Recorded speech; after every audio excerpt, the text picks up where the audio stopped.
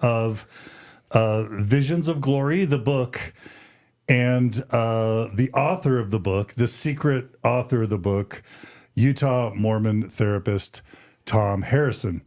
I'll be introducing the illustrious panel in just a second, but the way I want to begin by setting the context for those who are joining us for the first time, who haven't been tracking Mormonism and Mormon news and current events over the past year or 20 years, as it may be, and for history's sake, because at some point someone's going to find, these podcasts in 5, 10, 20 years, and they're going to want to learn some history. And so for those of you who have been on the equivalent of Mormon Mars, you may, or those who have been tracking, you will have heard about Chad and Lori Daybell, sometimes called the Doomsday Cult couple, who were Mormons who ended up allegedly killing Chad's wife, Lori, through associates, or in some other means. A couple of her kids end up dead. At least one ex-husband, if not two, end up being killed. Her brother ends up dying. Of course, you've all heard by now of Chad Daybell and Lori Vallow. Maybe you've also heard of Tim Ballard, Operation Underground Railroad, superhero Mormon guy who now is being accused of sexual harassment, fraud, and all sorts of awful things. Of course, we've been trying to cover that here on Mormon Stories, and it's been covered elsewhere. Maybe you've heard about Jodi Hildebrandt and Ruby Franke and the 8 passengers disasters that have been discussed as of late, that include Ruby Franke, at least 2 of Ruby Franke's kids literally being abused, and it appears to be tortured, dehydrated, malnourished, at the hands of Mormon therapist Jodi Hildebrandt. And maybe many of you have heard of Maurice Harker. The headline in the Salt Lake Tribune reads, "Former Utah therapist assaulted patient to rid her of demons, charges allege." And so the thesis that we're putting forward today in the 2 episodes that we plan on releasing relatively back to back, here's the thesis. I'm gonna attribute this thesis ultimately to Lauren Matthias, but I think we've all been also catching on to Lauren's leadership over the past few months and years. The question we're going to ask is, what if Chad Daybell, Lori Vallow, Tim Ballard, Jodi Hildebrandt, Julie Rowe, Maurice Harker, and many other people involved in Mormon prepper mayhem or Mormon prepper chaos, whatever you want to call it, what if they all had a single, or at least one spiritual mentor or inspiration in common? And what if they all shared some semblance of a spiritual text or scriptural text? That's the first question that we're going to be answering today. What if at least one Mormon apostle approved of this man's visions and ultimately of his revelations that he shared? And then most shockingly, what if the Mormon Church knew about this mentor at least, let's just say, a decade before all this mayhem and chaos emerged? What if they knew about this mentor? What if they knew about his scripture? And what if instead of punishing him and shutting the book down, they all decided to promote him to be a bishop and to let the book continue to be published that led to the mayhem? In other words, what if the church, Mormon church hierarchy, were warned ahead of time and chose to do nothing, leading to all the disasters that we just talked about, plus many more that we're all worried are going to be coming down the pike as Mormon neo-fundamentalist prepperism is sweeping Mormonism and, in some sense, the globe. So having today with us in studio is an amazing, super star-studded, illustrious panel. We have back on Mormon Stories podcast, Lauren Matthias. Is that how you go? Is that the name you go by these days? Yes, Lauren Matthias. She is the co-host of the Hidden True Crime YouTube channel. that is now over 100,000 subscribers and growing. She appears on all sorts of national news media outlets, along with, including ABC News and Dateline and all those amazing true crime programs or what have you. She and her amazing husband, Dr. John Matthias, run Hidden True Crime. So, Lauren, welcome back to Mormon Stories. Thanks, John. Happy to be here. Yeah, thanks for making the trip. And thanks for your leadership on all this. Absolutely. We also have with us in studio back Megan Connor. Hey, Megan. Hi. You will recognize Megan because she was also on Mormon Stories podcast previously. She is known to Mormon Stories audiences as the cousin of Lori Vallow, but she also grew up with Lori, spent summers with Lori. But most importantly, she is a super sleuther, and she's been following the Chad Daybell, Lori Vallow, Tim Ballard sort of stories very closely. She's an intellectual force, and she's indomitable, and she's back with us on Mormon Stories. Thanks for traveling here. Thank you so much for having me. To be with us, Megan. I love being with you guys. Yeah, it's super fun. And then finally, dear to my heart, my dear friend, Margie and I's dear friend, Mindy Caldwell. I refer to her as a super sleuther, but she's just behind the scenes managing a busy household and learning more about the details and the connections to all these stories, and bringing so much wisdom and insight and the like to the program. Mindy Caldwell, welcome back to Mormon Stories. Thank you, John. I'm happy to be here. Yeah. All right. So we want to welcome and thank our live stream audience. We've got, we will thank those of you who are already sending super chats our way. We, of course, are mostly grateful for the donors who make Mormon Stories and the Open Stories Foundation possible. But we're also grateful for the live stream, for those who are commenting on Facebook and YouTube. We welcome your support. We welcome your comments and your questions, and we'll be incorporating them as we can throughout the show.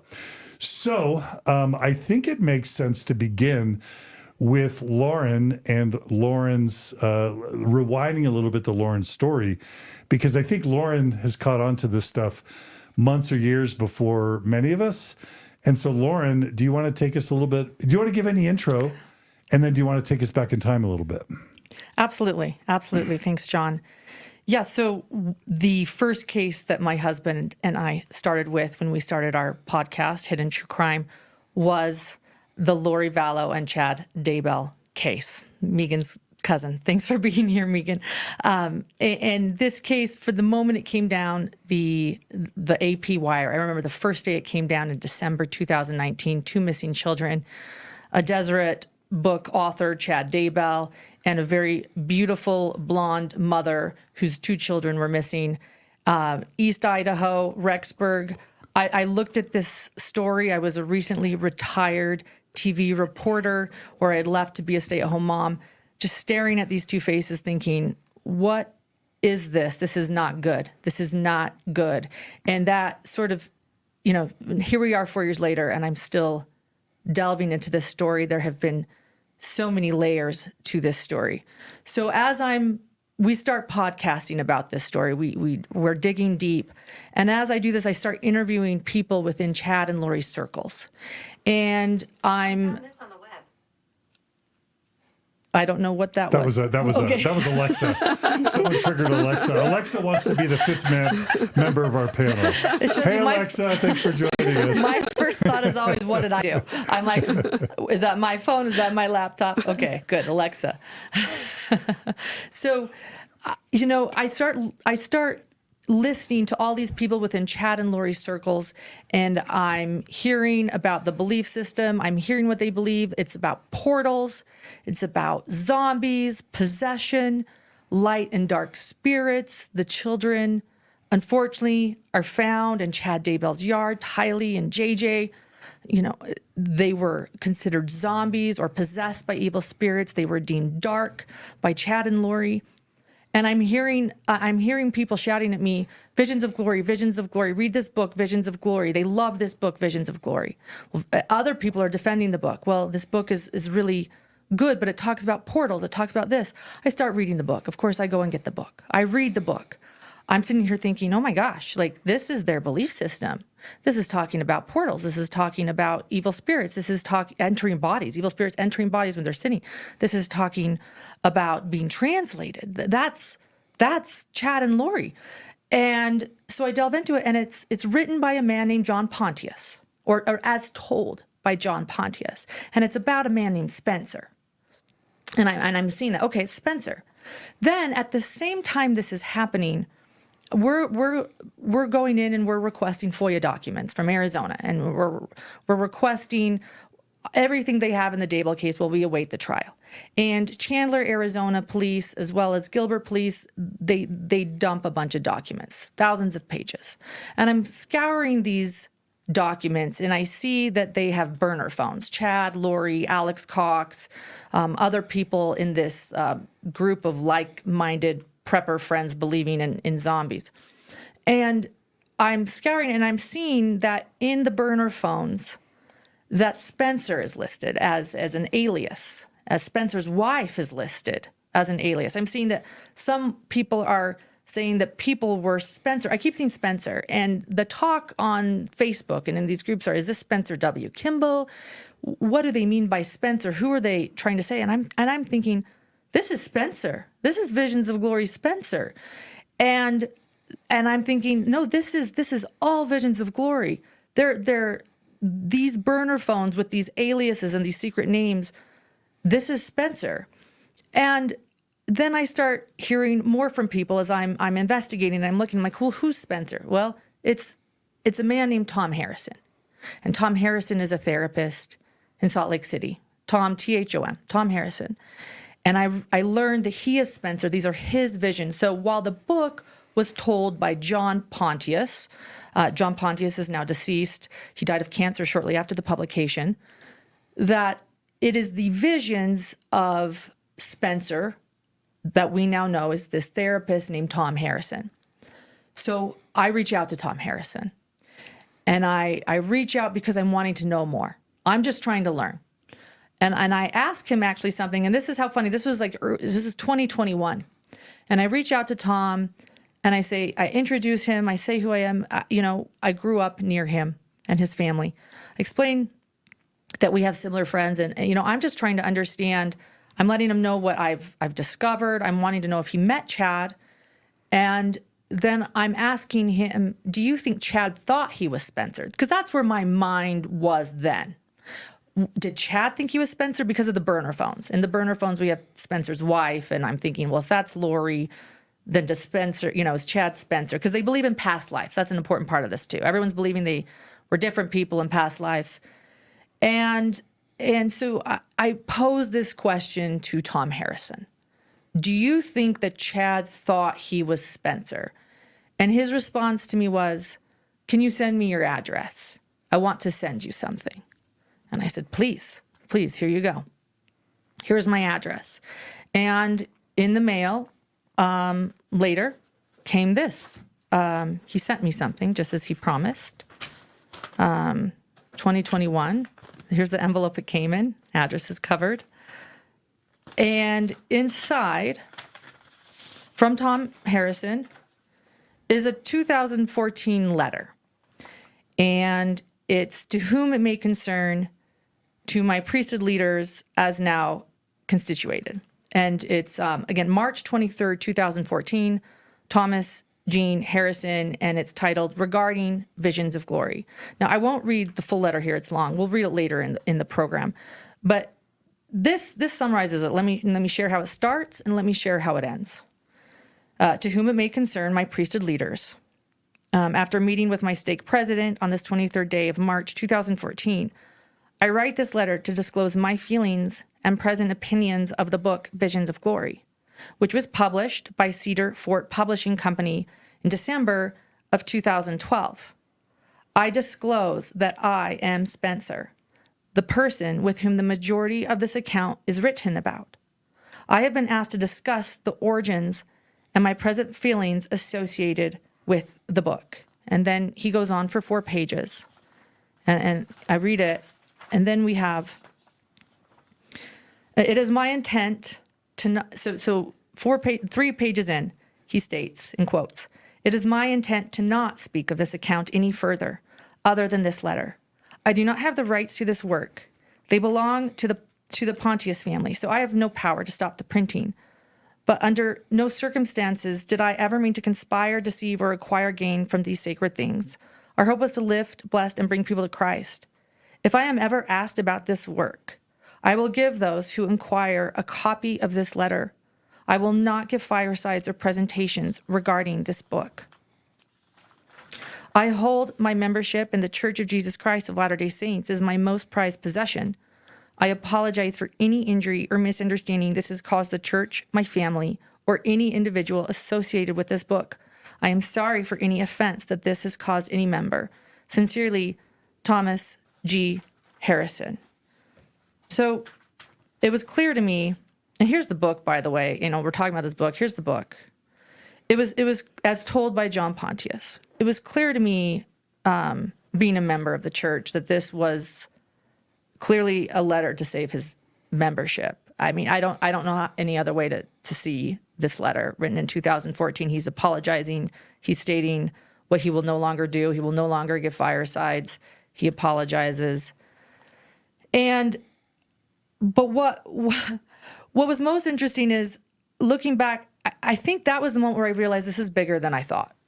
This is a lot bigger than I even initially thought. Here I am thinking, oh, did Chad think he was Spencer? This is, it's like every other kind of obscure near-death experience book. I'd never read a near-death experience book before Chad and Lori, and I was investigating them, but I've read quite a few now.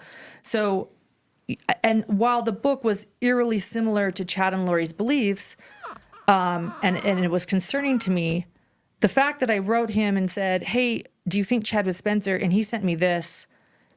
That's actually the moment where I thought, this is actually a lot more important and a lot bigger than I even thought. This is influencing a lot of people, and this has caused great concern, this book. And so I think that's the origin story to where I then actually became even more interested in the book. I started telling people, how did this book play a part in Chad and Lori's belief system? You look it up, and thousands of copies sold. I started talking about the book on my channel, and then I learned that a lot of people that watched our channel or listened to our podcast defended the book. LDS people, no, this book is good. No, it's not the book's fault. And other people saying this is a terrible book. This book, whatever it is, people have strong feelings about this book. And that was the moment I thought, I need to get to the bottom of this, what's going on. Yeah. Yeah. And then maybe let's bring Mindy in here, because a little bit later, the trial of Lori Vallow happens. Yes. In Idaho. By then, you and my dear friend Mindy Caldwell are buddies, and Mindy comes down to meet you at the trial, and y'all notice something kind of interesting. Yeah.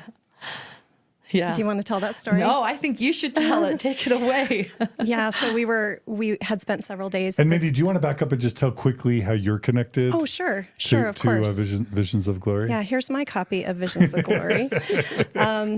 So really, Visions of Glory is sort of the origin of how I became involved in following the Daybell case as soon as the children went missing, and I recognized that this whole group was kind of involved in this Mormon prepper near-death experience type of arena.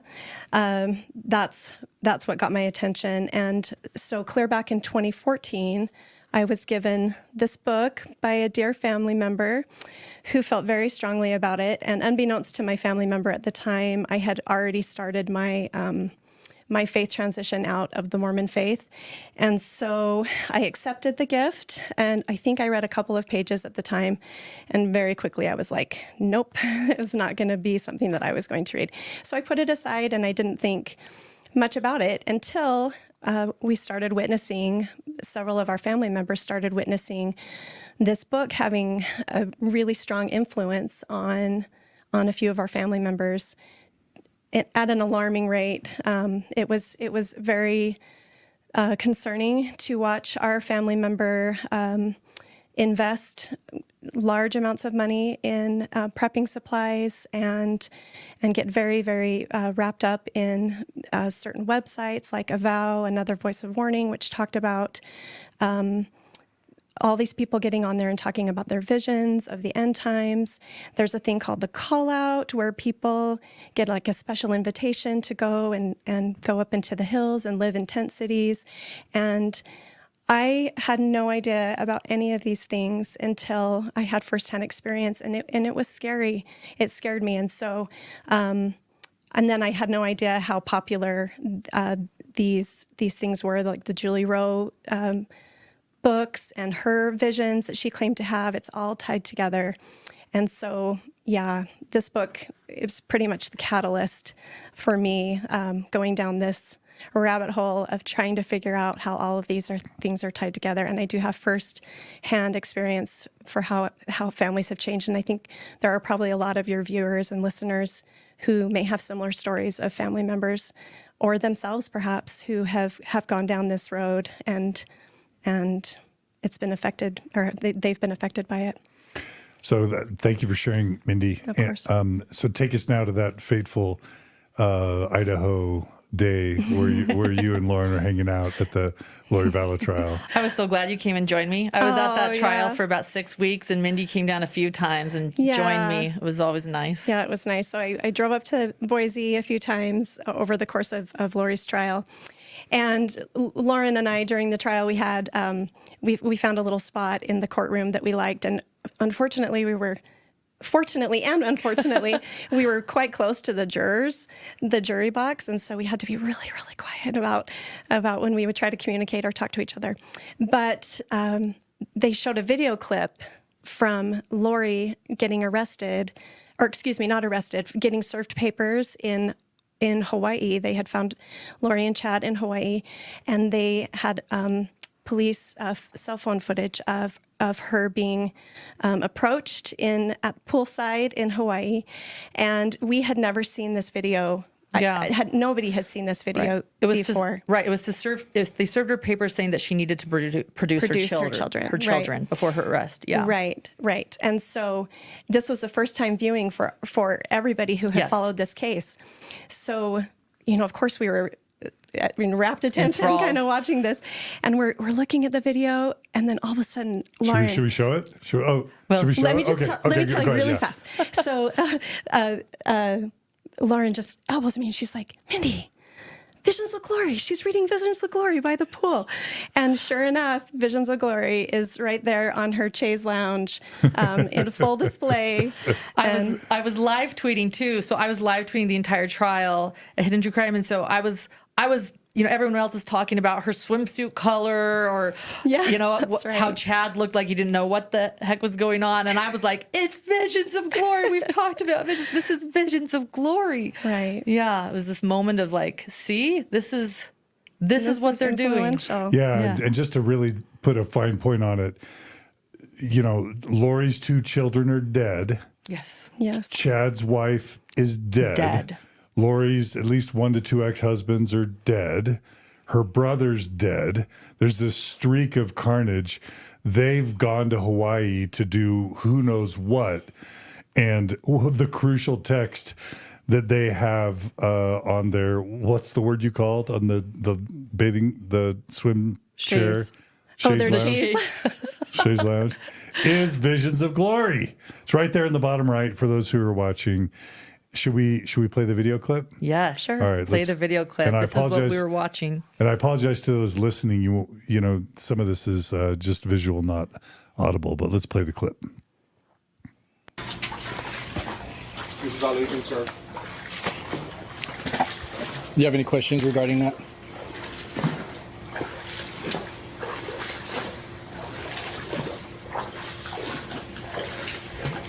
So it is 14:39 hours on January 25th.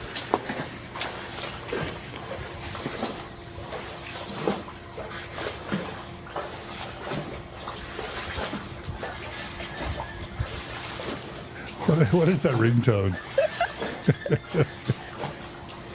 So Chad's kind of leaning over, Yeah. kind of acting like, what's this? I know, I love, and they're so just shocked. Like, wait, we have to produce the kids? That wasn't part of the plan. And there's the No. book right under her right knee. Yeah. Right. Right. Being read. Yeah. She set it down. Any questions? You have any questions for that?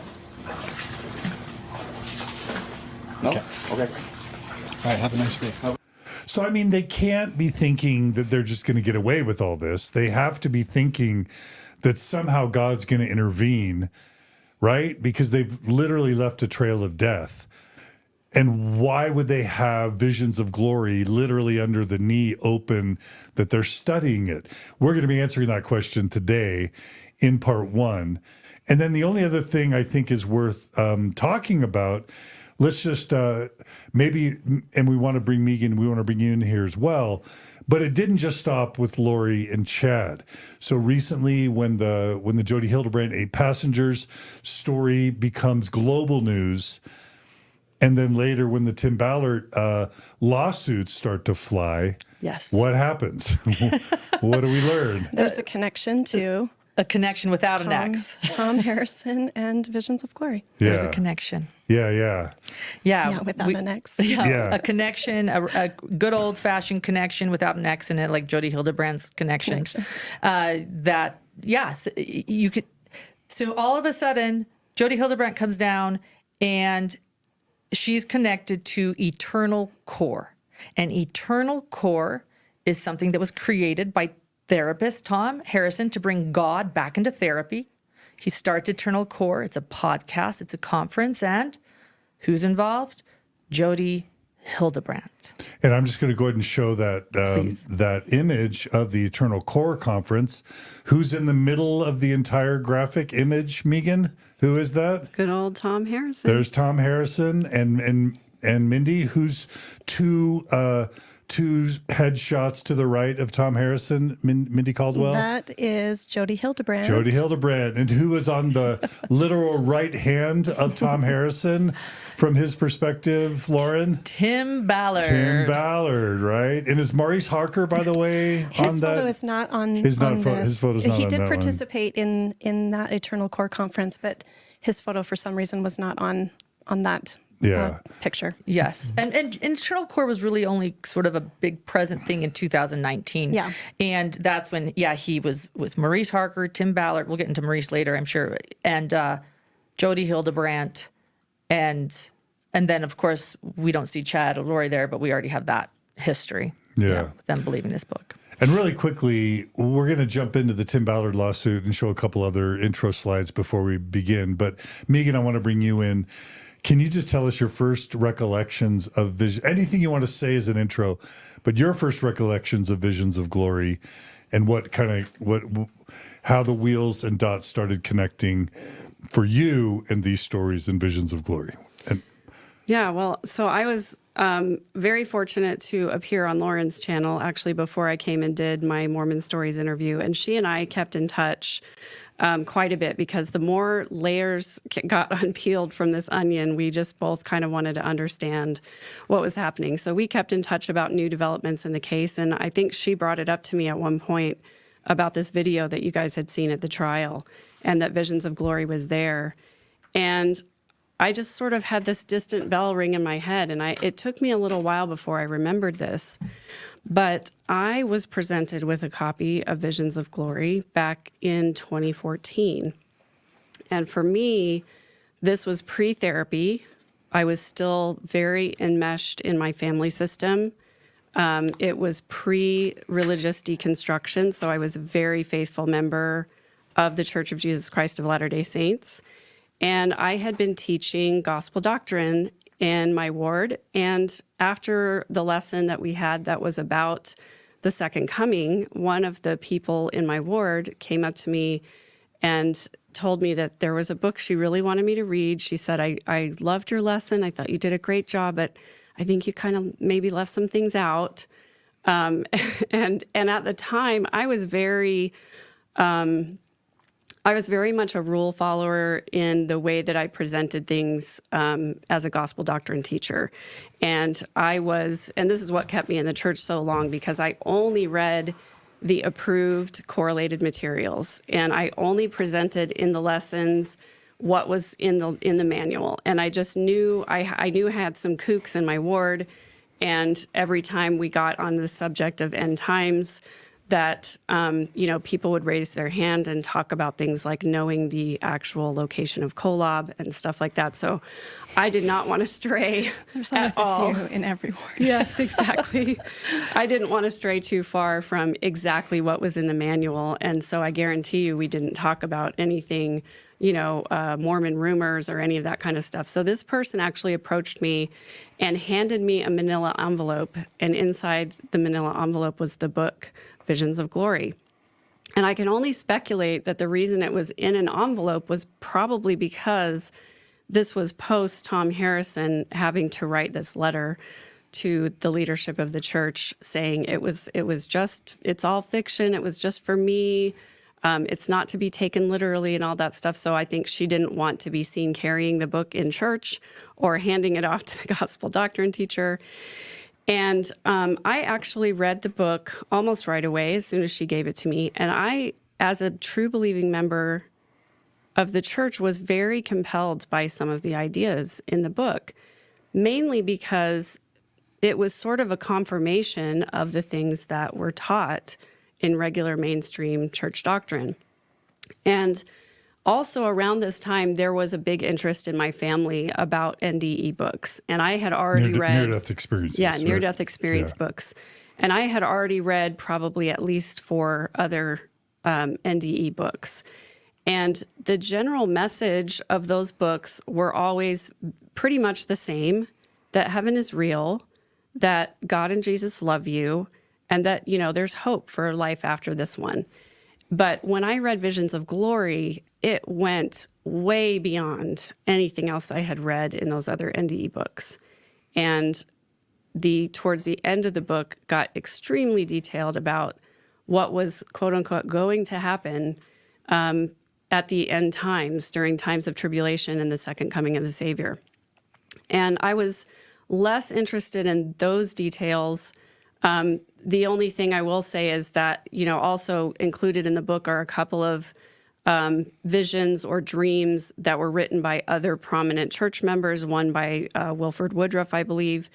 And some of the details were sort of corroborated throughout these different accounts of end times and things.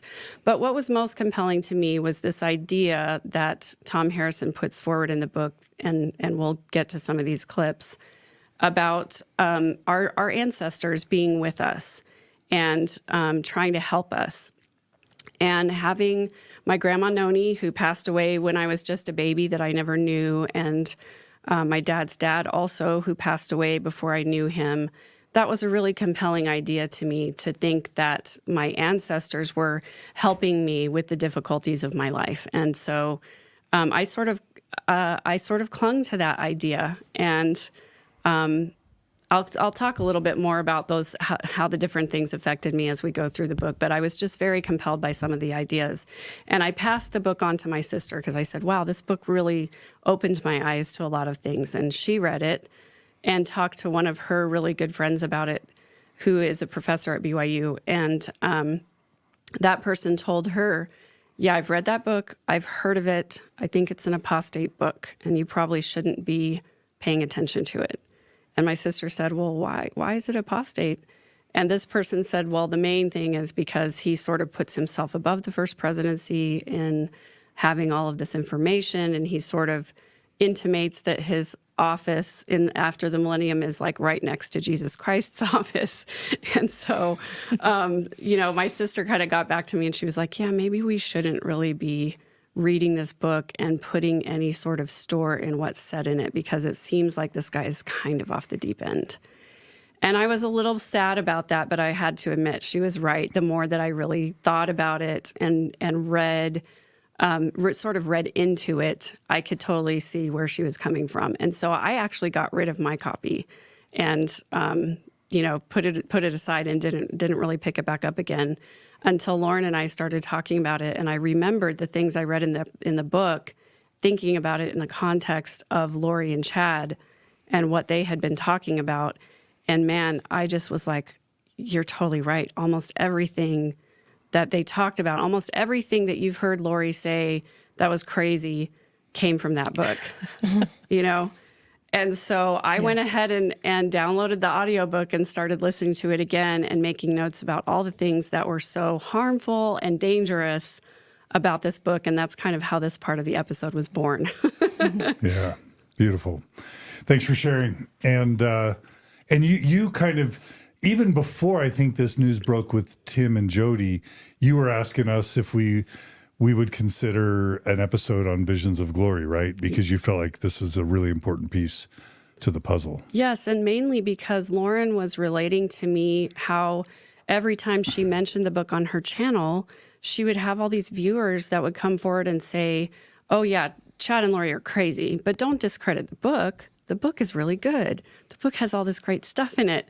And I was thinking to myself, no, it's super harmful. And the perpetuation of these ideas that were, expounded on by Chad and Lori that ended up in the deaths of so many people, surely it's not going to just end there. People who are still fans of the book, people who believed what Chad and Lori said, but maybe now are saying, oh, I didn't really believe it, but they're still sort of perpetuating these ideas. They're still out there.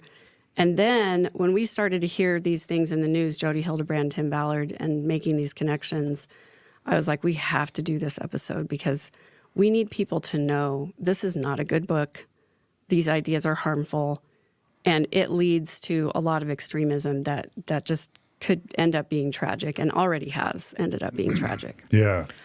And then when go ahead, Lauren. No, go ahead. And then when I picked up the book and started reading it just a few days ago, because I've been way too busy, and I read in like the first couple chapters, and we're going to play this, that Thom Harrison had a bestie who was a Mormon apostle who he told, about these visions, and that the apostle blessed Thom Harrison's visions. Then I thought that reminded me of the Mark Hoffman situation where Mark Hoffman, the forger, was literally interacting with the First Mormon Church, First Presidency, and the Quorum of the 12, selling them his forged documents. If ever there was an opportunity for the First Presidency, Quorum of the 12 to use the gift of discernment that I had been taught that they possessed, it would have been with Mark Hoffman, because he ends up killing at least 2 people by bombing them.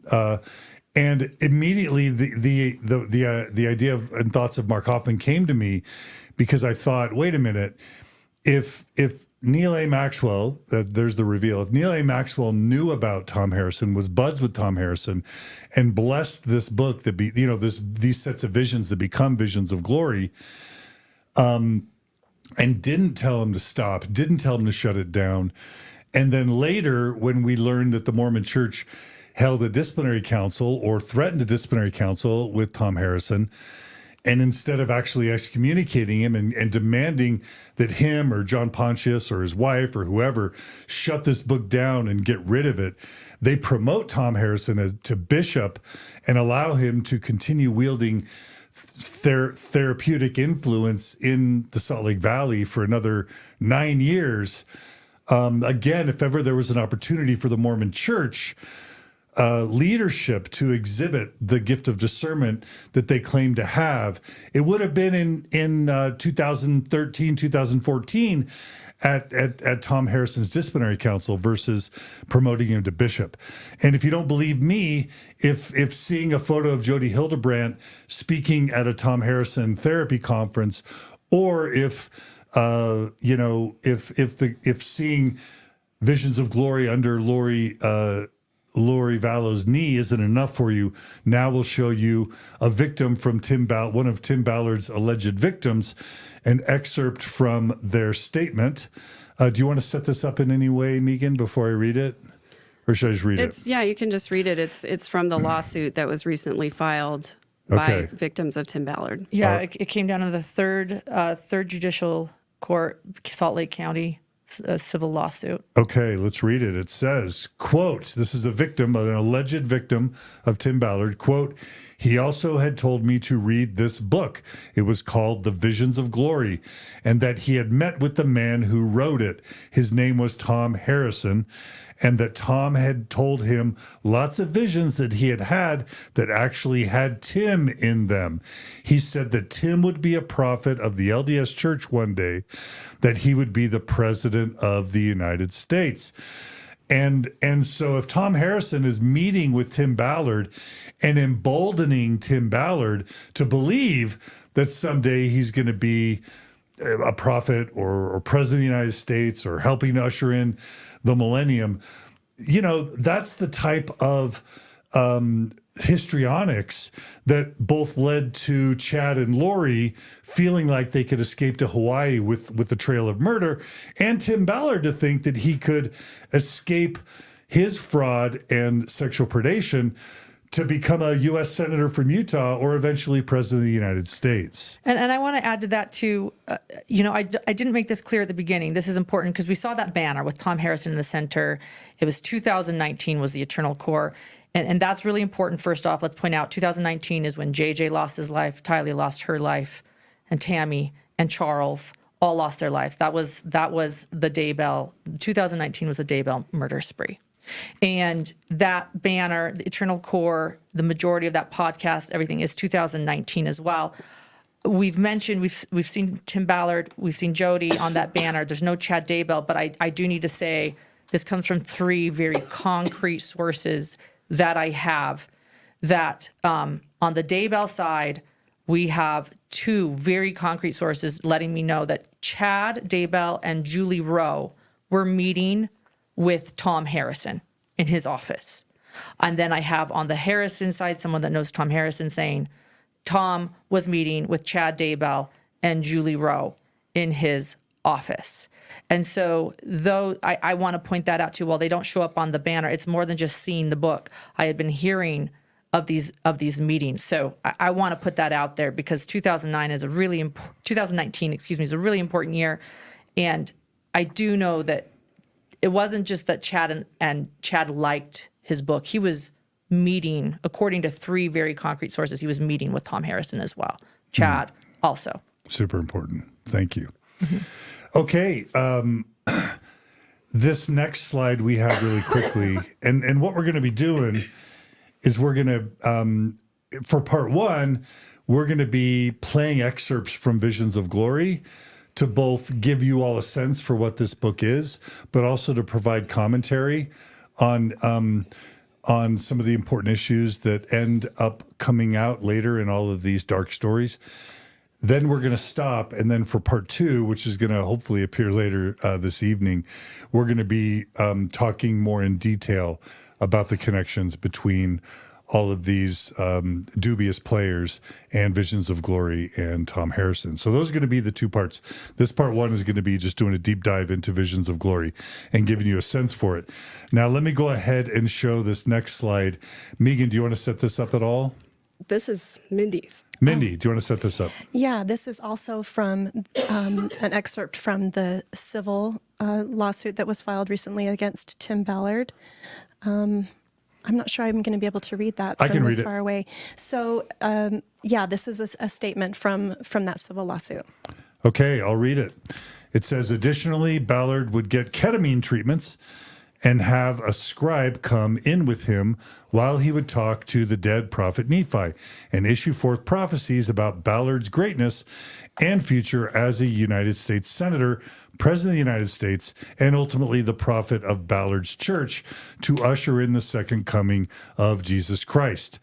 And then what is this image of, Mindy? So this is when Tim Ballard was having his ketamine treatment, he would have a scribe come into his ketamine treatments and he would verbalize, and then the scribe would write those things down. So it's my understanding that those are the notes that the scribe wrote down during Tim's ketamine treatment. Okay. And so it says he feels, and I'm assuming this is talking about Tim. Tim feels during his ketamine treatment, he is stepping outside of himself. He is himself 100% while in ketamine state or K state, while in ketamine, ultimate truth serum can say all. He needs to say God speaks to him. And then it says asking God, Nephi, Thom Harrison, and angels.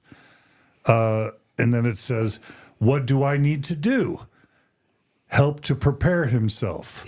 Quote, forgive me, father and mother, close quote. Quote, with this freedom, I bring love and light. With this freedom, he effortless gives love and light. In this freedom, I effortlessly, I see and give the love and light to God's connection to the world. Why do you send me here? I just want to help people. What have I done to these people? Father, mother, please protect me. Thom Harrison, who are you? What's that word? I think it's blanked Redacted. out, sister. Redacted sister. And then it says Catherine. All right, Mindy, what else do you want to highlight from what I just read? Anything else? I think it's just interesting that he brings up Thom Harrison again twice while he's in this meditative state during his ketamine treatment. And I think it highlights again what we've talked about, or maybe we haven't talked about it yet, where he channels Nephi. That's been a big part of the Tim Ballard news recently, is where he used a psychic to channel Nephi. And so that comes up in those notes as well. So I think we're just getting a little bit of a peek into Tim Ballard's mind. Oh, go ahead. No, please. Sorry. Go ahead. No. Finish. Well, can you go back to the slide one more time? I think I want to point out how he's mentioned, too. Okay, yeah, go ahead.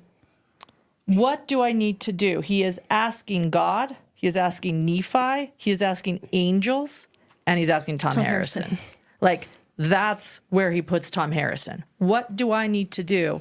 And for someone with a Messiah complex, in my opinion, that Tim Ballard has, and he's saying, well, who are my mentors? What do I need to do? Angels, God, Nephi, and Thom Harrison. I mean, that I just want to point out the pedestal he has Thom Harrison on there. Yeah. And again, for me, I don't even have my targets on Thom Harrison with this episode. I've got it on the system. It's Yes, Neil A. right. Maxwell. It's the first presidency in 2013, 2014 that know about this guy, that know about the book, and don't shut it all down. That's where my focus is. Because who knows what mayhem could have been prevented. Mindy. One thing I was thinking about when you were talking about, we were talking about Thom Harrison and the Neil A. Maxwell connection, and then you mentioned Mark Hoffman and his association with the apostles. I think it's important to bring up the Tim Ballard and Elder And Russell Russell Ballard connection as well. I think there's a pattern here where there is like higher up approval, or they're using the association with higher church leaders to gain, credibility and status. And also just a general lack of discernment Right, on the part of exactly. these men who teach us that they're special witnesses of Christ, talk to God and Jesus, and have the gift of discernment. If anyone does, it's the first presidency of the Quorum of the 12. Am I exaggerating? I mean, I think that's what That's the Orthodox members believe. Yeah. Yes. Okay, really quickly, but we're going to dive into Visions of Glory. But Megan, you went ahead and just pulled this quote from Dallin H. Oaks. Do you want to set this up really quick? Yeah, I wanted to know, what are the church's current views on near-death experiences and these kinds of books coming out, because obviously they know about them. I think some near-death experience books have been published by Deseret Book, although this one wasn't. And I do have to say, too, though, that, and this was one of the things that lent a lot of credibility to the book for me, was that when reading it in the introduction, him saying that he had an apostolic friend who he had told these visions to, and then also the fact that he wanted to, quote unquote, remain anonymous by being Spencer. So when I found out later that he was kind of secretly telling people that he was Spencer and having firesides saying that he was Spencer, that kind of lost it a little bit for me. So I went to the LDS website just to see what, if anything, was being said about NDE books, and I found this quote by Dallin H. Oaks. And I'll go ahead and read it because I can see it better than the rest of you. This is Dallin H. Oaks, currently the second highest ranking Mormon in the world. He's the first counselor in the Mormon Church First Presidency. He is the next president and prophet of the Mormon Church, if and when Russell Nelson dies. And let's read what he has to say. Quote, this is from Trust in the Lord, Ensign and or Leahona, November 2019. Okay, let's see what he says. He says, quote, so what else beyond what we learned from our canon of Scripture do we know about the spirit world? Many members of the church have had visions or other inspirations to inform them about how things operate or are organized in the spirit world. But these personal spiritual experiences are not to be understood or taught as the official doctrine of the church. And of course, there is abundant speculation by members and others in published sources like books on near-death experiences. All right, Megan, what do you want us to understand Spot from on, that? John DeLynn. Spot on. You like that? Wow. Well, I think the timing of it is very interesting. It's November of 2019. It's an article that was written in the Leahona magazine, so it was not a conference talk. It was not obviously addressed directly, but the fact that he specifically says books, you might as well insert Visions of Glory right here because, you know, people were talking about it and they were talking about the connection to Chad and Lori. And so I just think that's the sort of the church's MO, right? About, you know, we're going to sort of address this thing in a roundabout way, but we're not actually going to come out and say it. It's not exactly a condemnatory statement, right? True. It's not saying, cut this out, this stuff's dangerous, this stuff's bad. Am I wrong? No, you're right. You're and I saying think it happens. Yeah, I think that's kind of what the church has done with a lot of different things. Like I remember a very general statement about energy healing coming out around the same time, saying that people shouldn't be doing energy healing or engaging in that. But they didn't ever name anybody specifically or any modality specifically. And this is the same thing to me. They're not specifically condemning it. They're just saying these are personal experiences. It's not doctrine of the church. But I think the people who put store in Visions of Glory and think it's real are going to hear that and say, well, yeah, it was his personal experience, but it's pretty detailed and it's got a lot of good information that aligns with the church doctrine. I just want to note that I think demons are attacking your voice right now. I think that's what it trying. is. I think the demons are trying to silence you. I think that's true. Is that fair? Is that possible? It feels like maybe there's a rip in my soul somewhere. Dark humor. Laura. No, I'm with you. I'm like, I think we should probably do a casting right now. Get that out of you. But we're not in the temple, so it won't be as effective. Won't count. That's right. All right, I'm going to just thank again all our live stream viewers for checking us out. If you're new to either Mormon Stories Podcast or Hidden True Crime YouTube channel, please take a minute to do a couple things, to subscribe to our channels, to like this episode, and to comment or share. Because if we get a couple thousand people liking this episode, YouTube's going to send it viral and spiraling. And this will be one of the most common videos returned when people search on Visions of Glory when they want to learn more about it. So we would really appreciate your support in doing that. And we welcome again all our viewers, both on Hidden True Crime YouTube channel and on Mormon Stories. Okay, so what we're going to do now is we're going to do a deep dive into Visions of Glory. And what Megan did is Megan meticulously copied audio excerpts from the book. And so we're going to play them for you and then offer some commentary. Hopefully not too much excessive commentary. We'll be here for 8 hours. But Megan, do you want to set up this before we start? Because you really did the majority of the work for this episode. Yeah, I went through the book listening to it specifically for things that related to Chad's theology. And I wanted to highlight those points that I thought that, were things that were important for us to address that were harmful. And, honestly started out with way more clips than what we've got right here. We narrowed it down. So it's going to be a lot, but it could have been a lot more. Basically, we read Visions of Glory so you don't have to. That's kind of what we're trying to do That's here. our tagline for today. Yes. I mean, we don't want people buying this book, right? No, definitely not, because it's harmful, and in the wrong hands, when you combine it with religious scrupulosity, and you combine it with some zealotry, and you combine it with prepper and extremism fringe groups, these teachings become harmful. And sort of the way I've been talking about it is, I've had lots of dreams. I have really vivid dreams, and some of them I feel like have been my conscious, subconscious trying to just figure out my daily life, right, and replay all the conversations. I wish I would have said something different. But I've also had, some dreams that could be prophetic or could be profound if I decided to take it that way.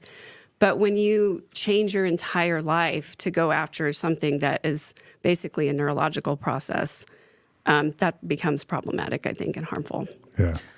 I think the book's frightening. I want to say that. I think this book, I'm just talking about the book. It's frightening to me knowing what I've been looking at for the past 4 years. I agree with you. I think it's the things that people could take from this book in the wrong hands. It worries me greatly. That's why I'm here. Yeah, the metaphor that came to me as I was finishing up this book was, imagine if there was an evil scientist genius out there that could convince people that they had the power to fly. And then those people became so convinced by the evil genius that they would go to the top of a skyscraper and jump off thinking that they could fly. It would be deadly. And that seems like an exaggeration until you look at the fruits of Thom Harrison's book, Visions of Glory. So let us begin. One of the questions we were asking is, there have been near-death experience books before and after Visions of Glory, and we were all asking as we were preparing for this, why did this book become the book when there are so many other ones out there? Chad published stuff, Julie Rowe published stuff, a bunch of stuff since. My theory is that it had apostolic affirmation, that he begins the book literally by saying he had a buddy who was an apostle.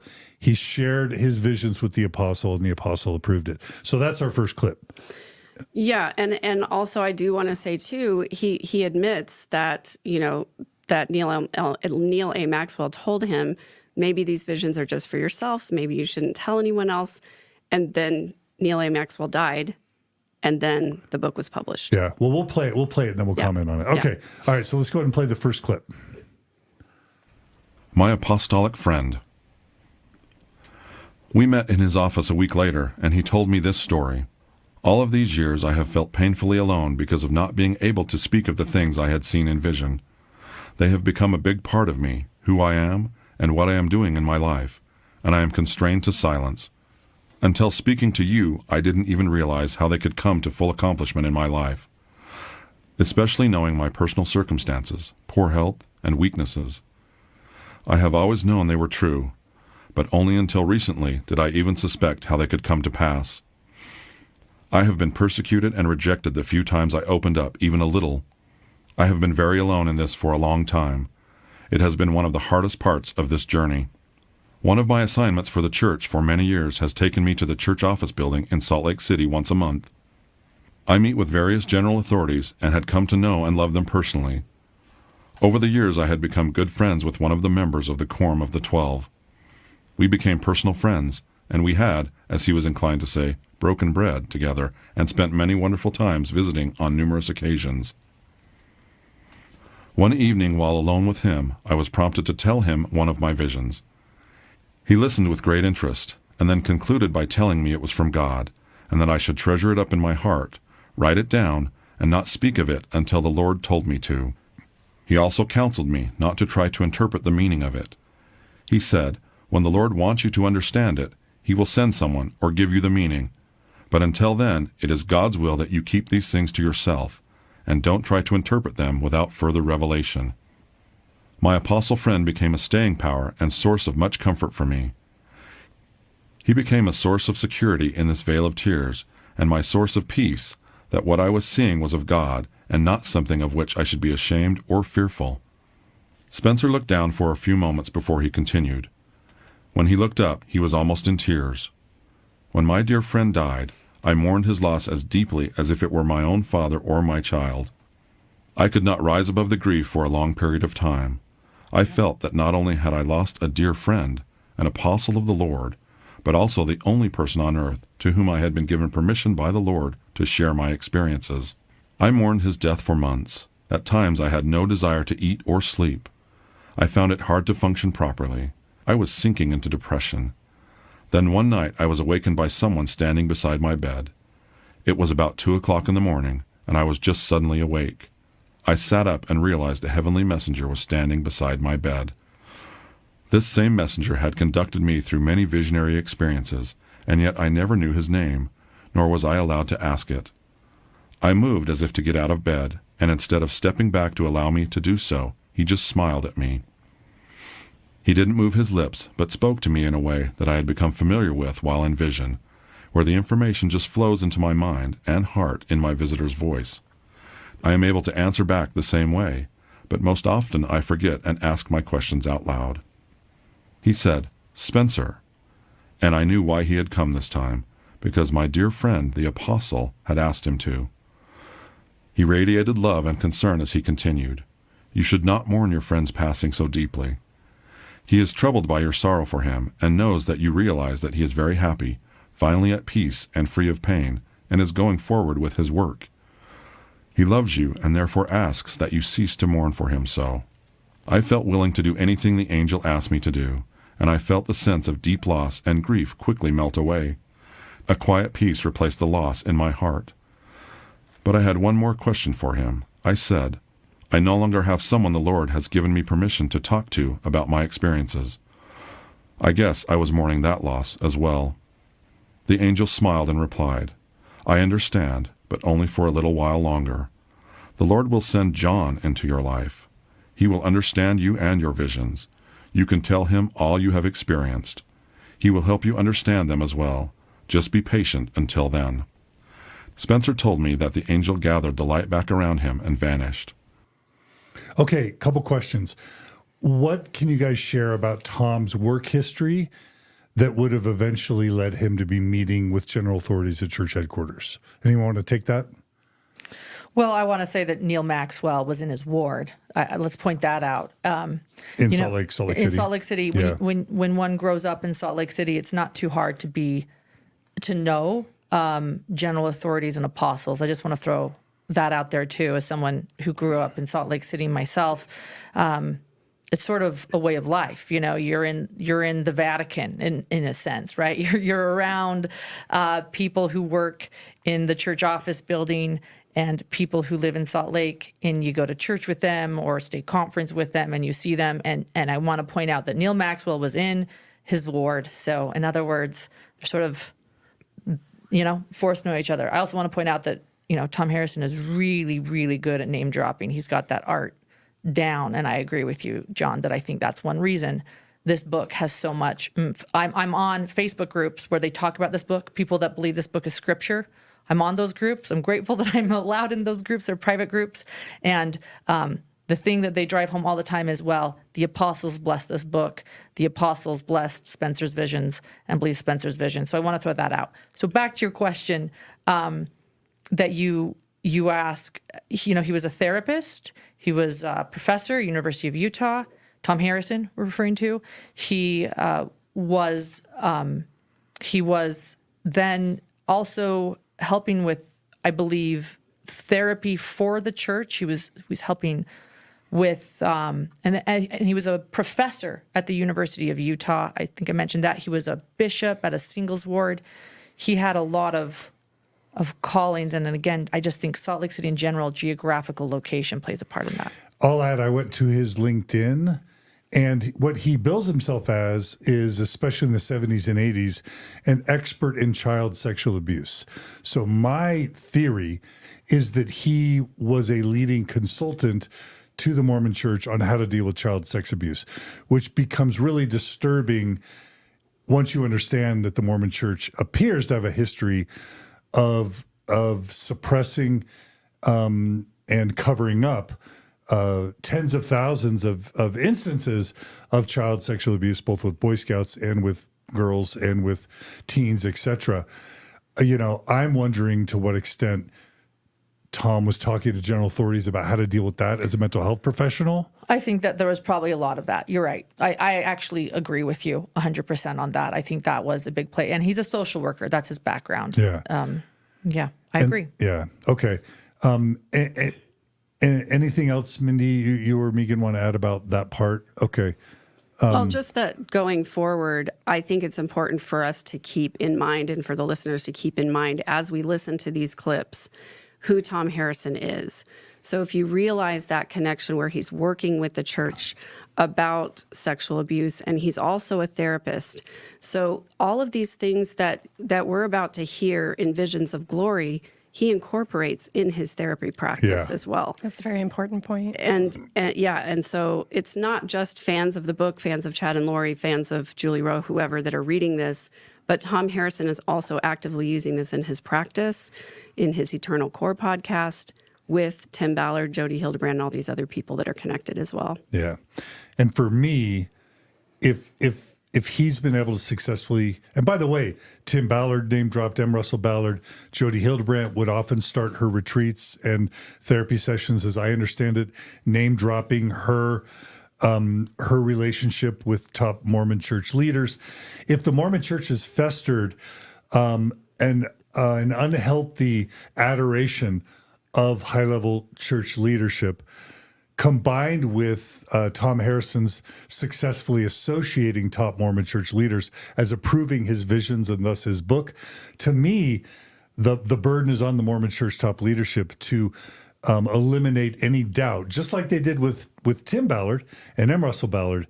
To me, the Mormon church needs to denounce Visions of Glory and Thom Harrison's visions and work because of how his associations with apostles has helped grow the influence of the book. I agree with that. I just want to say, yes, great. Yes, that needs to happen because of his talk of the apostles approving this. And again, these Facebook groups that I'm in, it's all about Visions of Glory being scripture. That's what they drive home again and again. Was apostolic friend said this, his friend said this, the general authorities say this. I completely agree that they need to do that just the same way they did it with Tim Ballard, right? That because it was me, but with Tim Ballard, I'm not just talking about the excommunication. What I'm referring to is I think the reason they came out so strongly in the Vice article was because of his connection with Elder Ballard. Yeah, that connection, he had a friendship with Elder Ballard. He would use Elder Ballard's name. He would say, "I am buddies with Elder Ballard" to his victims in the civil lawsuit. Elder Ballard was his thing. Well, I've been approved by Elder Ballard. So if they came out so strongly because of that and said, well, Tim Ballard's immoral and they're no longer friends, then the same thing needs to happen with this Visions of Glory book if he's doing the same thing, my apostolic friends. Very good. All right, Megan, what's the next clip? Well, now we're going to just dive into the book, and so the whole book in its entirety is Spencer's visions, Thom Harrison's visions. He claims to have died 3 times. So the first part of the book is about his first near-death experience. He's in the hospital receiving a procedure. I think he's having a CT scan. Does that sound right? And he's being injected with the contrast material that's going to help them with the CT scan, and he has apparently an allergic reaction to the contrast material. And just as the nurse is asking him, if you have any negative reaction, let me know. And he says just then he felt his spirit leave his body. And this is the first part of that vision. All right, let's roll it. The nurse tried to find a pulse and couldn't. She swore and shouted back at the control room, "I'm losing him. I'm losing him." A male technician rushed into the room. Immediately, people assembled to try to revive me. A doctor I had not seen before ran into the room, and for some reason, I immediately knew that he was having an affair with the nurse who started the IV. It came as a complete surprise to me that I knew this. I found my mind full of new information that was coming at me more from my heart than from my usual senses. I also knew that this nurse was recently divorced. I knew how much she valued and also feared this relationship with the doctor who was now working beside her to save me. I knew how hard she struggled to be good at her profession and still to be a good mom to her 2 sons at home. I knew she had terrible financial problems. I knew everything about her, actually every detail of her life, and every decision, fear, hope, and action that had created her life. All right, everybody's laughing. just wild. Mindy, why are you laughing? Reactions. It's bonkers, right? Why? I kept waiting at some point for him to verify, to say, after this near-death experience, I actually learned factually that the nurse and doctor had an affair, etc. There's never any verification of any of these things. He's just claiming that he can look at this woman and know everything, every detail about her life. It's absurd. Well, if you're dying and transcending into other realms, maybe you have special powers to see things that other people can't see, apparently that mere mortals can't see. Apparently, that's the experience that he had, but it's absurd. I was loving it. I was like, no wonder people like this book. This is juicy. It's better than Grey's Anatomy. I know. I'm like, We're tell like me more. only a That few what happened pages next, in. Thom or Yeah. Spencer? Yeah. Why are you laughing, Megan? Well, I think that's the whole point is that, Julie Rowe, Chad Daybell, Thom Harrison are claiming that having a near-death experience gives you some sort of special powers, that some way to be able to tell things about people, to see things about people that other people can't see and don't know. And later on, Thom Harrison in one of his podcasts talks about how he can look at the people in a room and tell which of the children have been sexually abused. So we see this sort of power that he's getting from the near-death experience translating into something truly harmful. Because what if then one of those kids ends up in his practice and they haven't been sexually abused, but he says, oh, I can tell you have. That's where these implanted memories come from and things like that are just so harmful. Good point. The trend I see with this, and I've attended these conferences that they all speak. We'll talk about that later, but I call them, you call them neo-fundamentalists. I call them Preppers or I call them near-death experience visionary preppers, because they all the people that are most important in these groups, the one that has the platform that everyone listens to, are the people that have the near-death experience. And once you have the near-death experience and your veil rips, according to Chad, or is opened, and you can see ahead and behind, and you can know what people are thinking, and thus you become prophetic. So the near-death experience sort of equates that I'm a prophet. That's, now I'm a prophetic person that you can listen to. So yeah, I know what's going on, and you don't even have to tell me. I know everything about you. As I was reading Visions of Glory, the thought came to my mind that claiming to have a near-death experience is a power grab. Totally. Absolutely. It's just like when Joseph Smith claimed to be able to translate hidden, locked-up languages or to see treasure in the ground through a peepstone. We all I guess there's a part of many of us that desires power and influence and status. And it just seems like claiming a near-death experience is a shortcut to people's esteem if you can convince people that you've had it. Now, maybe people have genuine NDEs and they really believe it. So I'm not claiming that NDEs are always conscious frauds, but undoubtedly it's a power grab in my view. Yes, and we know your wonderful interview, Lauren, with Heather Daybell. We know that Chad Daybell didn't start saying that he had NDEs until after he published Julie Rowe's book. And he saw the success of Julie Rowe. He saw that she was being invited to speak places. Her books were selling better than Chad's. And then Chad started claiming that these two experiences that he'd had were actually near-death experiences. Correct. And that's when his veil was ripped and he could download heavenly visions into his brain. So I think that's why I call them, it's not just near-death experience people. It's not just preppers. That's why I call them near-death experience visionary preppers. It's a trio. You have the near-death experience and you have a vision of the second coming. And once you have the vision of the second coming, you also, your veil remains open and you can see everything about everyone. And then you start telling everyone they need to prep, I guess, and then you buy your tents. But it takes those three things. It's not just the near-death experience. It's not just the prepping. It's not just the visions. It's all of them. Maven's calling our attention to a comment. DJM writes, if anybody is familiar with Elder Maxwell's writings, it is clear he would never endorse anything like this. It's out of step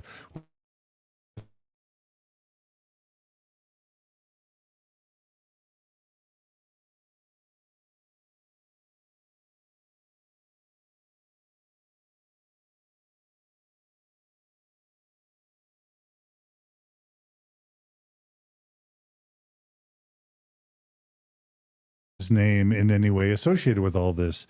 Do any of y'all have a reaction to DJM? And Yeah, well, I want to relay to Thom Harrison's. I consider this letter he sent me as his statement to me. You know, I ask him questions. He says, "Here's the statement I'm going to make. This is what I'm going to send you." He does say this in this letter. Many of the experiences I shared with him, I had seen when I was very ill over a protracted period of time. In hindsight, I see far more clearly that it would have been better to follow the counsel of Elder Neil Maxwell, a member of our ward. oh, it says that in the letter? This says this in the letter. I see it would have been far more clearly if I would have been better to follow the counsel of Elder Neil Maxwell, a member of our ward, when he said to me, "Brother Thom, do not try to interpret these things or read into them," end quote. He counseled me that I should wait and see and experience these things in proper timing of the Lord. I actually do think that, in my opinion, Thom is a bit of a name dropper and interpreted what Elder Maxwell was saying to him differently. In my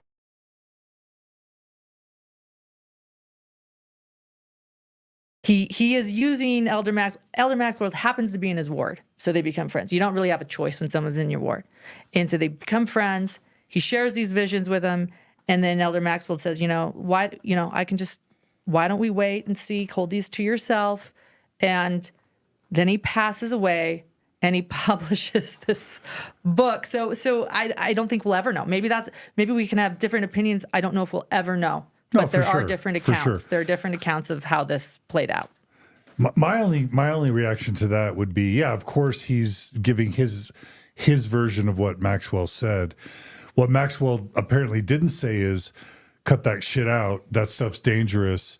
Never talk about it again. And the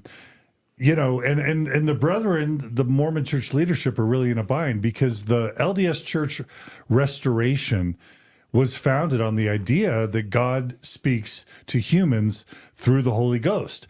It happened with Joseph Smith. And we're all encouraged to gain our Mormon testimonies through inspiration. And then this idea of visions, it comes from the Book of Mormon. It's there in the first couple chapters. What is Lehi? He's a prophet. He's visionary. Is Nephi the only one receiving prophecies? No, Lehi is as well. And so this idea of inspiration and visions is something the brethren can't shut down because Mormonism is built on it. Right. So I can see it instead saying, just keep that one to yourself, Brother Thom.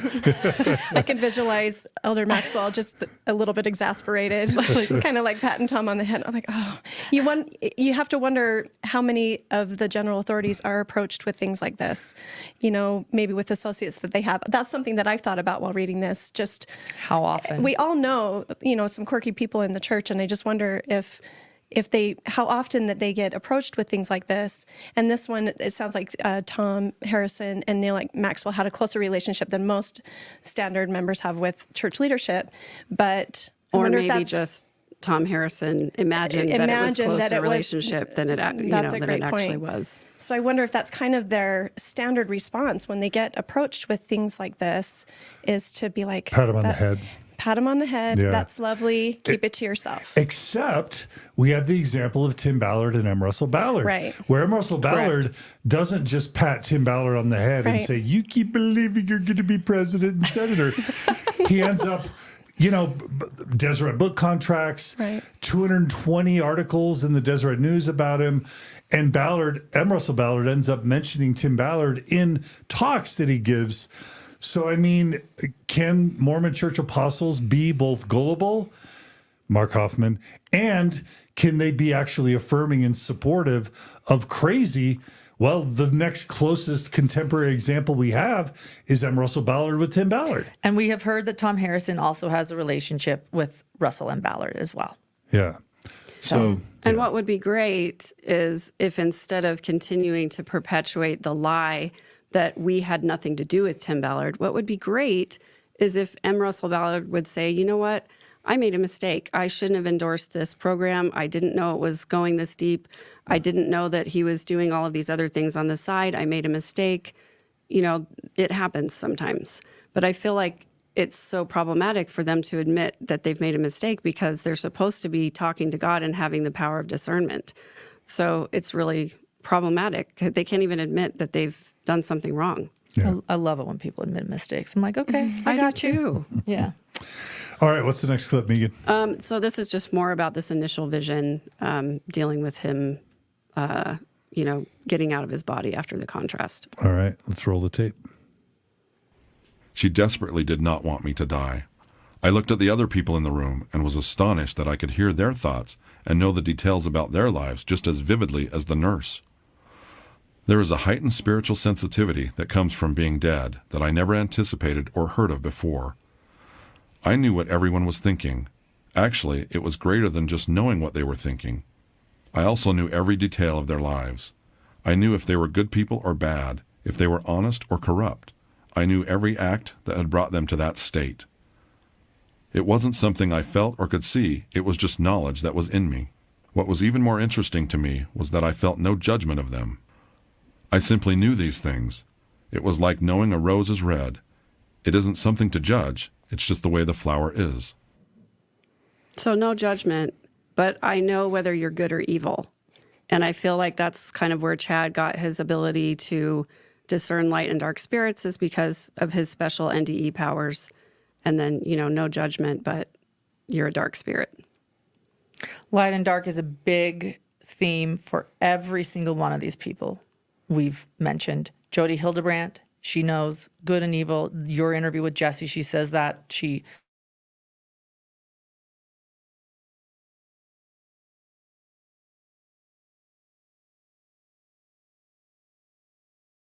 Okay, go ahead and start again. Sometimes the stream gets interrupted. So I'm going to when that happens, I'm going to pause people because audio gets lost. Keep going. Yeah. So this light and dark is a theme.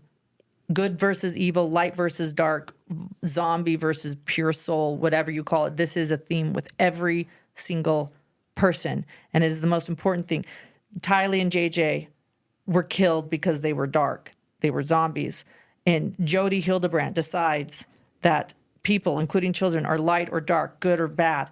Tim Ballard, I have now from a very close source that I spent hours on the phone with, that Thom Harrison was telling Tim Ballard who was light and who was dark in OUR. That comes from a very reliable source. And now we see Thom Harrison can tell who is light and who is dark. And so you have to wonder, is there a Wizard of Oz behind all this, this notion, this theme? This is a very important point that every single one of these people has in common. And Maurice Harker, who, we'll get to him too. But yeah, and I'll just say, lest we leave all the culpability at the feet of Thom Harrison, it is a standard Orthodox core Mormon doctrine that Mormon priesthood leaders have the gift of discernment to be able to tell if somebody is in their office to get a temple recommend, or if they're, the ability to determine someone's worthiness, core Mormon church doctrine, and the ability to decide if they're wicked or not, or to even get premonitions based on the gift of the Holy Ghost, all core Mormon doctrine. So this sits on a foundation of modern day 2023 core Orthodox Mormon doctrine and theology. Am I overstating it? No, I Mindy? think that's No. right. Is that what you were taught? Of course. Yeah. I mean, it's part of my patriarchal blessing is discernment, and we heard the term discernment a lot in the church, and I think we put a lot of value in that. I think that's why we have anxiety when we go into a bishop's interview as a teenage girl, wondering if the bishop's going to have discernment and know things that I've done. I think we put a lot of value in that concept for sure. Yeah, I have someone very close to me who is a missionary. I'll just say it, doing some things that he didn't feel like he should be doing on his mission.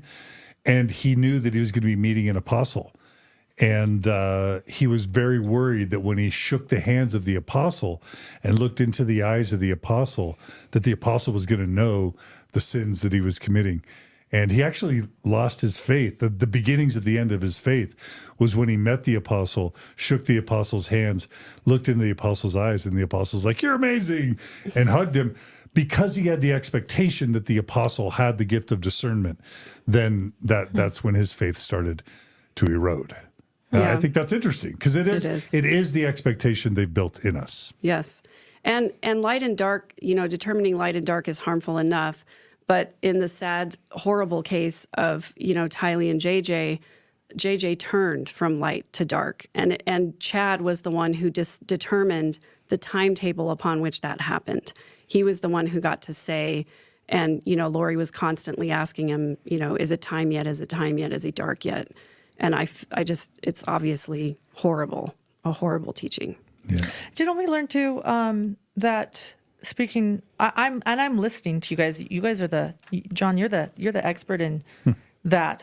I've listened to you share these things about the church, but it did make me remember that I believe we heard that Thom Harrison currently now decides whether missionaries have the mental health to go on missions. That he makes that final determination right now for the LDS Church, I believe. Yeah. And later in part 2, we're going to show a clip of what informs his therapeutic practice. And it turns out partially it's the belief that he can channel the dead relatives of the clients that he's interacting with. And that's a teaser for what is coming in terms of Thom's theology.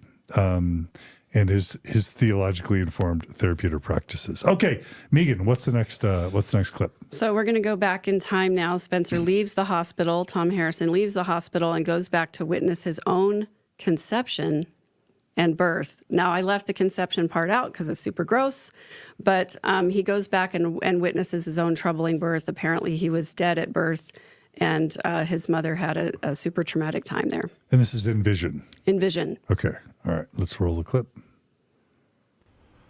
2 of the nurses in the delivery room were not mortals, but were angels. They were either translated persons or resurrected because they had bodies. They acted like the other nurses, showing emotion and taking orders, but they were only there to help this woman and her child who was dying at birth. Yeah, this idea of like there's spirits all around us, good spirits and evil spirits, and they're interacting with us. What was interesting to you about that, Megan? Yeah, I mean, that again, reading this book as a true believing member, and knowing that it had an apostolic blessing to it. So thinking to myself, well, this must be real. And literally altering my behavior because I thought, oh no, there are spirits all around us. And they can tell what I'm thinking, and they can also know what I'm doing. And if I'm having, bad thoughts, or if I'm doing something that I'm not supposed to be doing, then the evil spirits are going to know, and then I'll attract more evil spirits to me. And this sort of gets developed throughout the book. But, the fact that people are changing their behavior based on this. And the other part for me too is, that I put in my notes here, translated or resurrected people have bodies and can interact with us. Is that a thing? That was just so weird to me. Yeah, and I'll just add my little 2 cents on sort of the grounding of Mormon doctrine and theology. The Doctrine and Covenants talks about, this is Joseph Smith, he produces a revelation, and I don't have the section and verse with me right now, but it basically says how to determine if an angelic visitor is either a resurrected being or a good spirit or an evil spirit. And this is what I was taught growing up. If you what you do is you offer to shake its hand. If you offer to shake its hand and you feel something, well, then it's a resurrected being that has a body, because in Mormon theology, Jesus was the first person to be resurrected. And then over time, other important prophets have been resurrected between Jesus and today. And so that's how you know if you're confronting a resurrected being. If you go to shake the angelic hand and the angel says, no, you can't shake my hand, well, that's a good spirit, because they won't try and deceive you by trying to shake your hand when they know you won't be able to feel anything. And then the final type of spirit is the evil spirit, where if you go to shake its hand, it goes to shake your hand, but then you don't feel anything. That's the sign of an evil spirit because it's going to try and deceive you. Now I'm going to ask my viewers and listeners to go Google which section and verse. A little bit of crowdsourcing. That's mind blowing. As Have someone you heard that? No, as Lauren? someone who grew up in the church, believing that God and Jesus Christ love me, and more of a you do you philosophy. No, it's amazing. That's new to you. Yeah, no, no. new. Go ahead. I was just going to say, I remember very well a Sunday school lesson where we had this very discussion. And then the Sunday school teacher who gave us the lesson got in trouble with some of the parents because they said, we don't want you talking to our kids about this stuff. And he was like, well, it's literally in the scriptures. So, I felt like it was important for us to share. But yeah, I did hear that whole shaking of the hands thing. Okay. I did not know about near-death experience books or any of this until Chad and Julie Rose. So I have become a scholar of all these things. So I found it. I Googled D&C 129. Okay. Verse 1, there are two kinds of beings in heaven, namely angels who are resurrected personages having bodies of flesh and bones. For instance, Jesus said, handle me and see, for a spirit hath not flesh and bones, as ye see me have. Secondly, the spirits of just men made perfect, they who are not resurrected but inherit the same glory. When a messenger comes saying he has a message from God, offer him your hand and request him to shake hands with you. You thought I was making this up, did you, Lauren? I did not think you were making it up. I was just like, wow. I'm kidding. Wow. This is in modern Mormon scripture in 2023. If he be an angel, he will do so, and you will feel his hand. If he be the spirit of a just man made perfect, he will come in his glory, for that is the only way he can appear.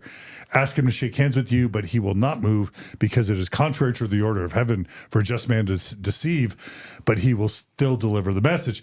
If it be the devil as an angel of light, when you ask him to shake hands, he will offer you his hand, and you will not feel anything. You may therefore detect him. These are three grand keys whereby you may know whether any administration is from God. And just to be clear, this isn't Joseph Smith just talking about himself. This scripture is for us. In other words, we should anticipate meeting angelic visitors in our lives. And here's how we'll know whether they're of God or of the devil, or whether they have a body or they don't. The only other final thing that, Lauren, I'm sure you remember, is the core Mormon teaching that in the councils of heaven, in the pre-existence, God and Mother God or gods had billions of spirit children. Correct. And that a third of them followed Satan. Correct. And what happened to them, Lauren? What happened to them? They never got a body, right? What happened to them? They became one of the Satan's little army. They were cast out of heaven to where? Is it outer darkness? Outer darkness? No, they were cast on earth, right? out of heaven to earth. Right. Just like the Thetans and the volcanoes in Scientology. And they, along with Satan, would spend the rest of their existence while there's humans on the earth trying to tempt mankind. Yeah. Right? Mm-hmm. That's core Mormon doctrine. So all the stuff about spirits among us, it's not kooky, Tom Harrison, Visions of Glory, remote, obscure weirdness. This is built on core Mormon doctrine as revealed by Joseph Smith. Am I being ham-fisted?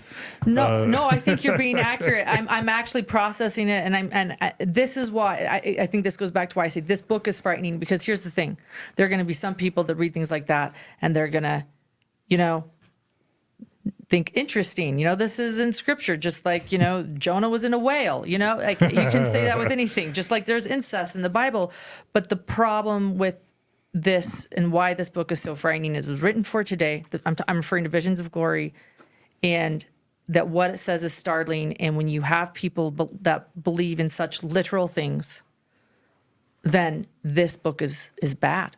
It's scary. And the fruits of it, as you point out, show that. And you know what? I'll say that as an LDS woman, that is something I was taught: by their fruits you shall know them.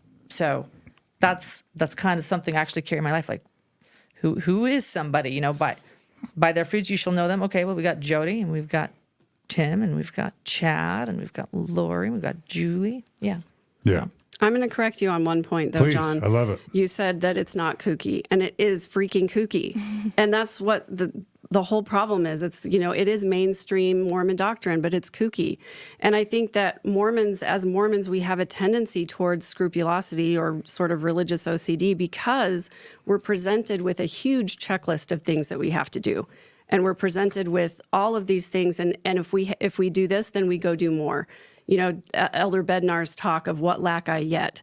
If you think you're all done, go ask the Savior what else you have to work on. So we're actively seeking for ways in which we can gain more knowledge, gain more truth, and we're also predisposed to seek out things that confirm our own bias about the teachings of the church being true, because there are so many people telling us that it's not true and it can't be true. So when we read a book like Visions of Glory and it confirms the things that we've already learned in church, it becomes even more compelling to us because it is confirmation bias. Love it. Okay, what's the next clip, Megan? Okay, so now we're finished with the birth. We're not going to go back there. Spencer goes back to the hospital where his wife is in the waiting room. Okay, let's roll the tape.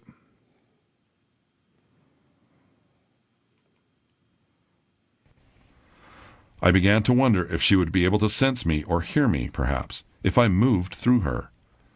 I asked her in my mind if I could have her permission to move through her. Even though she was not aware of me, her spirit answered, yes. I instinctively knew I had to have permission to do this. I understood this, but I am not sure why or how. It wasn't until later that I began to understand that entering another person's body is very invasive, and a righteous spirit always seeks permission if it is ever necessary. Evil spirits wait for opportunities when we are spiritually weak, or after we have rendered ourselves vulnerable by disobedience to God's laws, and then they enter into us in an act of spiritual violence. After her spirit responded that I could, I moved through her, and I immediately understood the difference between her physical body and her spiritual body. Her physical self had no realization that I was interacting with her. Her spiritual self, however, was fully aware of me and what I was trying to do and say.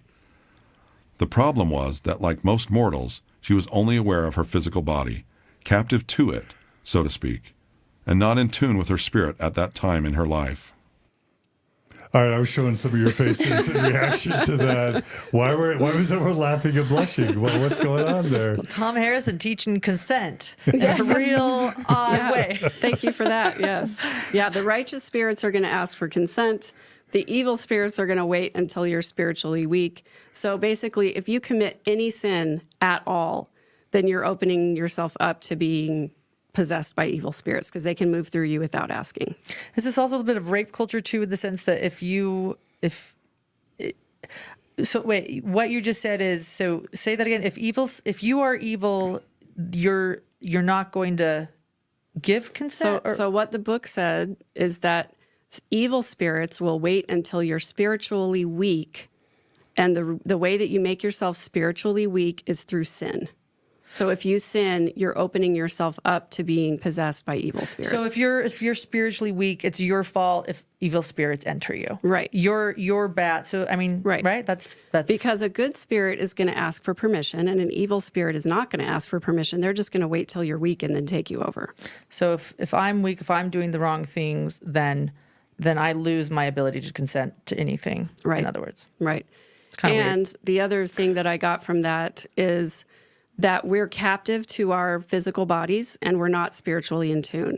And so that's sort of another flex of, well, if you've had a ripped veil like Chad, or if you've had near-death experience like Thom Harrison, then you're not really captive to your physical body and you're more spiritually in tune.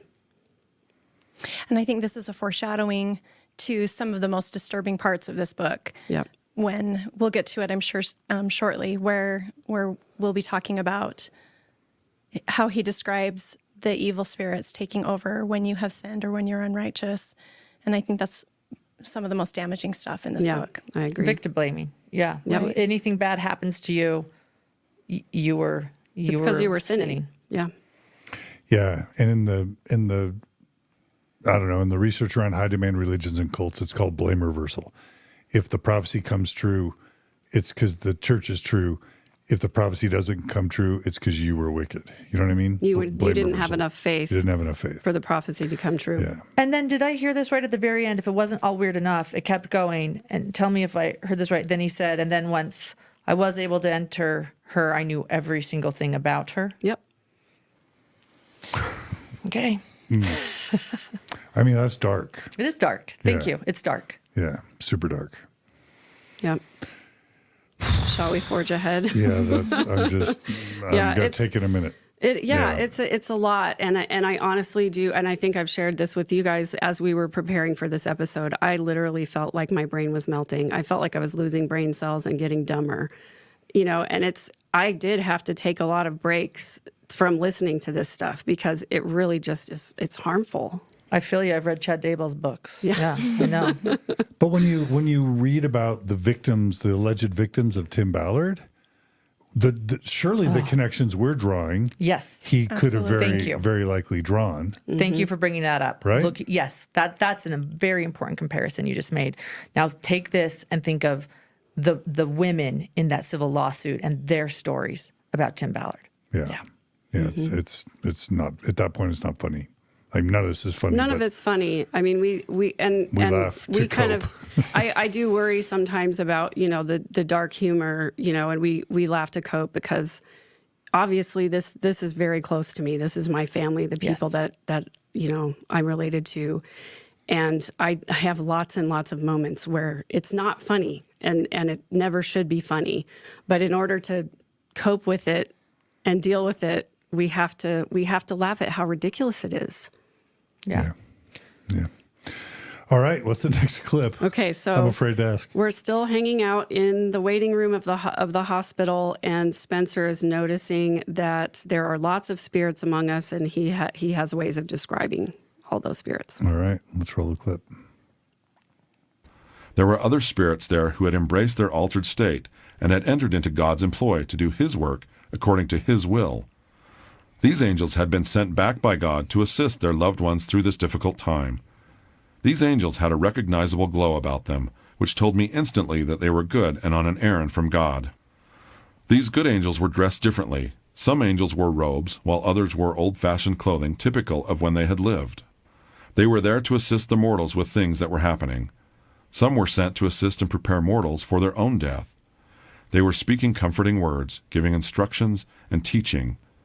Even though the mortals seemed unaware of their helpers, if they were listening with their hearts, they were comforted, and they began to glow the same as the angels who were assisting them. Yeah, so this is another example of, the dead helping us or whatever, and it makes me think about Lori's statement at her sentencing where she talked about her sister Stacy who had died, coming to her in vision and things like that. So obviously this is kind of where she got some of that stuff. Do you have two clips on that same topic? Yeah, it's similar. Yeah, Should we go play ahead that? with the next Okay. one. Yeah. There were also evil spirits in the room. They were there to tempt mortals, disrupt the work of the angels, and to cause any harm they could. These spirits had no light about them at all, but seemed to emanate darkness. These evil spirits were not readable to me. I knew some things about them, but not their identity or history. They gave me a bad feeling even to look at them. They seemed to be able to change their shape to morph into some other shape if they desired. I realized that a spirit who has never been mortal has no definite spiritual shape. I saw some of these evil spirits appear as a child, others as a man in a business suit or a beautiful young woman.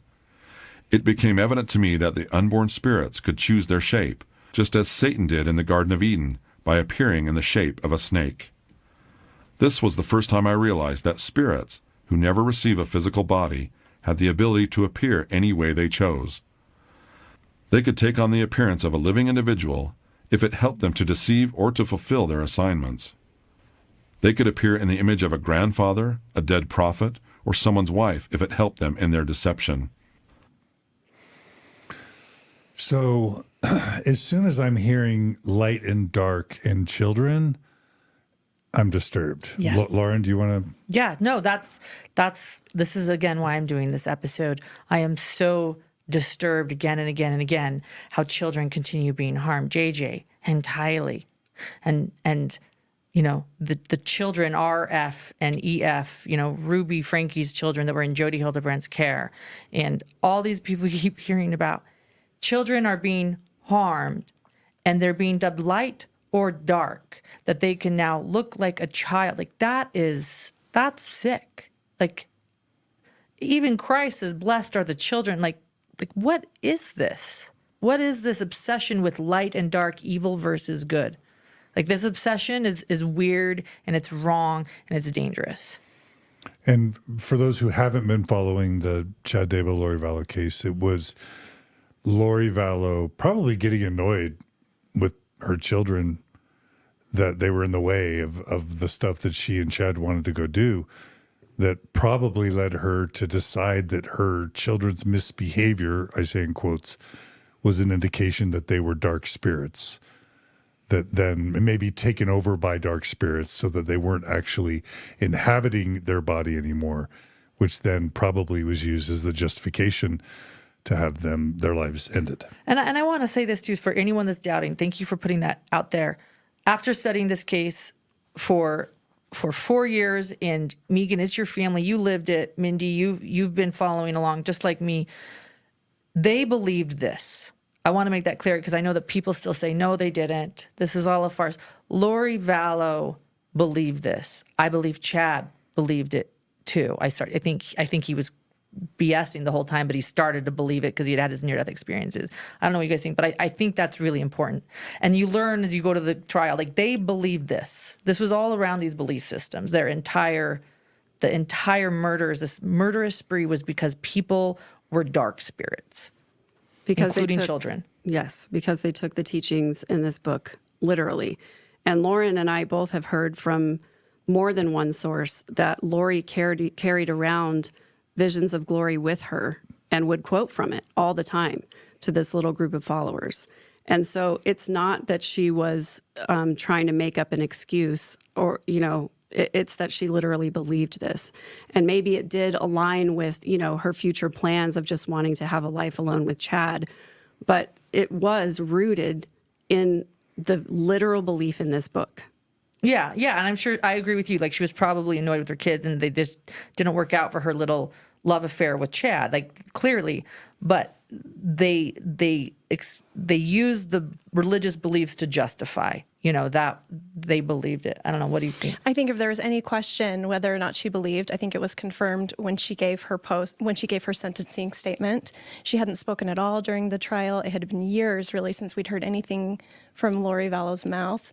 And then we have a video clip of it. We can show it later, maybe in part 2. But she just went off on these beliefs and that she had her own near-death experience and that she had been visited by her children who were in spirit form. And I think it was just apparent that she was still very entrenched in this belief system. And I think that's what she's using probably to process the trauma of her children. Yeah, and I'm not excusing her in any way for that reason. For that reason alone, she needs to be locked away and never let out again because she is a risk to community and she could do it again. So I'm not excusing her, but I just want to point that out, that entire crime spree was rooted in these beliefs. Absolutely. Yeah. And I liked what Judge Boyce said during the sentencing, that she went down a religious rabbit hole and she's still there. Yep. Yeah. Really quickly, I love it that people are making comments. Mile High Cowboy writes, Dr. DeLynn, the LDS Church is not on trial for this book. They didn't write it, publish it, and they are not associated with it in any way. Come on, bitter boy. I'm not upset that you write that, Mile High Cowboy, but I do want to give you a thoughtful, respectful response. I've been watching Mormon intellectual thought and culture for at least 40 years.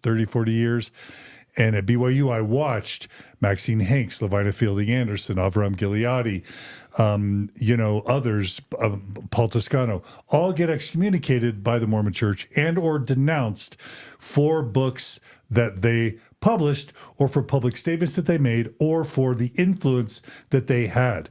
Fast forward to the past 10 years. I've watched Bill Reel, Sam Young get excommunicated for simply advocating for children. I've watched Natasha Helfer get excommunicated for promoting healthy, ethically based psychological, therapeutical practices. Others, Jeremy Runnels, myself, have been excommunicated for either encouraging the church to be open about its history, supporting same-sex marriage, etc. No, the Mormon Church did not publish or write Visions of Glory, but they absolutely could and should denounce it and excommunicate Thom Harrison versus what they actually did, which was promote him to bishop when they discovered that he was the author of this book. And so I'm going to also share the comment made by J.C. Hanna, which is the church needs to denounce this book. I would say if Sam Young deserves excommunication, Natasha Helfer, Jeremy Runnels, all the other people, if they deserve excommunication. I'm not aware of Sam Young, his teachings leading to murder. I'm not aware of Natasha Helfer's teachings leading to murder, mine or Jeremy Runnels, or any of the September 6th. But we do know that about Brother Harrison. Agreed. Yeah, They need to denounce the book. They need to denounce it, and I hope that happens. yeah.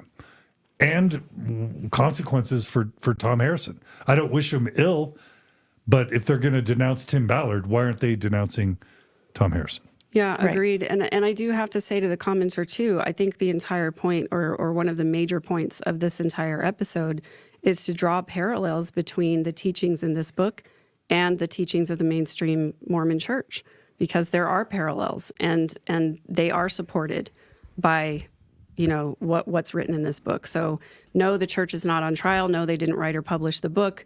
No, they're not endorsing it. But a lot of the things that are in this book are just an expounding on existing doctrine. Yeah. Sam Young ended up helping the youth of the church. I followed that story as a reporter. I went as a Salt Lake City reporter to cover Sam Young. He was excommunicated, but then they implemented his recommendations, policies. yeah. And he helped youth of the church. This book is hurting youth. When children are being duct taped and murdered, something is wrong. And this book is a common denominator in those things. It needs to be. Hold that book up again. So yeah. It is not. It needs to be denounced. Yeah, absolutely. And I'll show, this is not my copy. This is John's copy that you got at a secondhand shop, right? Is this the 5th anniversary, the 5-year anniversary? And as you can see on the top, it says over 100,000 copies sold. And we did a quick search on Amazon and saw that this book is still generating several $1,000s in sales every month. Yeah. So it's not like it's a relic and it's going away. Yeah, and and I'm not a hater of the Mormon Church, the LDS Church. The LDS Church will ignore this book and Thom Harrison to its own peril. Mark my words. They already have. They already have. But it will get worse before it'll get better if they just continue to ignore this book. I think. Yeah. I mean, is it going to stop? No, I keep telling all you. of a sudden magically? I keep telling you, I'm in these Facebook groups, these Visions of Glory's Facebook groups, multiple ones. It is scary what I am reading. Yeah. People waiting for someone that passed away to then be resurrected. People asking who is light and who is dark, and people saying that this book is scripture. How about all the acquisition of weapons and firearms? That's huge. As a response to the prepper. That's huge. To the prepper movement and the prepper initiatives. They're all preparing militias, pretty much. Yeah. Yeah. What if Tim Ballard were to turn against the Mormon Church and decide he wants to run for Senate anyway? Anyway, we're getting off track. Megan, what's next? What if? It almost seems inconsequential at this point, but we're still in the waiting room, and Spencer is going to notice that some of these angels have a family responsibility to help their family members. Yeah. As I was looking at them, I was given to understand that it is a family responsibility to serve as ministering angels. It is a family responsibility to heal, teach, minister to, protect, and preserve the family connections and covenantal relationships in the spirit realm and in the mortal world. This is their first responsibility as departed spirits. Until that work is done, until the family relationships are preserved and sealed, other things must wait. Yeah. Yeah, and what comes to mind is hymn number 96. If anybody remembers, dearest children, God is near you. Verse 2, dearest children, holy angels watch your actions night and day, and they keep a faithful record of the good and bad you say. Wow. Beautiful. That's a good point. Yeah. And later, we're going to play a clip where Thom talks about the deceased ancestors of his clients helping inform his advice to his own patients. Mm-hmm. So, Yeah. yeah. So the next clip is about Spencer decides that he's going to leave the waiting room and wander around the hospital, and he wanders into the office of one of the doctors who is working on him. All right, let's roll it.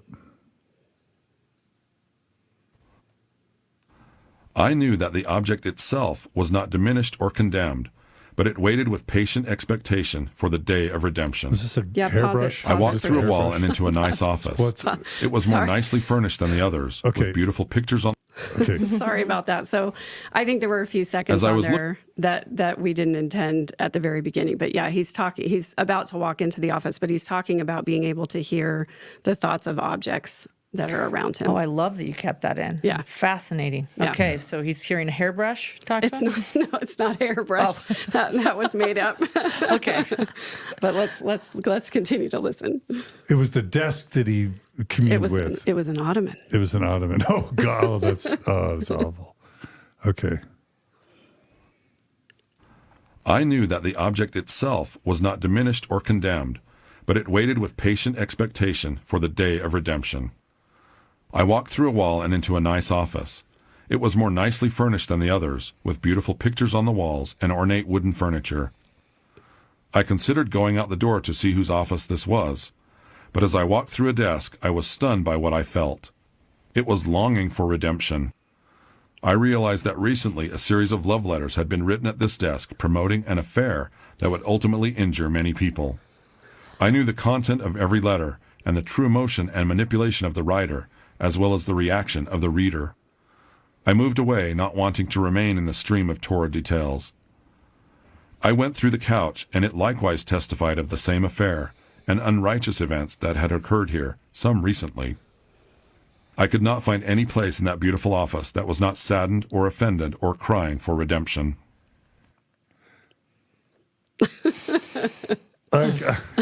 Yeah, I don't even know. Like, I don't think you're going to find a Doctrine and Covenant scripture on that, John.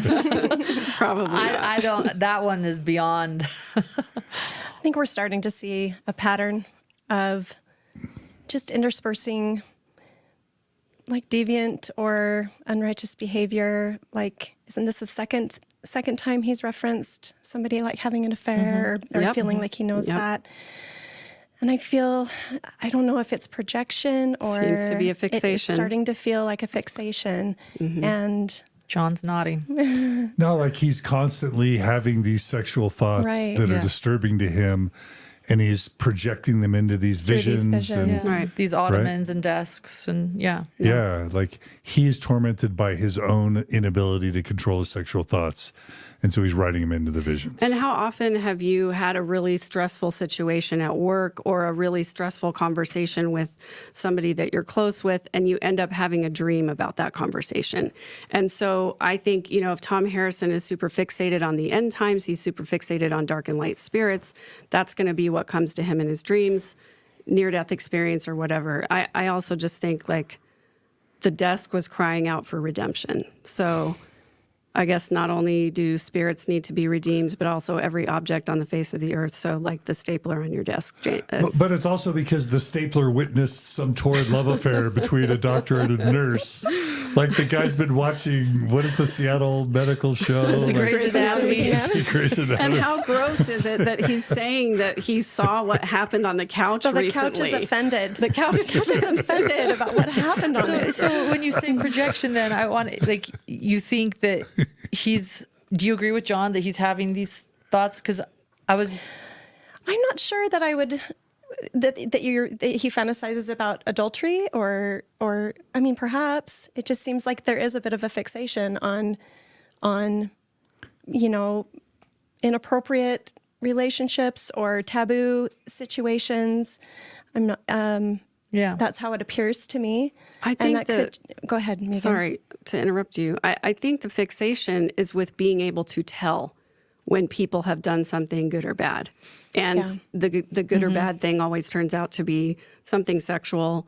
And we'll see some other things that come up later in the book. It's just, it is a pattern. I'll highlight a comment from a viewer that reflects my own psychology training. Rebecca Lovelace writes, "It's the whole 'don't think of an elephant' idea with the church and sex." Like, so in my PhD, psychology PhD, I focused on scrupulosity, religious obsessive compulsive disorder, as one of my main areas of specialty. I helped develop a treatment for scrupulosity or religious OCD. And what you learn, OCD, the obsessions, the O, that stands for intrusive thoughts. So anyone with OCD has these intrusive thoughts that they can't control. And so whether it's about the safety of a loved one or cleanliness, or in the case of scrupulosity, spiritual purity, you get these thoughts that come into your head and you know you're not supposed to be having the thoughts. In fact, if you believe that to think a sexual thought is almost as bad as having an affair, which the Mormon scriptures teach, and if you believe that sexual indiscretion is next to murder in severity, which we know has been Mormon doctrine, it's in the Book of Mormon itself, then what happens is, just like with the don't think of the pink elephant. If I were to tell everyone in the audience right now, okay, for the next minute, don't think of a pink elephant. Close your eyes and don't think of a pink elephant.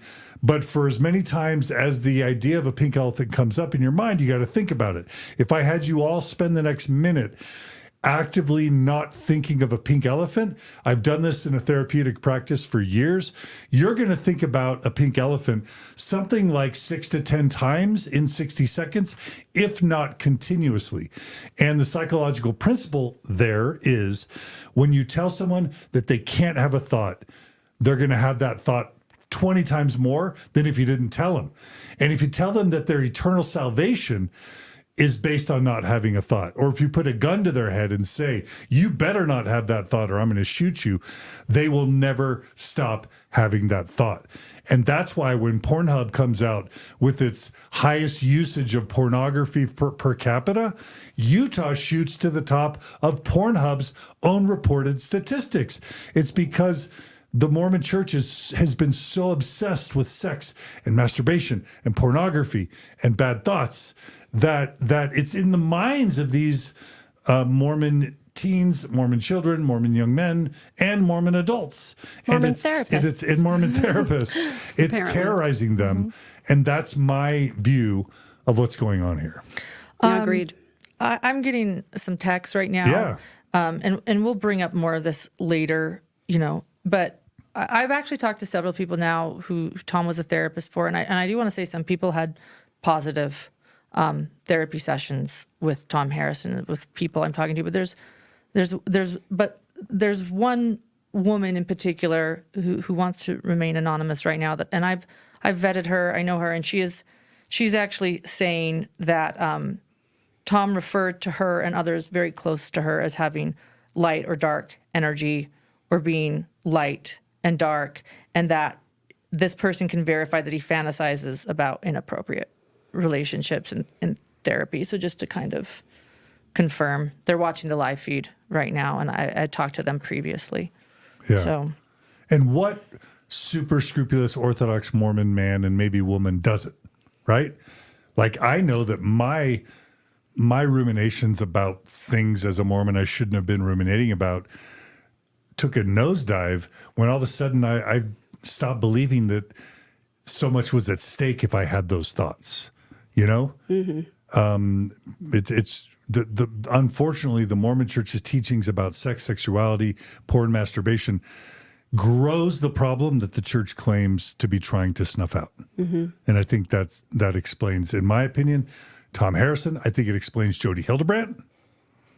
And I think it explains the treatments and the damage that has come from Maurice Harker, from all these therapists trying to cure Mormons of bad thoughts and bad actions. Agreed.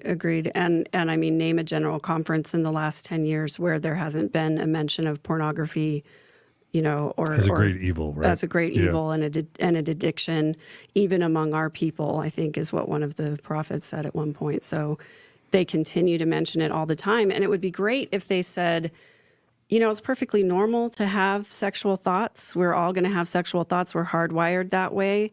as long as you're not acting on them in inappropriate ways, that's okay. And It's that normal. would probably alleviate 90% of the problem. I think it would. As someone who's studied this in a PhD level, that's what the scientific literature says. So Yeah. Okay, next clip is a fireside, and I'm just curious if anyone can give us a context for this fireside before we play a clip from it.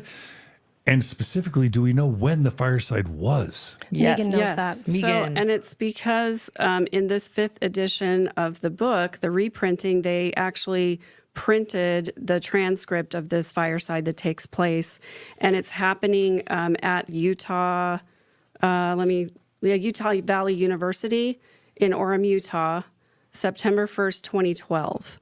So this would have been prior to the actual publication of the book. And there is a part in the fireside where they talk about people having seen the manuscript of the book.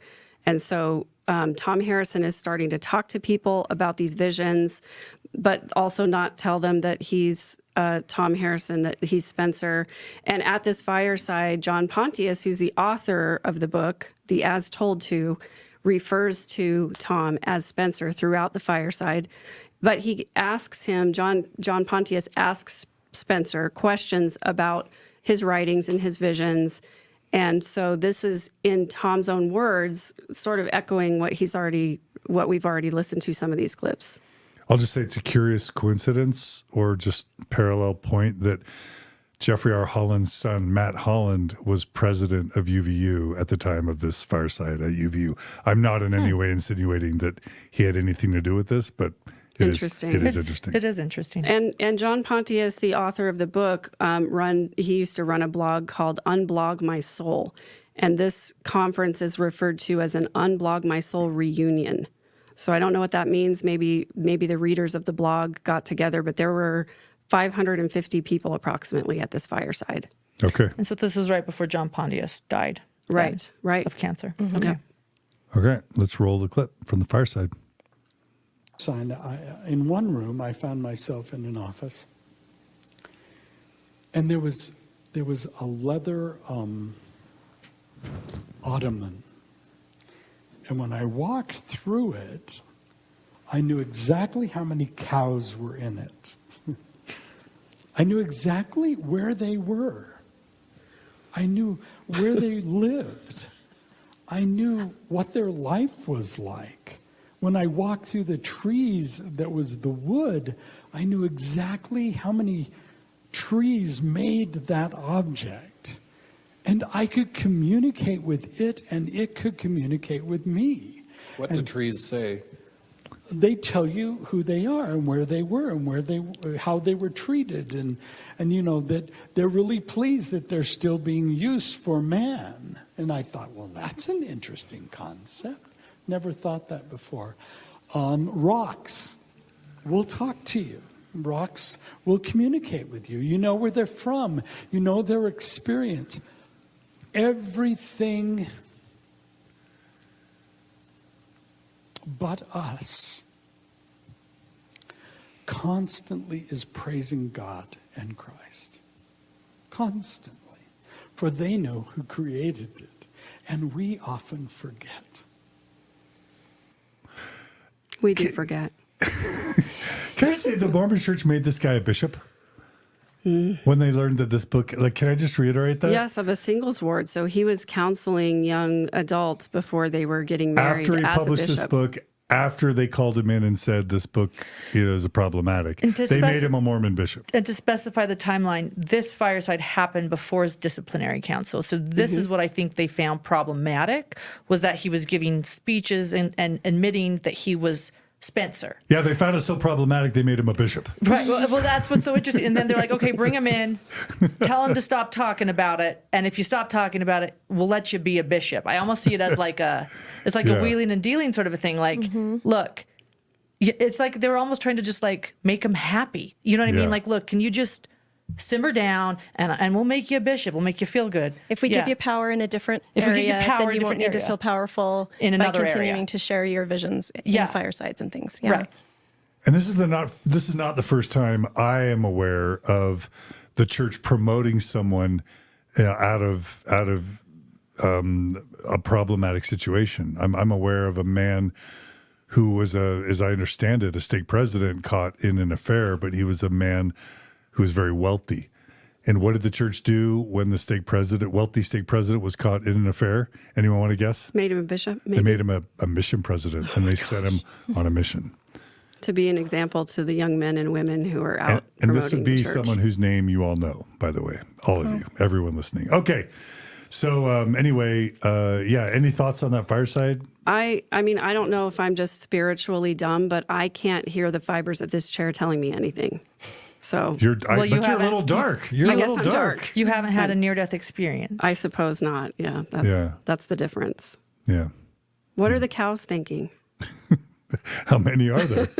And What was their life like?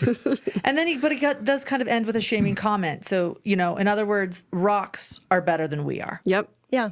The chair is better than you. Shame on all of us because we're not praising God. Everything besides humans. There's so much praise shame. God constantly, right? Yeah. Yeah. All right. We've got another clip from the fireside. Yep. Do you want to set this up? I go right ahead. No, what is it? It'll speak for itself. Okay. Yeah. Okay. Things. And right when I went in, the office This is Thom, right? spoke Yep. to me of what took place then. The nurse that was tending me, I knew immediately all about her life, that she had boys at home, that she had recently been divorced, that she was having a relationship with one of the doctors who ended up being on call that came in and shot my heart with the epinephrine. It was an amazing experience to know everything about everyone in the room.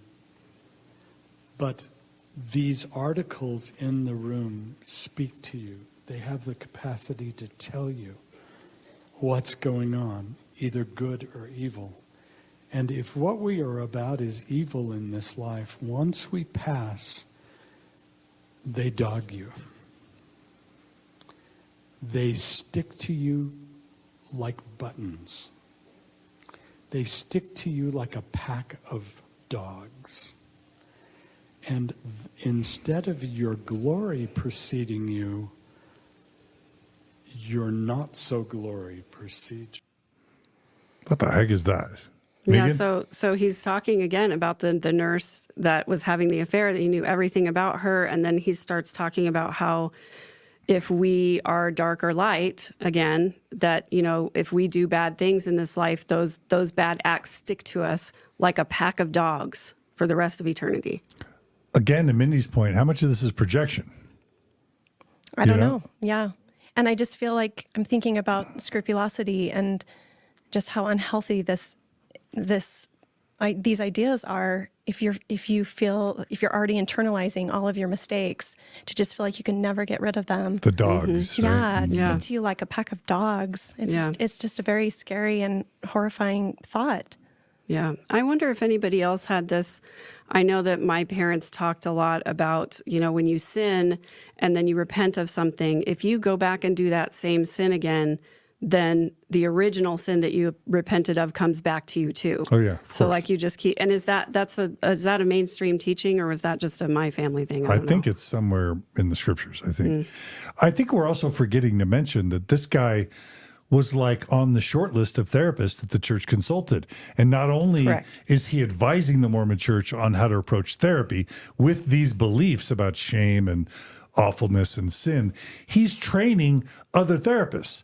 Like there's a therapist, a believing Mormon therapist with a very large social media presence who you would all know, who I saw that she was a mutual friend with Thom Harrison, and she's like, "Oh yeah, he trained me. He taught me like he was training. Wow. He was training Jodi Hildebrandt and people like her. He was holding conferences. He's a mentor. and inviting other mental health professionals. Right? Right. He is a mentor. He is a professor. He is a visionary. This is a man, he speaks to Tim Ballard along with Nephi. I also want to point out too that not only is he teaching other therapists, he was in aftercare with OUR. And he is the therapist that the alleged, Liliana, the story of Liliana, the OUR origin story, where they discuss in Sound of Freedom movie, Liliana is rescued, although she rescued herself. Let's make that very clear. but Thom was her therapist after she escaped sex abuse, according to Thom. So he's doing the aftercare for sex trafficking victims once escaped with OUR, allegedly. So, And I'm just trying to figure out, what's this guy doing as a therapist to sexual abuse victims for 2, 3, 4 decades? Well, what? I just can't imagine what carnage he may have wrought. Yeah, if he's teaching his patients this kind of shame and this kind of, that your sins stay with you. And there's, also that super harmful teaching in the miracle of forgiveness that, it even says if you're the victim of some kind of sexual abuse, at some point you need to examine your own contribution to that and perhaps repent as well. And I think, did that come from Richard G. Scott? I'm not sure where it came from, but it was definitely in the miracle of forgiveness. Oh, okay. Yeah. Okay, what's the next clip? Well, we thought that we were done with The Office, but now Spencer returns to his body, and the nurse who helped revive him takes him back to the doctor's office. So we'll see what happens. Is this a cry for justice? Yes. Okay. I walked through a wall and into a nice office. Sorry. It was We more already- nicely furnished than Did the I- others, did with I- beautiful pictures on the walls and ornate. Yeah, we already heard I that walked- one. Okay. Okay. So it should be returning to my body. Sorry about that. I don't see, I see we are never alone. I'm not seeing returning to our body. So we are never alone. The significant thing I Okay, learned. so maybe we missed that clip, but Okay. I'll just explain that, after Spencer returns to his body, the nurse who's helping to revive him takes him back into the office where he had the vision about the cows, and he heard the couch testify of the affair and all that kind of stuff, and he notices now that the objects are silent, so he can't hear them talking anymore, and so it's just, he's basically saying that while he was in the spirit, he had these gifts, but now he couldn't hear them anymore. And I just think it's super confusing because, he's continuing to say later in the book that these near-death experiences give him this discernment or whatever. But in the book itself, he also contradicts that and says, well, I couldn't hear the objects talking anymore. Okay. So anyway. What's the title of the next clip? Just so I make sure I have So it. this is the second, so the next title is the We're Never Alone one. Okay. So now this is the second section of the book. We're done with that first near-death experience. Now he goes on a vacation with his wife and some friends to Tahiti, and he starts not feeling well. And this is kind of the interesting thing. He claims that this was a near-death experience at this time, but did he actually die? We don't know because nobody called an ambulance. He didn't need any medical attention. He just came back to his body. So it's just kind of a super weird series of events. Okay. All right. We'll play the next clip. The significant thing I learned was that we are never alone. Angels are always present, both good and evil. I also realized that by my behavior, mood, or thoughts, I was in control of who was in the room with me. I used to feel negative feelings or emotions and feel overpowered by them. I was startled to realize that I was dealing with dark spirits who overwhelmed me when I gave them permission by my emotions. I realized I was in control, and I worked hard to remain positive and loving, to invite divine beings into my life who uplifted me and those around me. It is a tenet of my faith now that for good or evil, we are never alone. Okay. So we kind of have talked about this already about spirits being around us, but I think the most harmful thing about this is that if you do something bad, you're literally inviting these dark spirits to be with you. Yeah. And again, Mindy, to your point of like OCD scrupulosity, you're already battling with your unworthiness. You've got these intrusive thoughts continually hounding you. And now you're going to amplify your terror by believing that evil spirits are constantly encircling you, trying to augment these thoughts and make you do bad things. Yeah, it's very frightening. Just makes it worse. It takes a bad situation So much worse. and makes it worse. Yeah, and this also Absolutely. specifically says that your mood is the thing that determines whether or not you're surrounded by good or bad spirits. So if you suffer from depression, evil Yeah. spirits. Who that reminds me of Jodi Hildebrandt, too. Yep. Jodi Yep. Hildebrandt. Depression is your fault, according to Jodi Hildebrandt. Well, it sounds like, if you have depression, you're evil, get to it, fix it. You're in distortion. You're in distortion. And emotional states, we don't have control over. You don't control your emotions. You just don't. You can try to change your behavior, but we don't generally have control over our emotions. So Exactly. And as someone who likes to be alone, don't tell me I'm never not alone, because I like my alone time. So that itself is a horrible thought, for many people. Don't tell me. I'm always surrounded. How creepy. I interviewed the daughter of Christopher Pratt. yesterday. That's incredible. It's coming out in a couple days. She talked This is about huge. she talked about showering with a bathing suit because she believed that like angels were watching her shower and that Jesus was watching her shower and evil spirits were watching her shower, and she didn't want them to see her nakedness as a young adolescent girl. For those that watch Hidden True Crime, because we know Christopher Pratt, I do want to say that when is this going to come out? Because this is going to be big. Probably Monday. Monday. Okay. Yeah. Christopher Pratt is the owner of the Avow website, Another Voice of Warning, which gave Chad Daybell his platform. And thank you for doing this interview. I look forward to what she has to say. Yeah. Well, they were amazing. So. Okay. Yeah, the other thing that kind of strikes me as we're listening to these clips is that he keeps saying, I learned and I realized. And so as much as he says at the beginning of the book that this was just for him and it was just a vision and maybe it wasn't real, he's presenting everything that he says as factual. And endorsed by God and Jesus and Neely Maxwell. Exactly. Right? Yep. Yeah. Yes. Yeah. All right. What's the next clip? So he's in Tahiti. He's having a near-death experience. So, of course, he's going to have some discernment about the Tahitian people. He understands Tahitians. Here we go. Known was the history of the spiritual and non-spiritual practices of the ancient Tahitians. I was shown that initially they were an enlightened and spirit-filled people, even innocent and undefiled.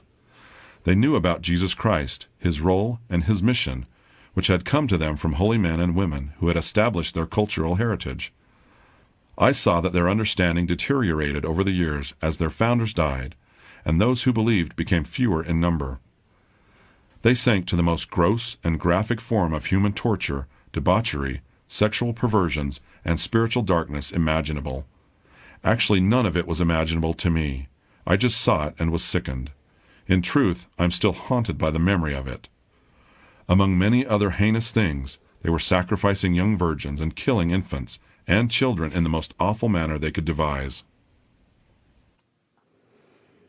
I mean, this just goes back to the very basest, prejudicial, stereotypical, white male thinking of what islanders are like. It's colonial thinking. Colonialism. Yeah. Yes, and anybody with a basic cursory knowledge of world history knows that this is totally false. I mean, talk about brutalizing. And brutalizing. This is unnecessary. It's just brutal. Like, why? Yeah, Why? I think his HBO has a documentary called Exterminate All the Brutes, and it basically shows how white colonial Westerners committed genocide on large groups of people in Africa and in Central and South America.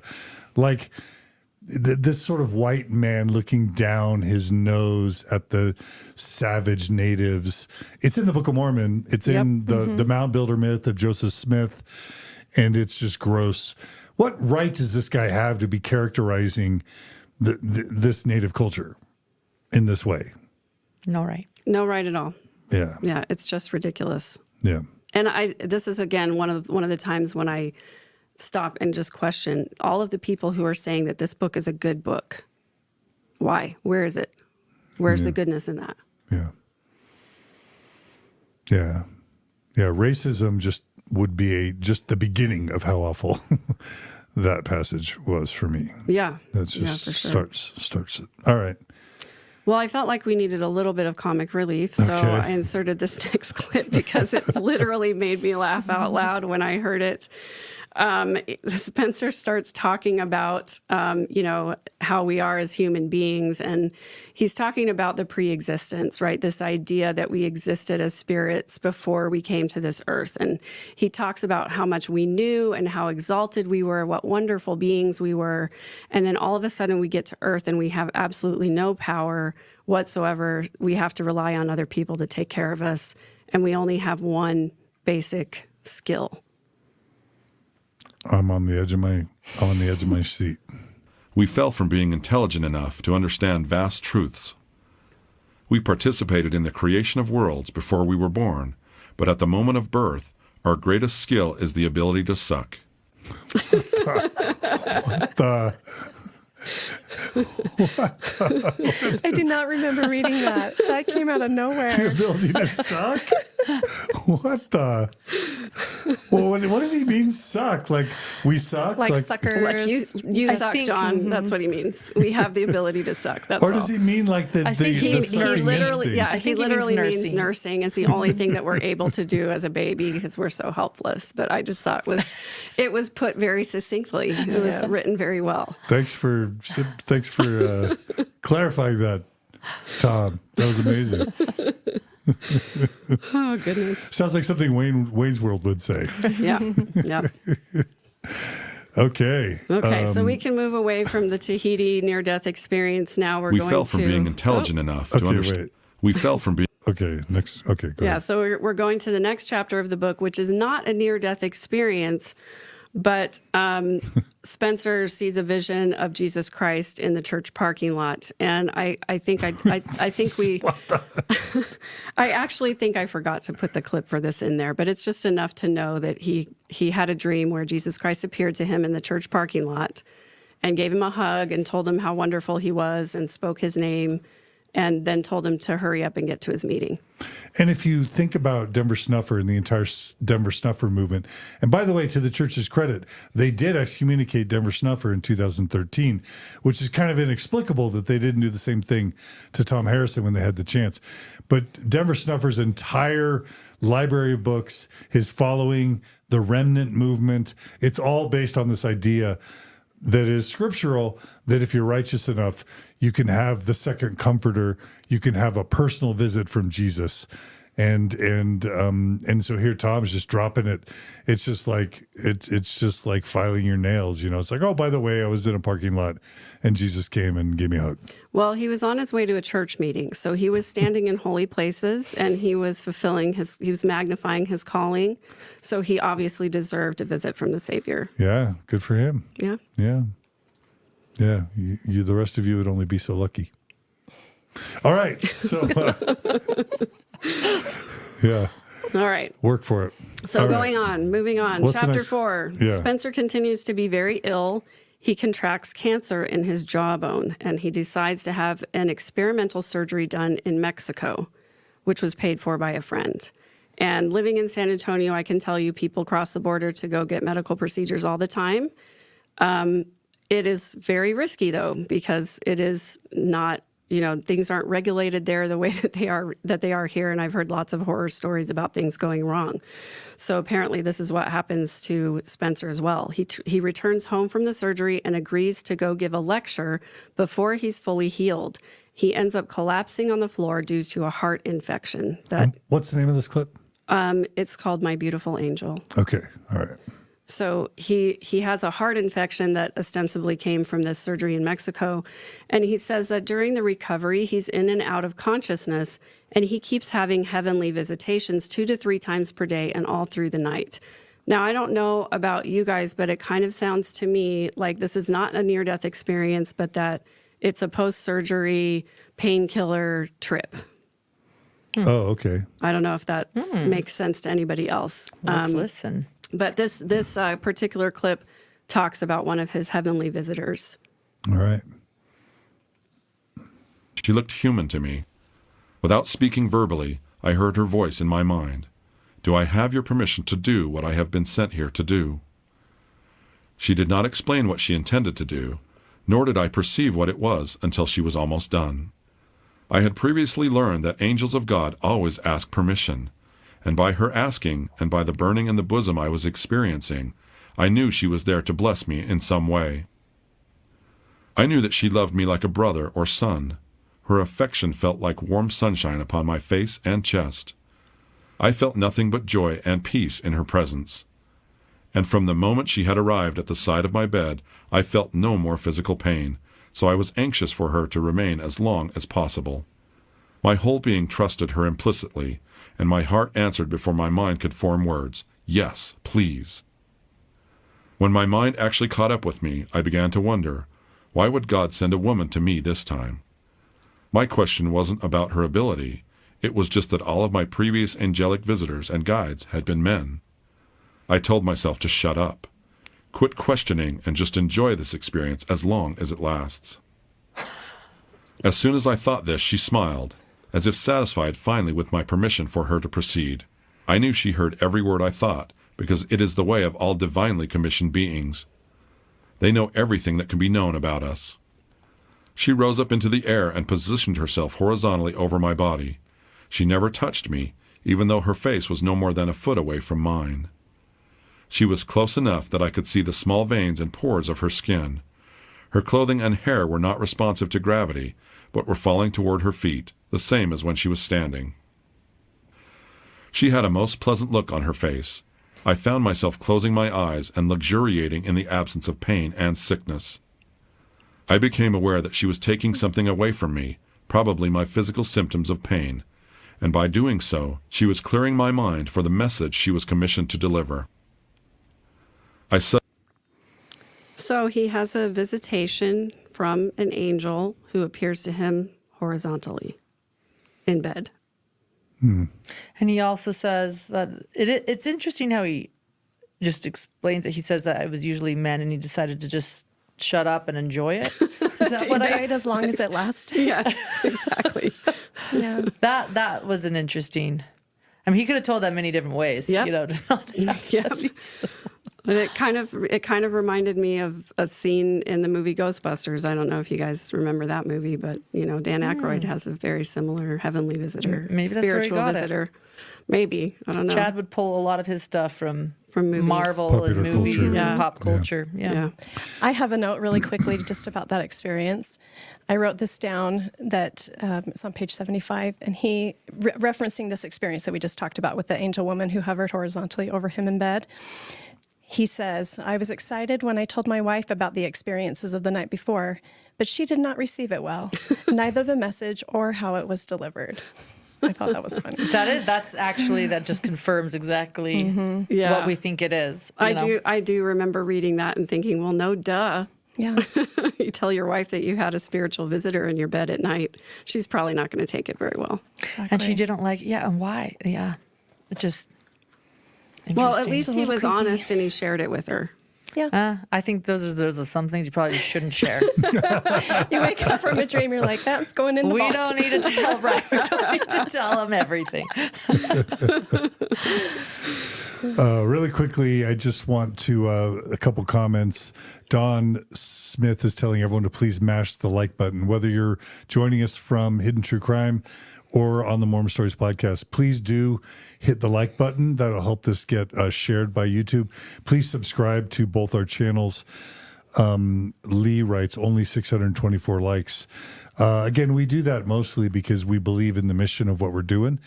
And we believe that the more interaction this gets, the more the algorithms will promote it. Also, thanks so much for the donations that come in. They make all this possible. Jeff Edmondson shared super chat, says keep searching out the truth. Thanks for that super chat, and thanks to everyone. All right, let's go on to the next one. Megan, what's next? Okay, so about a week after his Lady Ghost fantasy, Spencer has an impression that he's going to have 3 more visitors. The first 2 are humans from his ward, and the third visitor came while he and his wife were watching TV in bed.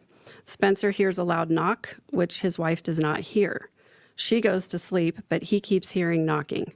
Eventually, he leaves his body and goes with an angel guide while still being connected to his body by a rubber band. And this is the first time that we're going to hear about portals. Is this Tunnel of Light? It is. And I'm just going to Portals. say, do any of you guys get Scrooge? Yes. Ghosts of Christmas That's exactly Past. what I thought. Yeah, we have Ghostbusters. Now we have a Christmas Carol. Yeah, Charles Dickens. Charles Dickens. Yeah. Yes. Kind of being the little spiritual guides to experiences. Yeah. Well, you have to write what you know. That's what Right. they say. Portals. This is big. This is important. This is big. Yeah. Portals. All right, let's do portals. We were in a tunnel of sorts, and I had the sensation of moving at great speed. I discerned that the tunnel was alive. Perhaps it would be more accurate to say it was part of my being. It was mine, and I had created it. My escort smiled again. That is right. It is a portal, and you created it. Only you can use it. I thought about this, then asked, so does each person make their own portal before they come to this earth? The tunnel felt like it was as much a part of me as my hand or foot. It was my understanding that this portal was how I came to earth to be born, and how I would return to God when I was at last finished with mortality. I could feel the tunnel, the same as one feels their arms or fingers. He seemed pleased. Yes, that is correct. Everyone creates their own portal, which you now perceive as a tunnel of light, but which is just the best way for you to understand what is happening to you. It is a divine power you learned long ago, which enabled you to come to earth, and eventually to return to God. Everyone must create their own. So the classic tunnel of light that we hear about in lots of NDE books is actually a portal that you created. Portals are really, really important because Chad Daybell and Lori both believed in portals. Chad would write about portals in his book. Portaling was a thing with this group. They're created in the pre-existence. Mm-hmm. I've heard from close contacts now at OUR that Tim was also taught about portals, and it was a part, again, of you in the pre-existence. This is a really unique part of this book, portals. Yeah, and it did play a huge part in the Chad and Lori drama as it unfolded. We heard more and more about how they were using portals and in all of their rituals and things like that. They both had portals in their closet. They could visit each other. Yeah. While they were married. It was portals, the answer to everything. Portals. Yep. Today's episode of Mormon Stories is brought to you by portals. Don't forget to wear your helmet. That's the cute little outtake of Lauren and John's Hidden True Crime. Their Hidden True Crime podcast. They had their cute little son. Don't forget to wear. Don't go into any portals. Wear your helmet. Wear your helmet. All right, now we've got another fireside clip. Is that right? I believe so, yes. Yeah. Oh, do we want to set it up? Or? It's more about, but it's just him portal talk? expounding on portals. So it's around 2013? Is that what we're saying? No, it's 2012 is the fireside. We're still in the same So fireside. before the book's published? Prior to the book being published. John Pontius is interviewing Spencer before the book is published. Yes. That almost doesn't make sense. It was before? I always thought it was after. Well, they said that the book was published in December of 2012, and this conference took place in the spring before that. And in the conference, if you listen to the whole thing, they do reference the manuscript of the book. Okay. And so Oh, yeah, you mentioned that the earlier. manuscript has been passed around, and some people have read it, but it hasn't been officially published yet. So again, it's been sort of published in these secret circles. I think that's a big part of this book's Shared popularity around, too. kind of shared Yes, around. yes. Yeah, And shared it's- around, secret sauce. Yeah. And it's also really on brand for the Avow Prepper community where a lot of them sort of try out their material. Intel. Yeah, they have intel. They know secret stuff. Right. Yeah. Okay. Right. Makes sense. All right. All right. Let's hear John Pontius and Thom Harrison as Spencer in a fireside at UVU. Now, when this heavenly being came to me and I was able to then move through the portal, and I was in this portal with him, and I turned to him and I said, "This seems really familiar to me." And he smiled. And I said, "It feels as familiar to me as my right hand." You're talking about this classic tunnel of light. I'm moving through the portal. I'm going through the portal. And I said, "This feels as familiar to me as my right hand." And he said, "It should, because before you came here, you built it." You manufactured it. And I said, is that true for all of us? And he said, yes. We've got a quote from CC. She says, I'm going to tell my husband my portal is closed.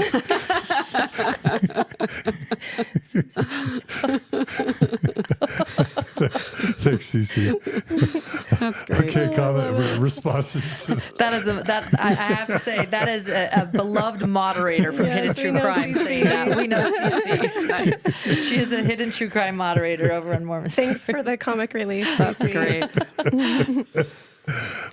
any thoughts on Just in this clip, what strikes me is his general conference lilt, sort of like the pauses and then the speaking in this very soft way about portals. It irks me so Portals bad. with the T, with Yeah. the strong T. Portals. Yeah. Which sort of it's another thing that sort of puffs up his self-importance. The inflections, the Yeah. slow, the pauses. It's this sort of grandiose way of. it's Mormon general authority speak. It is, and it's a way of holding your listeners hostage. Like, just say it. Just Or captive, because speak. it's also, it's kind of like trance-inducing almost.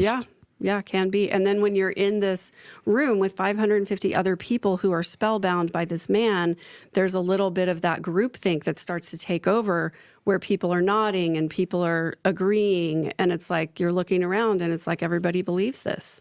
Yeah. One thought Yeah, that the came to my whispering. mind, one thought that came to my mind when he was talking about the portals is just your average church member. I mean, we all believe that we're a little bit special if we have or that we're special because we have the gift of the Holy Ghost. But, maybe you're just kind of going along and going with things and just not feeling like you're very special or have much to offer. But then to hear Thom Harrison say that we all made a portal before this earth, I can just see that being kind of a draw, like that's something special that maybe I can draw on and then maybe can give me some power. I don't know. I hadn't thought that before, but it came to me when he was talking. Yeah, you're right. It does sort of make you feel like not only do I have the one true church, the one true religion, but I also have the gift of the Holy Ghost, which is something not everybody on the earth has. And I also made my own portal to come here. And Exactly. I'll also use that portal maybe when I gather the 144,000. And can I just note that we all are kind of making fun of this guy as maybe a bit of a goober or as silly. Who among us here has had the influence that Thom Harrison has had? So we can make fun of him, but look at how many lives he has impacted through his voice, through his stories, through his work, through his portal. But no, I'm with you. And again, portals were from the very beginning of the Daybell case. It was an unbelievable moment. People learned about portals and zombies through a vow. It was all on a vow. It's another Voice of Warning website. It came down in January of 2020. It was before the media had released it, and it came through a Reddit post. Someone said, "I know what's going on," and they mentioned portals and evil spirits, and everyone said it was true. Everyone said, "This is a joke. Don't They said, listen "That to is this. ridiculous. This That is is not ridiculous." true. I remember that. Yeah, do you remember that? I mean, Yes. from those at the very beginning, this Reddit email came down. It's called the infamous Reddit email, and it had portals and zombies. And this is what Chad and Lori believe. And people are like, "No way!" Like, no way. And then all of a sudden, Little by little, it all came just out. all came out that it was all true. Melanie Gibb was interviewed by East Idaho News, and there's boom, portals, zombies. This is it. This is what they believed. Yeah, and my only point is that there should be a book, How to Win Friends and Influence Mormons. Like have the GA voice, claim to have had near-death experiences, tell these crazy stories, claim to have relationships with Mormon apostles, general authorities, and boom, you're going to get power, fame, money, and followers. And it's not totally dissimilar to how Joseph Smith got his power and authority back in the day, honestly. Yeah. Yeah. All right, what's next? Well, we're going to hear more about portals, but Okay. first we're going to have a folding the universe moment. All right, let's fold the universe with Thom Harrison. I asked, does the earth have a tunnel of light? The scriptures inform us that the earth is an intelligent and living thing. He answered, yes. God provided a similar means for the movement of the earth to where it is now. I then experienced, as if I were actually there, how the earth fell from where it was created and moved to where it is positioned now. I had the impression that it took thousands of years for it to arrive. The image I saw appeared to me to be a folding of the universe. It looked like the universe was folded in on itself, like a sheet of thick paper or fabric, so that where the earth was created and where it was to go were on top of one another. The earth was then moved from where it emerged and physically transitioned to its new position. This moving of the earth occurred during the entire creative process. By the time it arrived, it was prepared for mortal man. I also saw that when it is time for it to return to its original location, the universe will again fold and the earth will be moved back to its place of creation. So this made me think of the moment in the trial when we heard Yes. about Lori folding Satan like a taco. Amen. That was exactly what I I'm thought. so glad you brought that up. Yeah, that's exactly what I thought. This is like the folding in half like a taco. Yeah. Well, what's the context for that statement? Go ahead. It was during the trial, and you got a lot of intel. You learn all about the text conversations, and at one point, is it Lori that says, "I can fold Satan like in half, just like a taco," sort of like how Thom Harrison explaining that it is folded just like a sheet, exactly like a sheet. She says you can fold Satan like a taco. I think it was specifically a text exchange between Zulema and Lori, where Zulema was saying she felt like Satan was influencing her in some way. And Lori said, "Don't worry, I folded him up like a taco." Okay, thank you. Now, there's a second clip that says "folding the universe." Is that Yeah. Do we, or is that repetitive? No, go ahead. No, it's a different a different clip. Yeah. Okay, all right. Let's do some more folding of the universe. All of the glorified universes I perceived were one of three glories: celestial, terrestrial, or telestial. There were other types which were not types of glory. These were wonderful places without glory, where beings who had not qualified for a reward of glory during their lifetimes were ultimately sent. These were of every type, of every description, and were created in response to their desires. They wanted nothing more to do with God or his intervention in their lives, so he gave them what they wanted, whatever it was, and there they would stay throughout eternity, unable to challenge God's authority ever again. I just have to say, right now, my favorite comment of the day, other than Cece's, Matthew writes, "I wonder if Thom would enjoy Rick and Morty." I don't expect y'all to get that joke. Have any of you seen Rick and Morty? I watched Rick and Morty. Yeah, it's all about like interdimensional Yeah. portal space travel. Yeah. Exactly. Sorry. Yeah. Anyway, No, you're totally fine. So, I mean, that clip was basically saying, though, if you don't follow God, you're going to be sort of banished to some other part of the multiverse and where you can't challenge God's authority anymore. yeah, a couple other comments. There's a lot of Marvel comments. Like, Yeah. Two Buck Chuck writes, "They must have gone crazy when Doctor Strange did his portal thing Yes. in the movie." And then there's a comment about Star Trek. JC Han writes, "Have they let Star Trek know about these portals?" And then Lee Grader, she writes, "Not kidding. Chad actually referenced Marvel portals in his teachings. He didn't even try to hide that he was stealing stuff left and right." Yeah, exactly. They were all fan fictioning each other. I just made a new verb. So I think there's one There's more one more folding the universe universe clip. yeah. All right. When we are done with this telestial experience, we will no longer need this tunnel between earth and God. We will then be able, as spirits, and eventually as resurrected beings, to move instantly across vast distances by the power of God that will be inherent within us. We needed the tunnel of light because a flawed mortal does not have the ability to initiate travel as does a spirit. Similar to leaving a rope dangling over the cliff so we can climb back up, we left the tunnel of light as our sure means of returning home after we have discarded this fleshy tabernacle. These comments are killing me. Somebody asks, "I guess Satan in a taco comes with extra hot chili sauce." We've got Satan taco comments now. Taco Tuesday. I'm inspired. I'm going to start a taco truck now. It's going to be called Satan's Taco. Satan's tacos. Satan's folded tacos. That's right. Okay, sorry.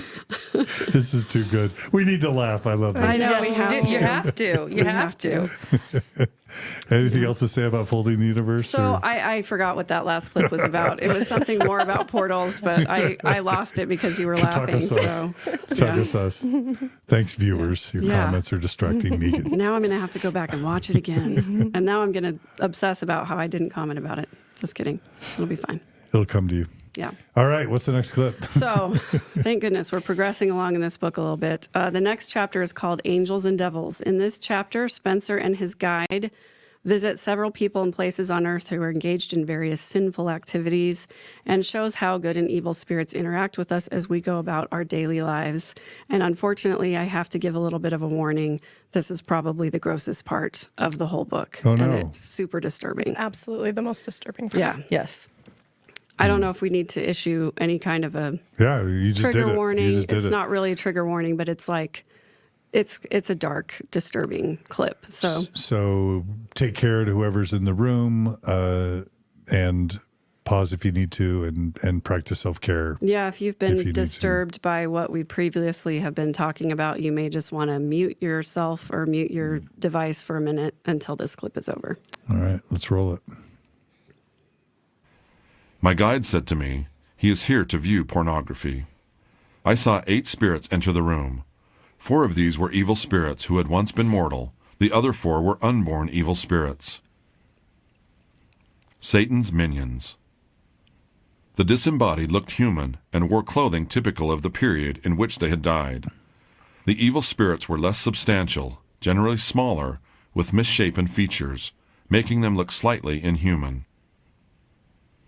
They were agitated, active, jumping around in a frenzy, shouting their commands to the young man in excited voices.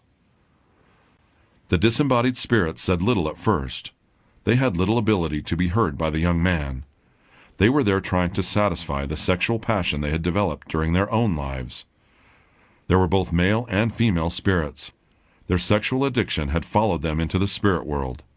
Their addiction was unending, painful, and impossible to satisfy. It haunted them. They were desperate to try and satisfy it endlessly. They were pleased that they were going to shortly experience it through this young man. They were intent, watching him, urging him on though he could not hear them. They were not looking at the porn on the computer screen. They were watching him closely, putting their faces in his face and screaming at him, mocking and taunting him. They didn't care about the images. They cared about sharing the body sensation of sexual gratification. The unborn evil spirits were there to trap him, to entice him on, to remind him of the upcoming thrill. They cared nothing for experiencing his passion. They had never had a body, and were not capable of understanding the thrill. They were there to control him, to make him obey their words, to keep him involved and under their spell as long as possible. So super dark. And I think the worst part about it is thinking that there are disembodied evil spirits that are all around us. And if we make a choice to do something that is considered sinful or evil, that they have the ability to control us and to, basically make us do worse and worse things. Yeah. Evil spirits enter when you're sinning. Yeah. That's And so- allegedly sinning too. Right, like- exactly. And it's a stigmatization of pornography viewing and this obsession with it that we have in this culture that really makes it such a shameful thing and sort of, I think personally, turns people into addicts and labels people addicts when they really aren't. Right. And I think we saw that with Jodi Hildebrandt. Everybody's an addict. Right. If you viewed pornography more than one time, you're an addict. Yeah, like Adam Steed talked about that. Yeah. And then Thom Harrison shares that he helps people with pornography addictions. So this is a man writing this. He helps people, according to Thom Harrison, with pornography addictions. And here he is telling you what he thinks of it. That if you look at it, you're evil, and an evil spirit's going to enter, and you're going to be taken over by an evil spirit in your body if you do this. And now I'm going to go help people who look, because clearly I'm going to help them feel better somehow by letting them know that they're now possessed with an evil spirit. Do any of you find it interesting that the target with these guys is never a man sexually assaulting a woman? Oh, I noticed It's it. never I a noticed it. Mormon man sexually molesting a child. Oh, I know. Like, why do those people get passes when we know that's the most heinous epidemic probably facing Mormonism is sexual assault and or child abuse? Somehow this depiction isn't spirits with that pedophile. It's abstracted to porn Thank you. and masturbation. Why is that? Well, I think that's what they're worried about. They're not worried too much about but how they're harming others. You know what I mean? It's just more about them. Yeah, I agree. Think of what we heard. One of the first clips you played was about consent and him thinking like, we actually have to teach it, who knew? And then saying, well, if someone does, if someone does rape you, he didn't use the word rape, that's my term, but this is how I took it. If someone rapes you or if someone does do something to you or violate you, it's because you're weak and it's your problem. And you probably ought to be apologizing too. So not only are they not bringing it up, they've sort of said, well, that's the victim's issue. And this is what they're, obsessed with. Yeah.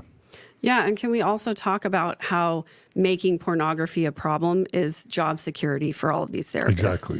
And for the church, it's the And for the shame. church. The church needs you to need them. Yep. So you have to feel guilty and shameful so that you'll talk to your bishop, come take the sacrament, take care of use the atonement to get forgiveness from your sins. So they need a sin that's super ubiquitous. Yep.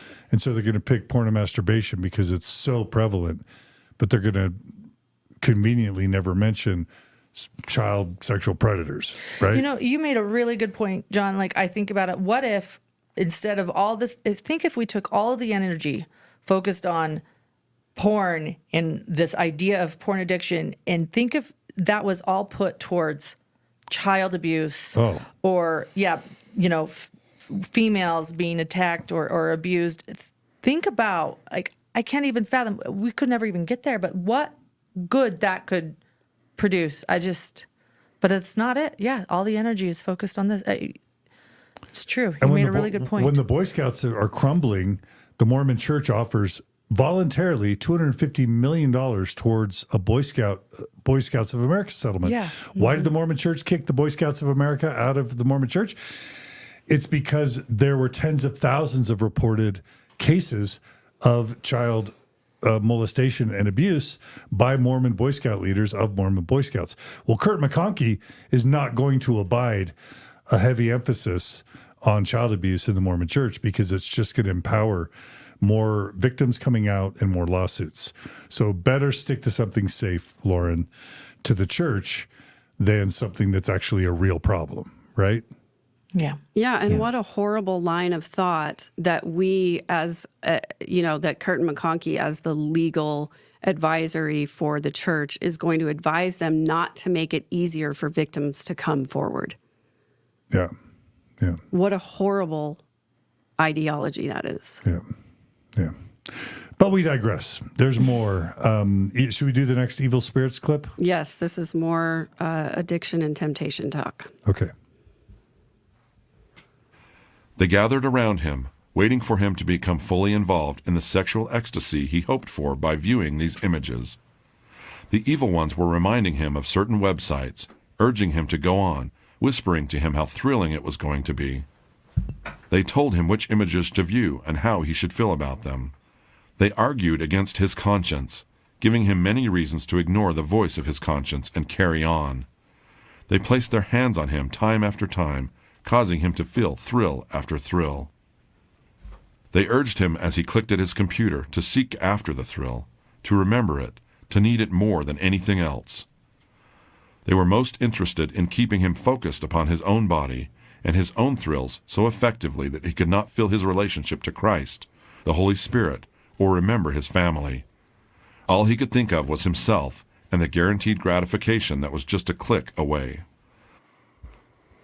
So what I get from this is that all addictions are selfish behavior, and that, again, you're giving evil spirits permission to enter you when you're sinning.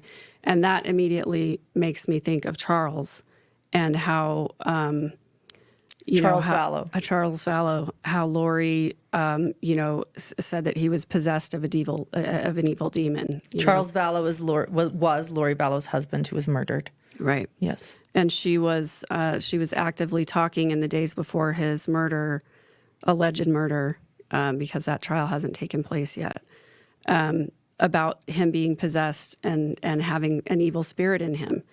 And what went through my mind when I heard that was that, according to Lori's pattern of doing something, with her husbands, if she was tired of them or she wanted to move on or whatever, she would make up some kind of an accusation about how they had mistreated her, and then use that as justification to discard them.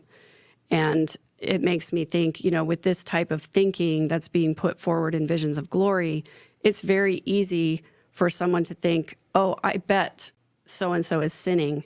And if they've sinned, then no doubt they're possessed of an evil spirit. Yeah. Yeah. Exactly. Every person in Chad and Lori's life becomes an evil spirit before they are killed. And knowing now that it's because they're sinning, it just justifies it even more. Well, it's their own fault that they were taken over by an evil spirit. If it couldn't get any worse, it just did. Yeah, exactly. And it's their fault. Yeah, and it's only the people who stood in the way of Lori getting what she wanted were the ones who turned dark, were the ones who were possessed. The people on the list that were difficult obstacles. Lori's dad was on the list as dark. Chad's sister-in-law was on the list as dark. Anybody who had spoken up against them or done anything that angered them or got in their way of getting what they wanted. All right. Should we go to the next clip? Yes. Oh, it's still more evil spirits. Yep. All right. The more excited he grew, the more frenzied the evil spirits became. They became more aggressive, jumping at him, hitting him with their hands and cursing. It was a loathsome thing to see.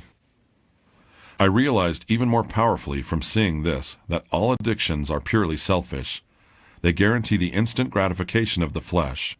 Relationships are not guaranteed, and the gratification, the positive payback of the relationship, must be carefully maintained and worked at.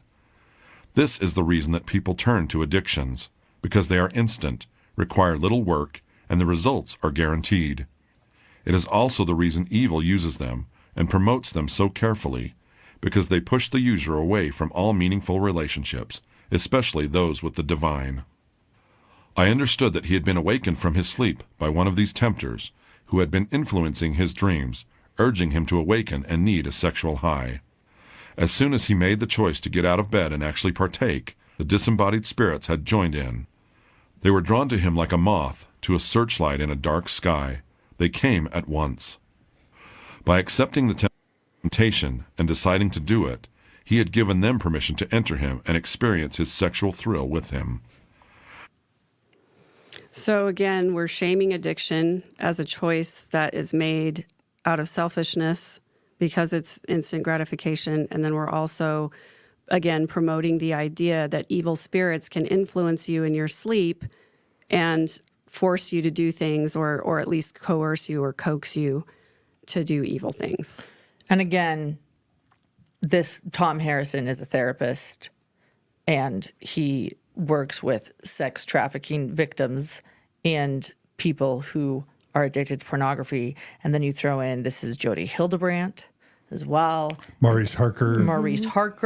Sons of Helaman. We keep mentioning Maurice, and we haven't mentioned Fight the New Drug. And you know what? Let's just throw in who Maurice Harker is, because his story was buried. We keep mentioning him and keep saying we're going to bring it up, but Maurice Harker's story was completely buried because thanks to Jodi and Ruby Franke and all these others that were just boom, boom, boom, Tim Ballard. Mm-hmm. But he was just convicted for physically abusing a female patient who had evil spirits in her. She was taken over by demons, and he's been charged and convicted.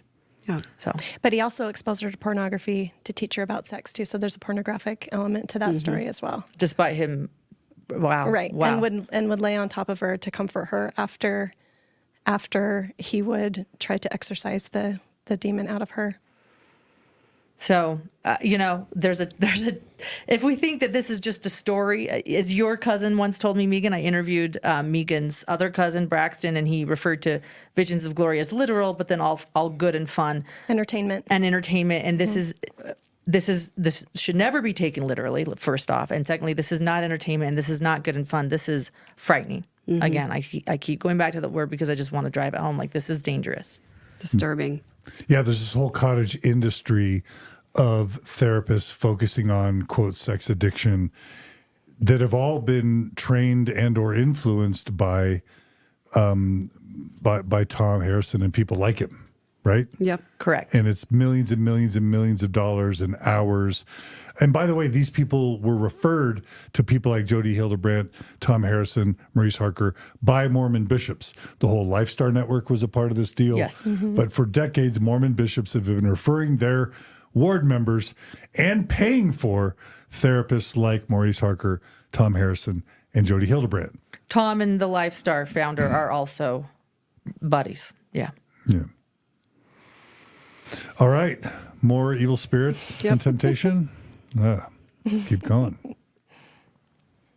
I saw many disembodied spirits competing to enter the room with him. The evil spirits remained at just 4.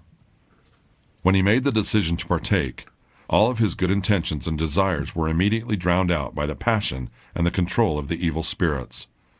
The good spirits that had been near him as he slept were forced a distance away until he could not hear them. Eventually they left, driven away by his choices. When he reached a pinnacle of lust in his body, a black tear or rip appeared at the crown of his head. At that instant, the disembodied spirits began to attack. They looked like football players tackling the guy with the ball. They were hoping to share just a moment of his physical feelings and excitement. They acted like hungry dogs going after the same carcass. There was fierce competition among them to be in him longer. They fought to be next, screaming and cursing, throwing each other aside to enter. As soon as 1 or 2 spirits entered, no more could enter. The evil spirits screamed and dove at him repeatedly until a weaker one inside was expelled and they took its place. It seemed to me that the ones who were expelled were exhausted, jerking on the floor as if they were in a sexual thrall themselves, mimicking the actions of the young man at the computer. So we have the good spirits having to wait in the other room because of the choices of this man. So, if you make a bad choice, the good spirits are all going to depart you. But again, this is kind of the clincher of the rip in the head, and it makes me think about the text messages that we saw exchanged between Lori and her little coven when they were talking about the different kinds of spirits that were possessing Charles or someone else that needed a casting, and how stronger spirits could overtake a weaker spirit or push a weaker spirit out. And this is sort of where they got that idea of, I think anyway, where they got the idea of saying, well, I cast out that spirit, but then a more powerful one took over. So they're still possessed. So the casting worked, but then another spirit came. And we heard a lot about this during the trial in the text messages. And to me, this is like a direct ripoff of this part of the book. Yeah. Go ahead. No, go ahead first, John. Oh, just comments are coming in. People are commenting on his, again, persistent obsession with sexual thoughts and fixation, Yes. ruminations. Linda Marks writes, he really revels in these images and scenes.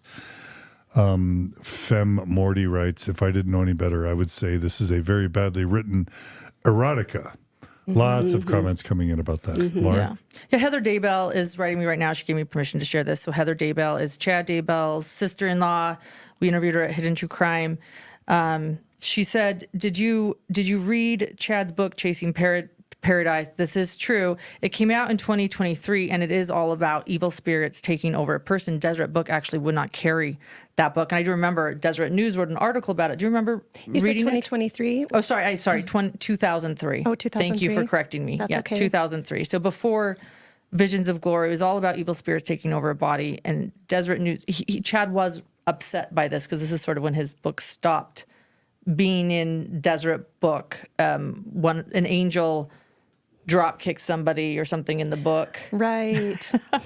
But a little bit of a violent scene that he didn't find very serious. yes, but this is, again, I think pointing out that this is a trend in again this sort of circle of like-minded people believing in these evil spirits. And I also think Heather wrote this, and I agree. This was sort of Chad's disillusionment with the church at this moment, because they were saying, hey, this isn't good, steer away from this. We see the same thing with Thom.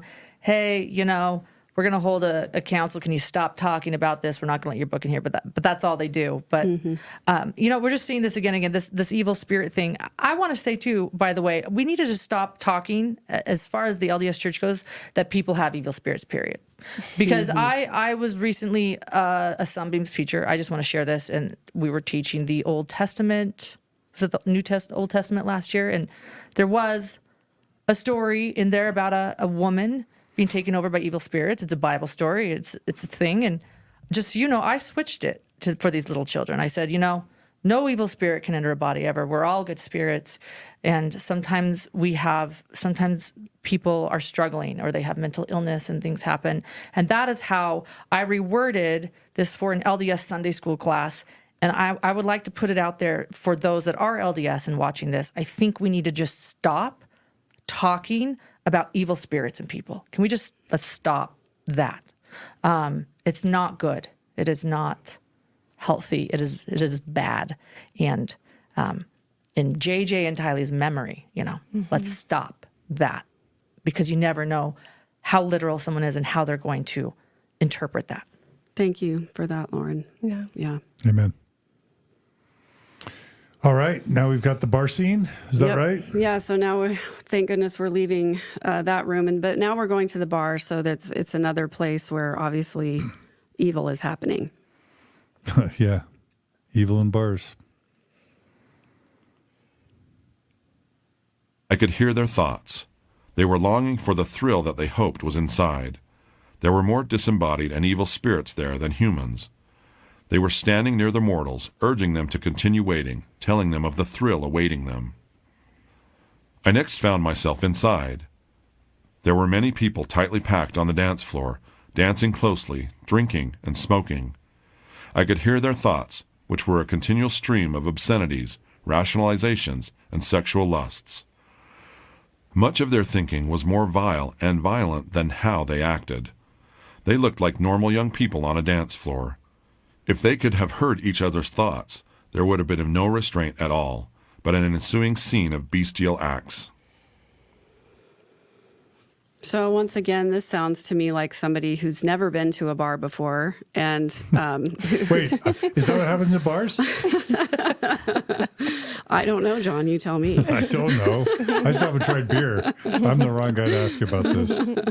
No, but it's, again, I think it's sort of like he's never been to a bar or nightclub before, but he imagines that everybody. Bestiality. Yes, exactly. Right? Yeah. Everybody who goes to a bar has got to have these horribly impure thoughts and think about bestiality and gross things. It's like, obviously there's just this huge shame component to it. And I just think it's gross. I do believe that he mentions at the beginning of the book that his father was an alcoholic. True. Yeah. And so maybe he just had a lifetime's worth of fear and, disdain and uncertainty about alcohol. And maybe that's what's coming up in this. Yeah, I agree. I think maybe his father even owned a bar or something. I'll look it up. Yeah, that's a great point, Mindy. Yeah. Thank you. I don't know how this fits in, but I can just throw it out because I'm thinking about it. The fact that Tim Ballard frequented strip clubs, we've learned in the civil suit, for his work, right? Because it was important to saving children. He would go to Utah, Salt Lake City, strip clubs. And, just Tom Harrison being his mentor, it does seem like he's very curious about this sort of life that he doesn't know. I guess I have nothing to say to that, but I'm like, my mind is going. I'm like, I wonder how those conversations went with the two of them. Yeah, throw in some ketamine, and I wonder. I know, right? I wonder. What? I guess I wonder. What I'm wondering is what Tom's, advice to Tim was when it came to that. And you had said, Lauren, also somebody let you know that Thom Harrison had been meeting with Chad as well, and Julie Rowe. And Thom Harrison, multiple people. I have now three solid sources that Thom Harrison had been meeting with Chad Daybell and Julie Rowe as well. Yeah, so it makes me wonder, you know, what those conversations were like and, you know, what they were talking about. I think it's pretty apparent they were probably talking about the concepts in this book, and he was probably giving them validation and empowerment to go out and teach these things and to live this way with this kind of thinking. All right. More bar scene? Yeah, I think we have two more bar clips. All right, more bar clips. They grew more aggressive in urging them to think darker thoughts and have stronger lusts. The disembodied spirits were waiting for specific feelings to arise in the humans. Some were looking for sexual fantasy, some for intoxication, some for drug-induced euphoria. Some were seeking violence and domination. When the humans reached a certain state of intoxication, or when they abandoned themselves to the instructions of the evil ones, an opening occurred near the crown of their heads.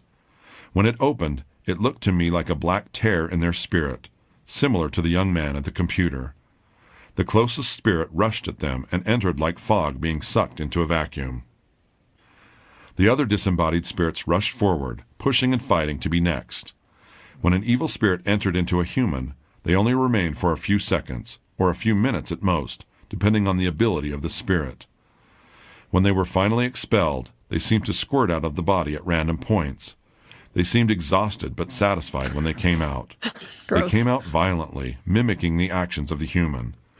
When they realized they were expelled, they screamed and immediately jumped back into the spirit battle to be next. Can we not use the word squirting, please?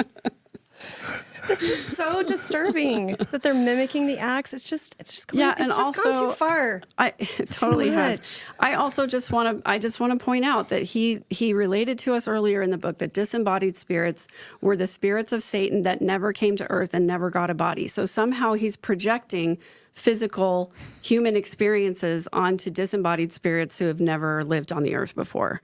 You know, saying that they're looking for a sexual experience or something. I mean, it's just ridiculous. Miguel the alpaca writes, "Excuse me, I just squirted an evil spirit."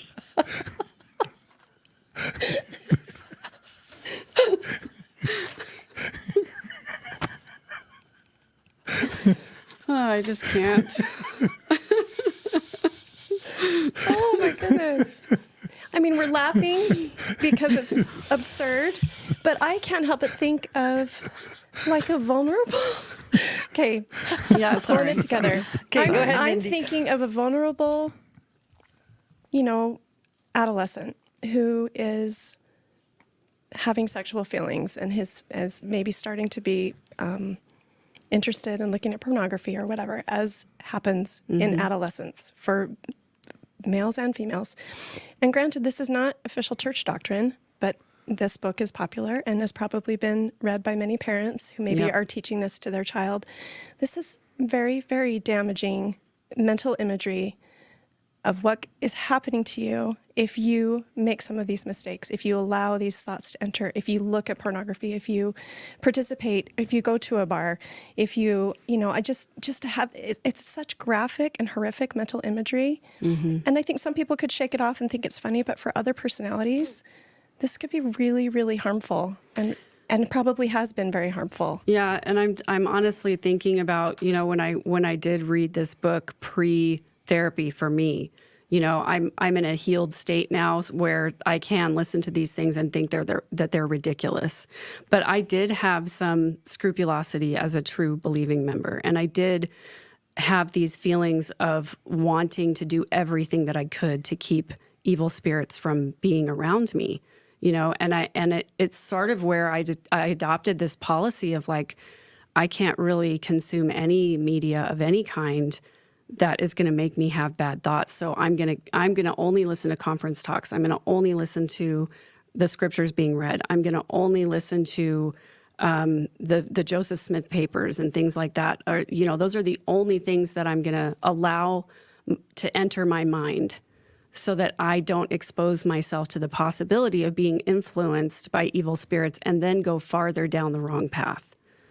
So I agree with you, Mindy, that people who don't yet have a fully developed sense of self and who don't yet understand their own power to affect change and to do things in their own life, this can be incredibly damaging, and especially for somebody who's been the victim of any kind of abuse or coercive control, for them to further believe that they don't have any power over their own lives and that they're constantly being inundated with evil spirits and thoughts. It's incredibly harmful.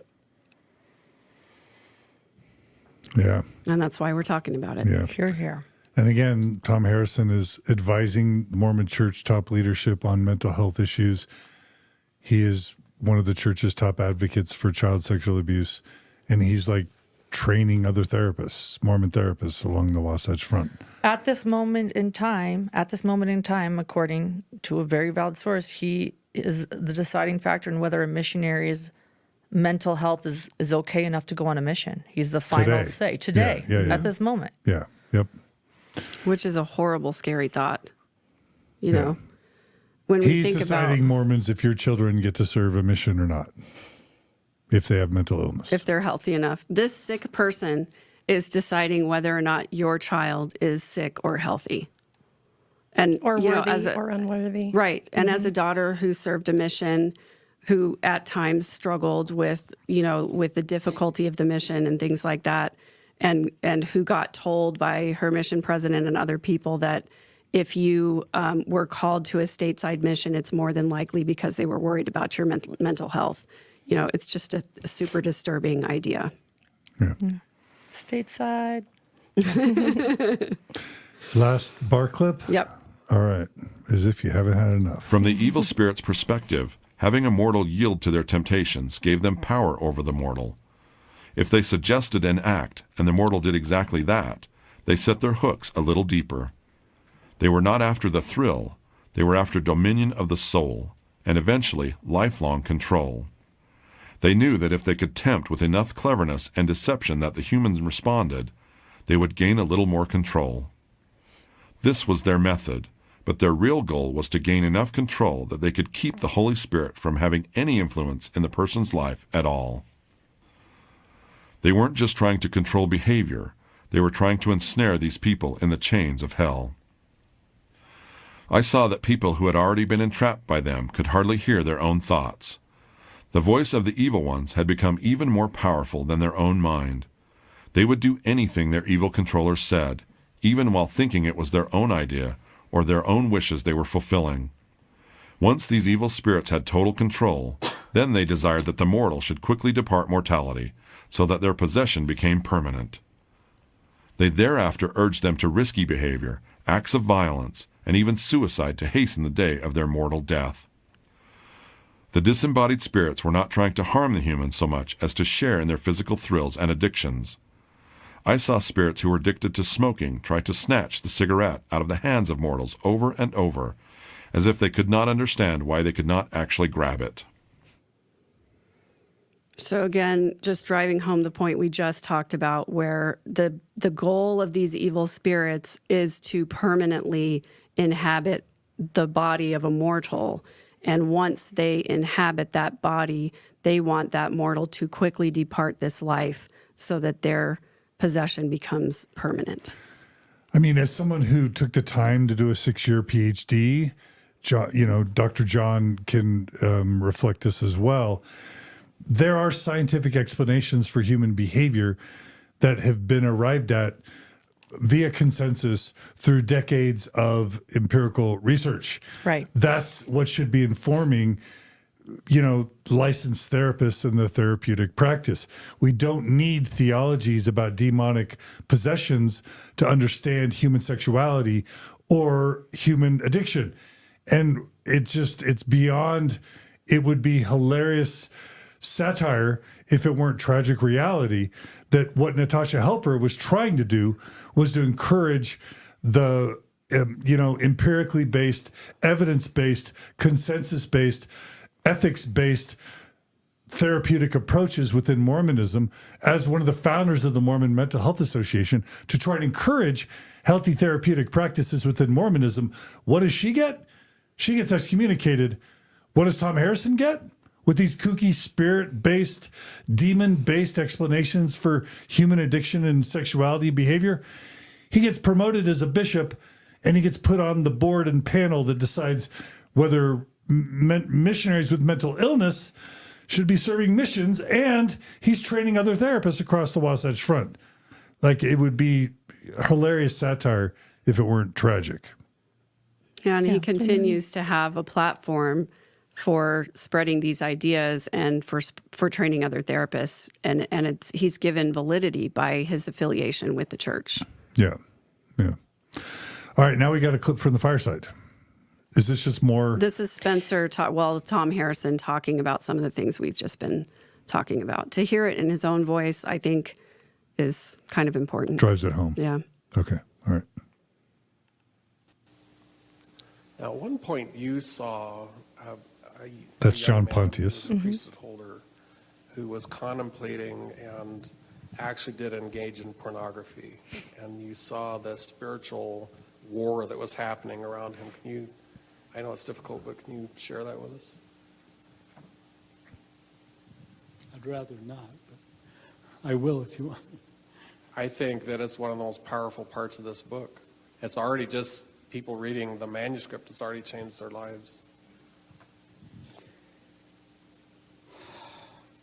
The sequence is,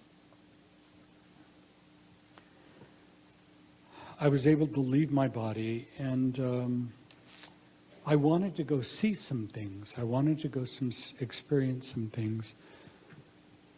I went to a bar in downtown Salt Lake. This is in the spirit, I hope. In the spirit. You weren't actually in a bar. I was in the spirit. God forbid.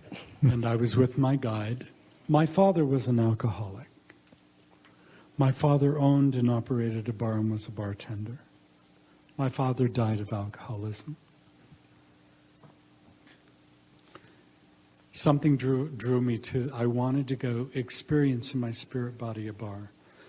I stood there and I watched as people sat at the counter, and as they drank more, they became more and more intoxicated. Well, there were a group of individuals that were also in the spirit. Now, these were dark spirits. And they waited and they queued up, if you will. You can tell where I served my mission in England. They queued up behind these individuals that were imbibing. And right when they became so intoxicated, they would jump into them to just experience a moment of being in that body and experiencing that intoxication through someone else. That was a horrible thing to witness. And that they would follow them home, and that they would just haunt them. But also that these individuals would feel, after a fairly short period of time, a kinship with these dark spirits. And when they felt alone, or when they distanced themselves or had an argument, a purposeful argument with their spouse or their children, then they would invite these dark entities to come along with them, and they almost became a unit together. Well, I'm a mental health professional. That's what I do professionally. And one of the areas that I work with is men and women and young people who are addicted to pornography. I went into the room of an elders quorum president. This is in the spirit now. In the spirit. My guide was with me. His wife was upstairs reading the scriptures in her bed. He excused himself, went downstairs, and turned on the internet. And had a choice. Think of the temple recommend we all have. Who's the first signature on it? It's us, right? First, we are testifying, I am worthy to be in that sacred and holy house. And because we choose to go, we then choose to interact with all those spirits that are there. Once an individual also purposefully chooses to turn on that internet and then makes the choice, I am going to look at a pornographic image, those individuals, those evil processes swarmed into the room, and they were just waiting for those images to come up. And I was standing behind the desk. I could see the back of the computer. I could see him there, and I won't go into detail, but the more he became involved in his sexually addictive activities, the more they would lunge in and move in and experience that salaciousness of that activity. And that was one of the most profoundly depressing, but also information-giving experiences I had about that battle that John talked about. I think it was he this afternoon, that the war in heaven is not over, brothers and sisters. It is still ongoing, and they want our spirits because they have chosen evil, and they want to overcome us. And they do it in the most overwhelming and You said it was violent. violent of manner. They want us to lose our agency through our choices. One thing I learned more than anything is the Father and the Son and the Holy Ghost always give us choice, and they always honor it. Always. Even if we choose wrong, they will honor it, and they're always waiting patiently for us to choose right. Always. I remember working on that section of the book, and I mean, it's disturbing. We actually softened some parts of it because of the spiritual violence of it, and they were cursing and throw themselves at this guy, and there was a spiritual opening that happened he said at the crown of his head, and they would dive into him. They would compete. Only several could be in at one time or something. So one would dive in the neck. The one that was in before would be expelled. It was very, very graphic. But I have to say, Spencer, that I've had reports back from people who have read that, who, when they realized what was happening to them, that their anger at being violated by evil spirits was greater than their addiction to the pornography, and they set it aside. Isn't that amazing? I mean, it's helping to heal people. So as graphic and awful as that account is, I'm sorry to force you to, push you into saying it, but I wanted that to come on. It's part of the book. So John Pontius is commenting that it's been helpful to people to be angry about being possessed by evil spirits, and it angered them so much that they were able to give up their pornography addiction. And I just want to remind everybody, at this point in the book, we're still in this place where Thom Harrison has had surgery. It didn't go well. He got a serious infection. He's convalescing and on painkillers. And, he never at any point during this did his heart stop or anything like that. He's just in bed next to his wife and, seeing these extensive, quote unquote, visions, and I honestly just, when I got to this point, and also as we go on, the level of detail that's included in this, I can't really continue to reconcile that this is a dream or a vision, but that it is just Thom Harrison's ideal theology that he wants out there in the world, and he's sort of using the guise of a near-death experience or a vision in order to put it out there and give it some validity. That whole thing makes me so angry. I feel anger. Yeah. But I feel a lot of anger after, like I said, covering this for 4 years in the Daybell case, and just thinking of children, and then you add Jodi Hildebrandt, and this is so dangerous. Just evil spirits do not enter people, period. They do not. It's so upsetting. What's hard is they do in the Bible. Yeah. They do it in the Bible, They which do is what with I Jesus. said. Like but we need to Jesus stop. Cast spirits They do. out of. Jesus does it. Yes. Yeah, I was thinking of Jodi Hildebrandt. I was thinking of Jesse. Yeah, would Yes. you want to say it? Go ahead. Oh, no, you go ahead. No, please. I was just thinking of what she endured at the hands of Jodi. Very similar abuses, and being told that she's evil and that, that she is unclean and unworthy, and having to prove her worthiness, and constantly being ridiculed and abused for her supposed evil thoughts or actions. I don't recall did Jodi tell her that she was possessed by spirits. I don't know if I recall that from her interview.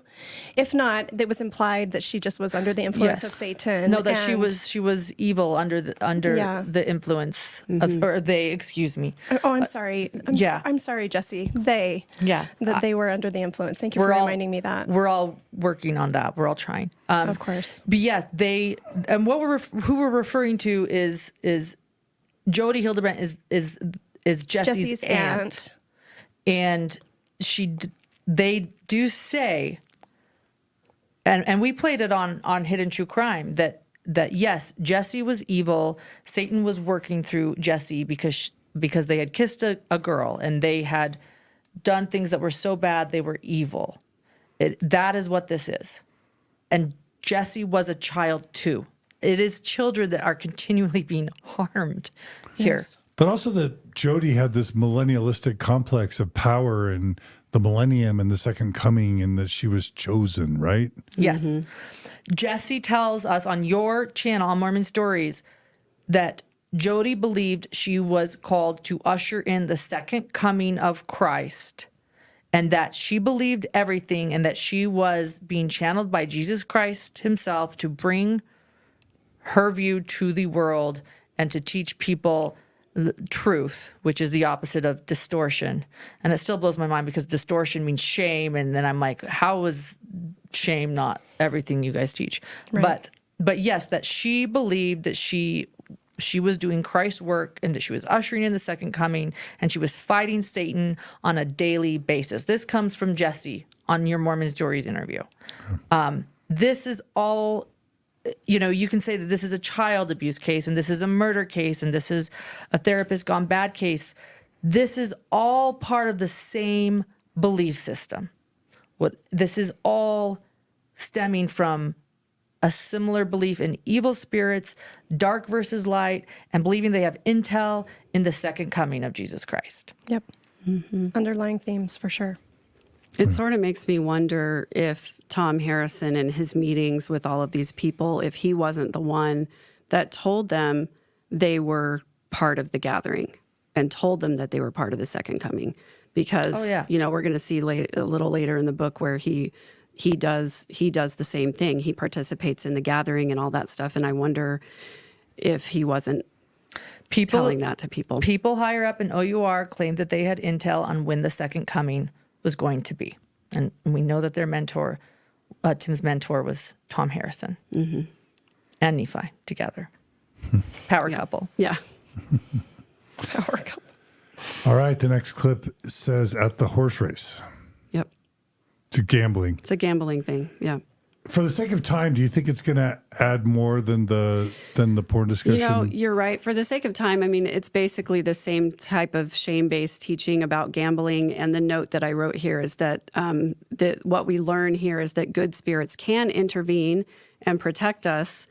But again, he keeps coming back to this theme over and over of the evil spirits having a lot of influence. They get you if you gamble. They get you if you go to a bar. Right. And what's the entertainment clip about? And I was just going to say we can skip that one as well, because it basically says the same thing about all types of entertainment as it does about viewing pornography or going to a bar or going to a horse race, that if you're watching or reading anything that is not spiritually uplifting, then necessarily you're opening yourself up to all of these things. Yeah. And that basically, basically the point on that is that all of us are ignorant and we don't know enough to avoid these things on our own. And so the spirits are the ones who have to tell us, stay away from that stuff. So to go on, we're gonna get to the end game here. So at this point in the book, the guide, again, he still is under this, I think, drug-induced hallucination, and it starts to get very, very detailed about what happens during the end times, the days of calamity / Armageddon, or whatever, the destruction that's going to happen prior to the second coming of the Savior. So that his guide takes him all over America, and they can see that there's been a financial collapse and blackouts. There's a war against America. Troops have invaded. There's scarcity in water and food. There's a massive earthquake in Salt Lake City and a big flood. 2 months later, there were more massive earthquakes and tidal waves across the whole earth. There was another earthquake along the Mississippi that divided the country into two halves. California was ruined, and there was a new landmass in the Gulf of Mexico, which caused a tsunami and a flood. There was also a biological attack, and people were murdering others to have resources for themselves. Then there was an invasion of tens of thousands of other foreign troops. Spencer then returns in vision to his life, but doesn't mention until later that his wife had died on the first day of the devastation. So we have this recurring theme of spouses dying because Spencer has another mission to go fulfill. This is important. This is a very important belief system in every case we've talked about, that a spouse dies because the other spouse has a mission, another mission that they need to go forward with, and that discussion of spouses dying.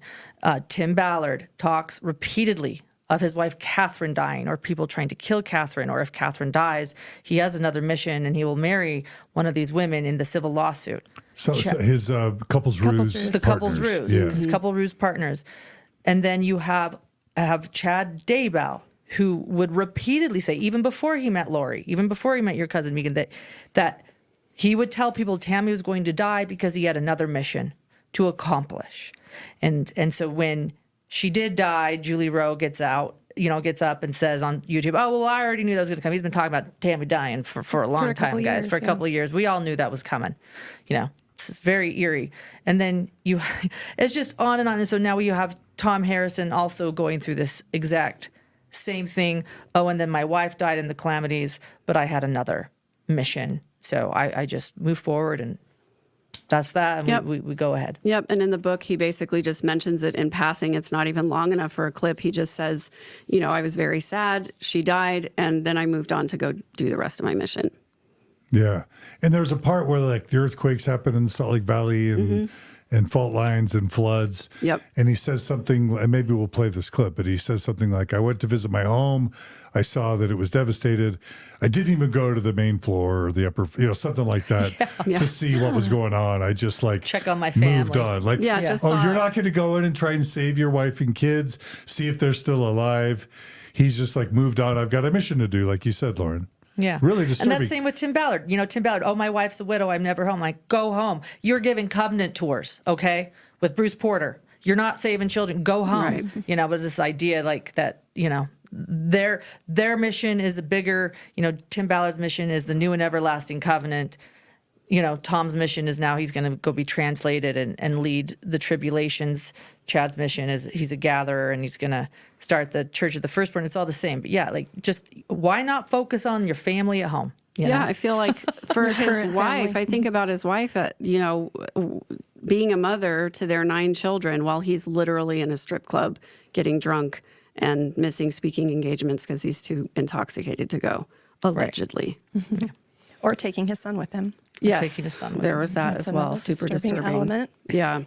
So it's clear to Spencer that he's experiencing the signs of the second coming, but there's not much communication from the general authorities of the church. Eventually, invitations are passed out for sessions of a general conference. The tickets are color-coded, and Spencer receives a ticket for the final session. At the session, there's only one person sitting in the first presidency seats. He sees Joseph Smith Jr. sitting on the stand in a white linen suit and tie. So here we have zombie general conference happening. Yeah. He sees some other previously dead prophets who look younger than they did in the pictures he had seen. So there's a mix of regular people and resurrected beings on the stand at the same time. Translated beings, again, is a Translated big beings. part of Lori and Chad's belief system. Lori believed that she was translated. Right. Even, I won't get into the details, but she believed she didn't need to eat as much anymore, Right. that she wasn't going to get sick. She actually stopped her health insurance at one point because she didn't believe she needed it. They're translated. Yeah, she was telling her brother Adam that she was a translated being and trying to convince him that she was, a special. And we'll get to a couple of clips later that talk about how that fits in with the rest of the book. So he sees all these dead prophets mixed together, these resurrected and translated beings. And then the new apostles are named to fill vacancies that happened because many of the general authorities died in these calamities. The new first presidency is announced.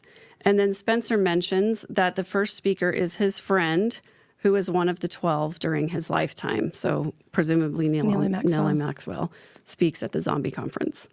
Next, we hear from Joseph Smith Jr., and he announces that he has his own assignment for Gathering Zion, and he will work under the new first presidency. Joseph Smith Jr. tells of a meeting that happened prior to this conference in Adamonde-Ammon, where each dispensation had reported on their time as prophet. Then we have a special guest appearance. All right. Should we play it? Should we play the clip? Yes. So All this right. is Spencer's relating to us that Joseph Smith Jr. is speaking during the zombie conference. And this is at the end of Joseph Smith's talk. All right. Joseph paused for a long moment until there was absolute silence. He seemed to be struggling with his emotions and kept glancing to his right. Finally, he swept his hand towards the person sitting to the right of the new first presidency and cleared his throat. I had no idea who this person was. He was dressed in a plain black business suit and white shirt and red tie, which he could have purchased at JCPenney the day before the flood. His clothing was just as rumpled and smudged as any of us present. I assumed he was one of the former dispensation heads. I knew he was a resurrected being, and I also knew from his rumpled appearance that he had been assisting in the work of rescuing and rebuilding. The Son of God. Joseph said in a voice choked with emotion, "It is my great privilege to introduce to you Jesus Christ, the Son of God."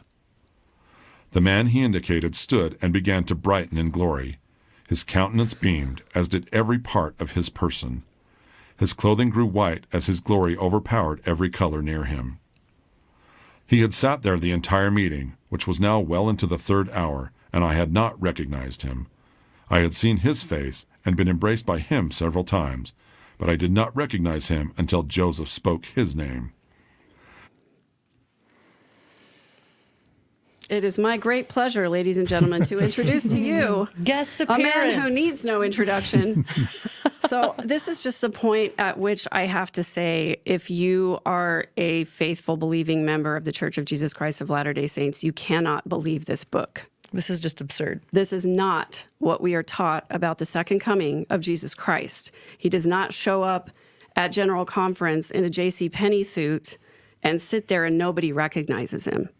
You know, I can Right. buy the part about him being a part of like helping after the destruction, but not before he comes in glory as, you know, we're told that he's going to appear. So that's just my plug. If there's any members out there watching who are believing members of the church, please reconsider your endorsement of this book because it clearly is not doctrinally sound. Thank you. Thank you. And can I throw out how strange it is to have Jesus Christ and yeah, a JCPenney suit. I love the little addition of JCPenney's, but let's just talk about a suit. I feel like, I joke that, we create a surfer Jesus in a lot of paintings. There's the Jewish Jesus Christ, and then there's the surfer Jesus that shows up, with blue eyes and blonde hair in paintings. And I'm not a fan of surfer Jesus, but and according to Chad and Lori, Jesus had blue eyes. But I also feel like that's also a creation of like making Jesus more of this white Mormon dude. Now, see, he's one of us. Jesus shows up in a JCPenney suit. That's how he's always been, and that's who he is. He's our guy. Don't He's forget our the red man. tie. Don't forget to wear a tie. The red tie is the... So, my Jesus isn't showing up in a suit. I don't know about you guys. I'm just imagining Jesus. Hey, honey, I'm putting my tie on. Is my tie straight? Is Jesus going to put on a corporate suit? No, never, never. Jesus is the opposite of corporate. That's exactly it's just, oof. Yeah. Which is why it also bothers me that it's the corporation of the Church of Jesus Christ of Latter-day Saints. In my mind, a church that bears the name of a man who preached about humility and serving others would not be a corporation with billions and billions of dollars at their disposal, with which they could choose to end suffering, poverty, world hunger, but they don't choose to do that. So, what's this next clip of the fireside? This is Thom talking about the fireside and just he's sort of expounding on it. I don't know that we necessarily have to listen to it. But the clip after that is Portals and the gathering of the 144,000. Let's listen to Portals. Yeah. Yeah, Okay. this is important. Yeah. Okay. All right. This is Portals Among Us. We were busy expanding Zion by gathering in the elect all around the globe through the portals. By this time, every translated person had his or her own portal, but there was a learning curve to using it. For an inexperienced person, they could only travel so far and would have to walk or obtain other transportation to go beyond that. Some newly translated people would go out on their missions and then become overwhelmed by what they saw, and with fear or sorrow in their hearts, they could not return via the portals and thus pollute Zion. They had to begin their journeys back to Zion afoot, awaiting the time when they could regroup their faith and overcome their fear so that their portals could bring them back home. Portals. Yep. So again, it's instrumental in the gathering. We can see where probably Lori, attached onto some of these ideas about portals and being translated because she believed she was instrumental in gathering the 144,000. And this is kind of a weird thing because I bet if we went around the room and talked about what our understanding of the 144,000 is, we probably would all give different answers. I agree with that. Because there's not really a consensus on this. It's talked about in the Bible. The Jehovah's Witnesses have adopted that as will be 144,000 people in heaven. Right. There's actually a clip later, and that's about the fact that Joseph Smith taught that the gathering of the gathering had already started, and that the people who were doing the gathering were the 144,000. I guess the idea is 12,000 people from each of the 12 tribes, and those were the people who were going to gather everyone to Zion. So, And this clip you have of the fireside, what's that about? this is Thom talking about portals. Okay, So should we roll it? We probably should Okay. listen to that one. Now, in the temple, you had a job in the temple, I did. and in the office where you labored, you called it a portal, and you described it as being like a window, although it wasn't glass, and it was arched on the top, about 5 feet wide and 15 feet tall, and that. Tell us about portals, what they're for, and how you use them. This is fascinating to me. We were given assignments because remember, our job was to bring to pass the immortality and the eternal life of And man. to gather the elect from And to out of gather the the earth. elect from all throughout the earth. So our responsibility was to learn as much as we could about these individuals. And once you received an assignment, it would be like me saying, if I was said, I'm going to go to Phil's house, and you need to know everything you need to know about Phil, all I'd have to do is think about Phil, and I would know everything through the portal. So it would give me all the information. It would let me know time frame. And once you are moved out of this body, once you move out of this telestial into the terrestrial, once you've experienced translation, then what happens is you can either move in a glorified state or in a non-glorified state. And you can move into wherever the Lord sends you. And you go through the portal and you are where you're supposed to be. This is an instantaneous.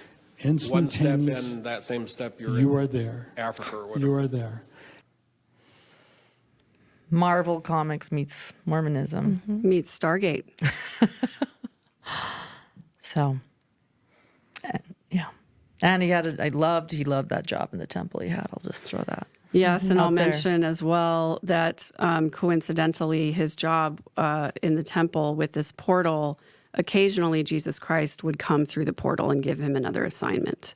So he was important enough that that Jesus would come and visit him in his office and tell him what he needed to do next. And that's one of the reasons that my sister's friend said that absolutely not. This is an apostate book. This guy thinks he's right up there with Jesus Christ. Jesus Christ comes to him in a portal, not the other way around. Yeah, and I'm not seeing a lot of humility in this book either. A lot of talk of humility. He'll Right. always say, "I humbly did this and I humbly Right. asked that." But let's just look at the big picture. There's not a actual lot of humility here. Yeah, it's a There's humble, a lot of humble brag. spiritual Jesus Christ flexing. Jesus Christ is portaling to him, Yeah. and vice versa. So, Yeah. And again, it's like he'll pay lip service in the introduction of the book and in his letter that he sent to you, Lauren, that these things are just for him. They're not meant for anybody else. But the way he presents it is as factual information, and he's disseminating it in a way that says to everybody in the audience, factual. This is important for you to know. I learned this. This is going to be helpful for your life. And can I just note that, like, in modern Mormonism, drinking a cup of tea or a latte or not paying 10% of your income to the church is enough to keep you out of the temple. And yet writing this apocalyptic book that has wreaked so much havoc, again, gets you promoted as bishop, who gets to decide who goes to the temple and doesn't. Like, I think our priorities of how we determine worthiness, I don't think we should be determining worthiness at all. But if we're going to, it just seems like our priorities are askew. I agree. Maybe. Yeah. So there was a lot of talk amongst the Chad Daybell, Julie Rowe crowd about spiritual gifts. And I think our next clip is about Thom talking about spiritual gifts. And we decided to use this clip instead of the book one because we got tired of the AI voice. I don't think it's AI because you can hear him breathing. Unless Yeah, AI that's true. breathes. But how Well, then can, he's done a heck of a job sounding like AI. That is a great voice then to... Yeah, and being so emotionless and putting the wrong emphasis on the wrong words. Anyway. I could be wrong. All right, well, here's the clip. To my spiritual eyes, translated people just looked different. I could discern them far off.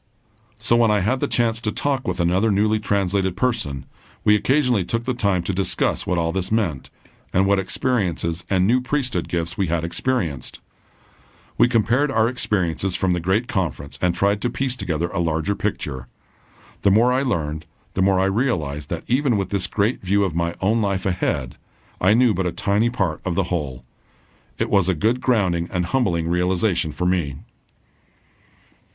We also knew that even though the gift of translation had been fully given to us, that we were still in the process of becoming, of learning our duties and our abilities, and when it was appropriate to use them. When I met an old translated being, there was a power and righteous serenity about them that I did not possess. Seeing and experiencing their highly developed state motivated me to yield to whatever process I needed to endure to become fully evolved in my new status. I knew I was changing. I also knew it was going to take years for the process to be fully implemented. There was a direct and constant influence of the Holy Ghost in the camps that could not be denied. It was a new phenomenon among the saints that had begun the day of the Great Conference. Everyone was adjusting to this new level of spiritual power. There was a lot of conversation about whether this was the millennial state, or if it was part of the process to the greater change of translation. About this time, transoceanic travel became possible again via ships at sea. The different cities of Zion around the world had been established and fortified. Many groups from Canada were assigned to travel to these smaller cities and to gather the elect along the way. Companies also left from Salt Lake City and other Zion cities to go forth and gather. This work was all directed by the apostles from Salt Lake City. The church had a working telecommunication network before the tribulations began, but we were learning to use a more perfect system. It began to function because the power of God was being made manifest in greater degree among us. Just as the two apostles had arrived in Cardston by divine means, man-made communication systems slowly became operational. Yeah, so that was a later clip. So I set up the wrong one. No, it's okay. Yeah, it I was think interesting. It was good. yeah. For me, that clip was important. I'm the one that put that in there. Right. And it goes to this idea of his teaching that you can develop these spiritual gifts to where you transcend the laws of science, the laws of nature, and you can start teleporting. You can start reading people's minds. You can start communicating without language. Tell me that doesn't sound like Chad and Lori. It absolutely is, and it's just a fantasy world. You know, it's like living in Dungeons and Dragons, as many people have pointed out. Yeah. It's defies all science. It defies everything I've learned about, Mormon teachings too. I don't know. It's bizarre.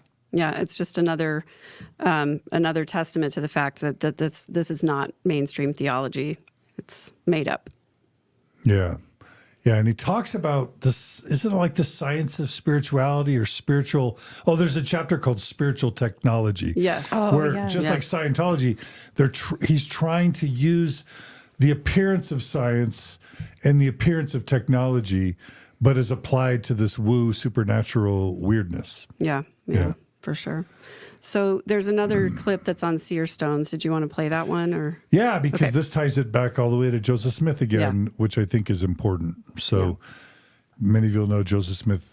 The beginning of his reputation as someone with special powers was not as the man who produced the Book of Mormon and the Golden Plates. It was as the young boy who got a seer stone and could help people find buried treasure with the powerful seer stone that then he later used to translate the Book of Mormon, the Golden Plates. Well, we got to have some seer stones in here, so let's listen. They also produced the stones that glowed, literally thousands of them. These were placed in every room in the temple and offices. They rested in beautiful sconces, upon candlesticks, or in fixtures in the ceiling.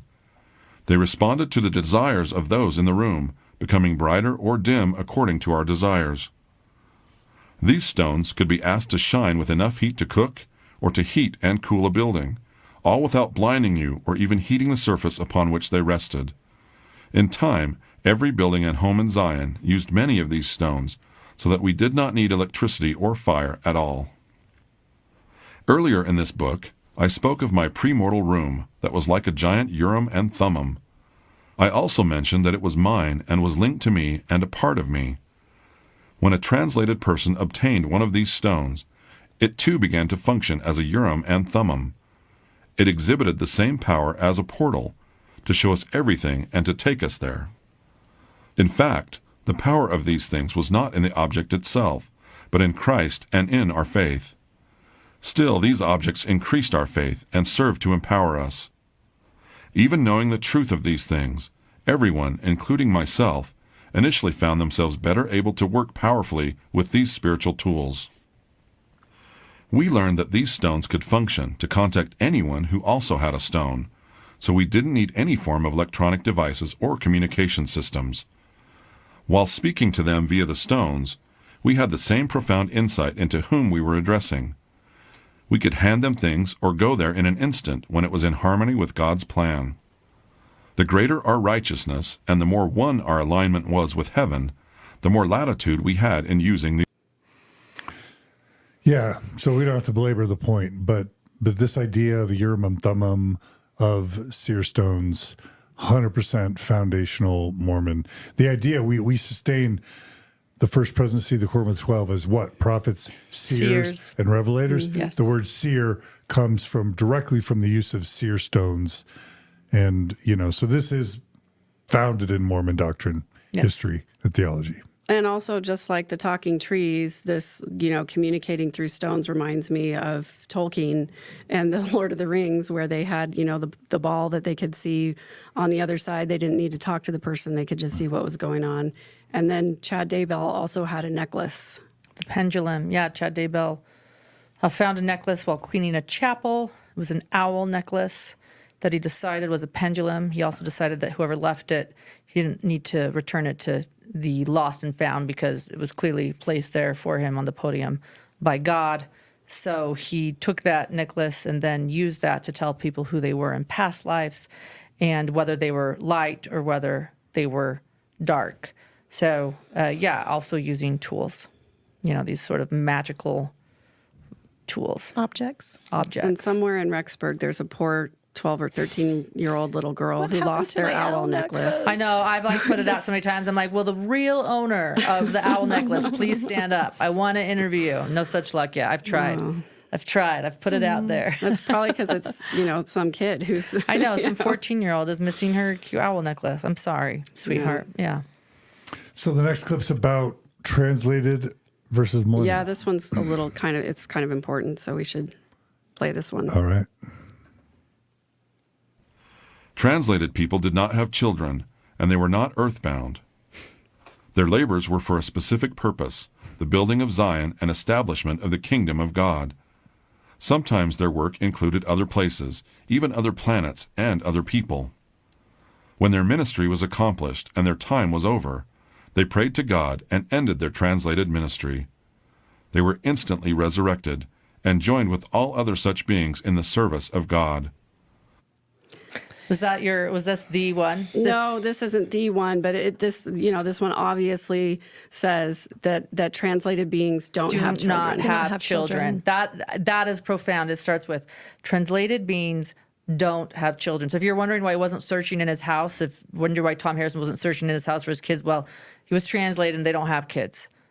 Lori and Chad Daybell don't have kids. Lori doesn't have kids. She's translated. Translated beings don't have kids, which is also just bizarre. I thought that we were all about kids in Right. the LDS faith, but not if you're translated. Not if you're translated. You've got too much You've got too much important work to do. Mm-hmm. And this also reminds me, too, of Lori's statement at her sentencing when she talked about Tylee and JJ being busy. So busy. And Tammy being busy in the afterlife. And this, for all the people who are like, what the heck are they busy doing? This is it. This is the busy work that they're doing, is gathering people and teaching the gospel. Full circle, go back to that video of her and Chad in their swimsuits, sitting there childless in Hawaii, and she is reading this book. The children have been murdered. They are buried in Chad Daybell's yard, and they are sunbathing in Hawaii reading this book. Translated beings do not have children. This is their Bible. I hate to say it, but it is. Mm-hmm. This is. I agree with you. I think you hit the nail on the head. Yeah, we're almost there. The next one is the next one ties in to some of these other things, so we should listen to the next It's one. about the 144,000 as written about in the book of Revelations. Is that what you have next? No, I have it. I have Which one do you have next? one of the ones that we added. Which one? Can you pull it? If you pull it up on that screen, then I can see it.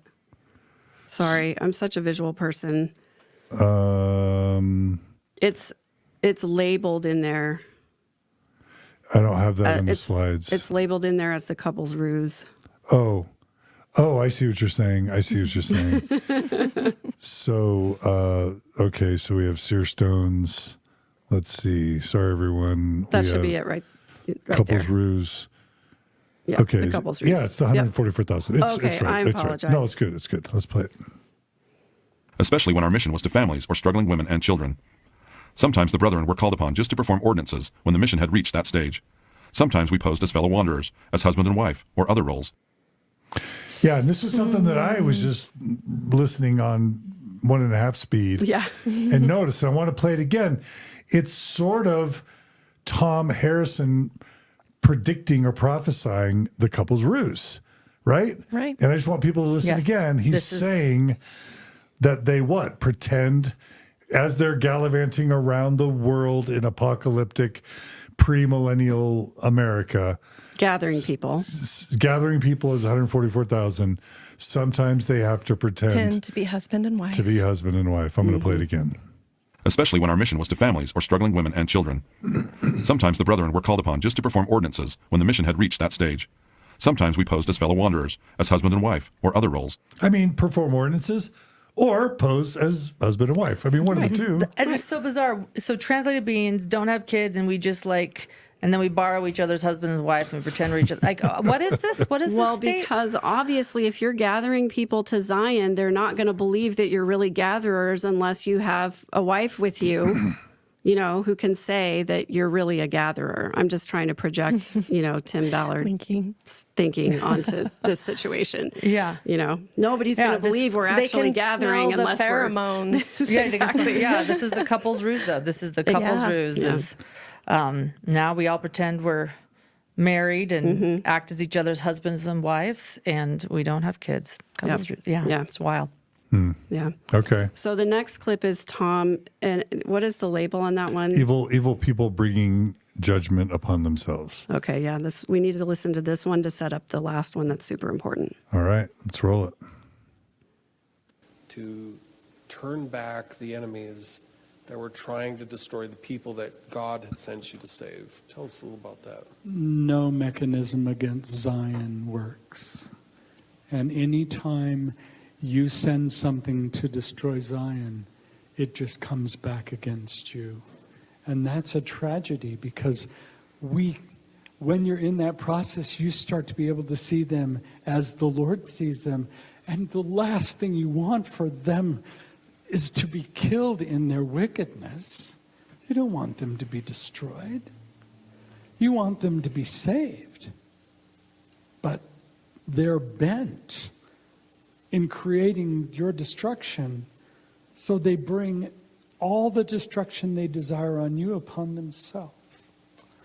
And that's a tragedy. Because once you've seen what is in store, once you've seen that process, you want no one to be lost. You want no soul to be unsanctified. And that's a tragedy. But they bring that death upon themselves. And that I thought it was funny when he talks about Jesus coming, like literally the second coming. One of the things he mentions is that people try and shoot at Jesus, and then he says that's the last mortal act that they ever performed. You know what I mean? Like it's this dark kind of like, don't mess with the Lord's anointed. What were you saying? Just I mean that you bring this destruction on yourself. You know, if you fight against Zion, then you get what you deserve, and it's a tragedy, but you get what you deserve. That was wild. I almost, when he was like, you don't want to destroy them. I'm like, do you not? Because you're almost making me sound like you want to destroy them. Yeah. Oh, we don't want these terrible people destroyed. We want to save them. I'm like, really? Because I think you're trying to convince yourself. Yeah, for sure. Yeah. Yeah. Yeah. Yeah. The next clip, as far as I'm concerned, is the smoking gun in the book. It really expounds on what Thom was just talking about, so we need to listen to it. And I'm going to give a shout out to Alicia Lee that on TikTok. She was the first one that I saw this clip, but you guys probably all figured it out before that. But she was the one that called it to my attention. I had this clip on my list, and then I saw Alicia's TikTok, and I actually reached out to her, and she and I had a great phone conversation. Great. She's great. And she told me about a prepper community that was, near where she lived, and that they were preaching these same kind of things, and it was super, super scary. And what should people listen for in this clip? It'll be obvious. Okay. All right. Oh, you know what though? Yep. I was going to just read this part from the book because I hate that the AI voice doesn't emphasize it in a way that like makes it important. And you're So- right. The AI voice does breathe. I hear that now. Yeah, so he's you're right. real, but He's he a real- doesn't he is really. real. He does Unless a they good build AI breathing voice. into AI. I don't know. He's Maybe real. some guy sitting they at home do. going, they think my voice sounds like AI. I mean, it's a nice voice, but there's just no emotion or Yeah. expression in it at all. So anyway, they're talking about dealing with the warfare that's happening while they're trying to gather the 144,000 and everybody else to Zion. There are still these troops that have invaded America. there are still people who are literally fighting against Zion with weapons and things like that. And so this talks about dealing with warfare is the section in the book. And it says, there was a law we followed. It was not a rule, but a law. Which, can anybody tell me the difference between a rule and a law? Me either. Nope. Okay. Just making sure it wasn't me. When an individual or group threatened us, we knew their hearts. If there was any hope, even the slightest hope, that they could be saved, even in the most telestial sense, we did not harm them. When we were confronted by people who were fully ripe in iniquity and who would never repent, then we were free to deliver them from mortality. Their death would then be a blessing to them, because they could no longer add additional iniquity to their divine ledger. Rest in peace, JJ and Tylee. Yep, Because that's it. And by the way, And Charles and Tammy. that is Brigham Young's blood atonement theory. That Wow, sometimes interesting. there are sins that are committed that the only way you can receive forgiveness is to have your own blood shed. So this is rooted in Brigham Young's own teachings found in the Journal of Discourses. Yeah, and there's a terrible story about a man who committed adultery, and I guess at some point in the night, the brethren came for him and had dug a hole for him, and he knelt down in front of the grave and accepted that he needed to be killed because he committed adultery. Yeah. Let's play the clip just because let's play it. I know, I want to hear it. Yeah, let's play the clip. Oh, There was a law we followed. It was not a rule, but a law. When an individual or group threatened us, we knew their hearts. If there was any hope, even the slightest hope that they could be saved, even in the most celestial sense, we did not harm them. When we were confronted by people who were fully ripe in iniquity and who would never repent, then we were free to deliver them from mortality. Their death would then be a blessing to them. Their death would be a blessing to them, because they could no longer add additional iniquity to their divine ledger. In the beginning of our work of gathering, we most often hid behind God's power. Toward the end, we were most often granted permission to display God's power. Instead of hiding from them, we started them on their immortal journey. When we did this, it was not a bloodbath and rarely a consumption by fire. They just fell to the ground and slipped into the eternities. When this happened, we felt happy for them to be freed from the torment of their own delusions. With God, they would eventually see clearly once again and could choose to cease heaping condemnation upon their souls. I mean, it's so darkly euphemistic. it is so right? dark. It is so dark. And I want to say, too, before JJ and Tylee, yeah, and Tammy and Charles, too, but JJ and Tylee specifically, before they were killed, Lori asked Chad to do her family history. And he sent her an email saying, here's your family. Who is light and who is dark? And he explained the graph he was using. He even used a decimal system because that's how Chad Daybell wanted to be so profound with his light and rate, system that he used a decimal point system. But he said that if you were past a 4 dark, you really couldn't turn light again. He wrote this in the email. And then he labeled Tylee Ryan, 16-year-old Tylee Ryan, a 4 dark. In other words, there was no chance of deliverance for Tylee at that moment. Chad wrote her death at that moment. And that is what Thom Harrison's book is saying right there. That if there is no chance of deliverance, we act as God and we kill you. And in Lori Vallow's sentencing, she stated that they were happy, that she delivered her children, that she missed them dearly, but they were on to the next place. She delivered them. I mean, this book. We need to talk about this book, and I'm so glad we're here talking about this book and how many people it is inspiring. In the worst way. In the worst way. And it talks about people who are fully ripe in iniquity. And who gets to determine who's fully ripe in iniquity? But the people who have special powers and know everything about everybody. And that takes us all the way back to the beginning of the book, the very first clip, where he says, I knew everything about her. And so therefore, the implication is I can tell if she is repentant or not. I can tell if she's fully ripe in iniquity or if I should let her live, basically.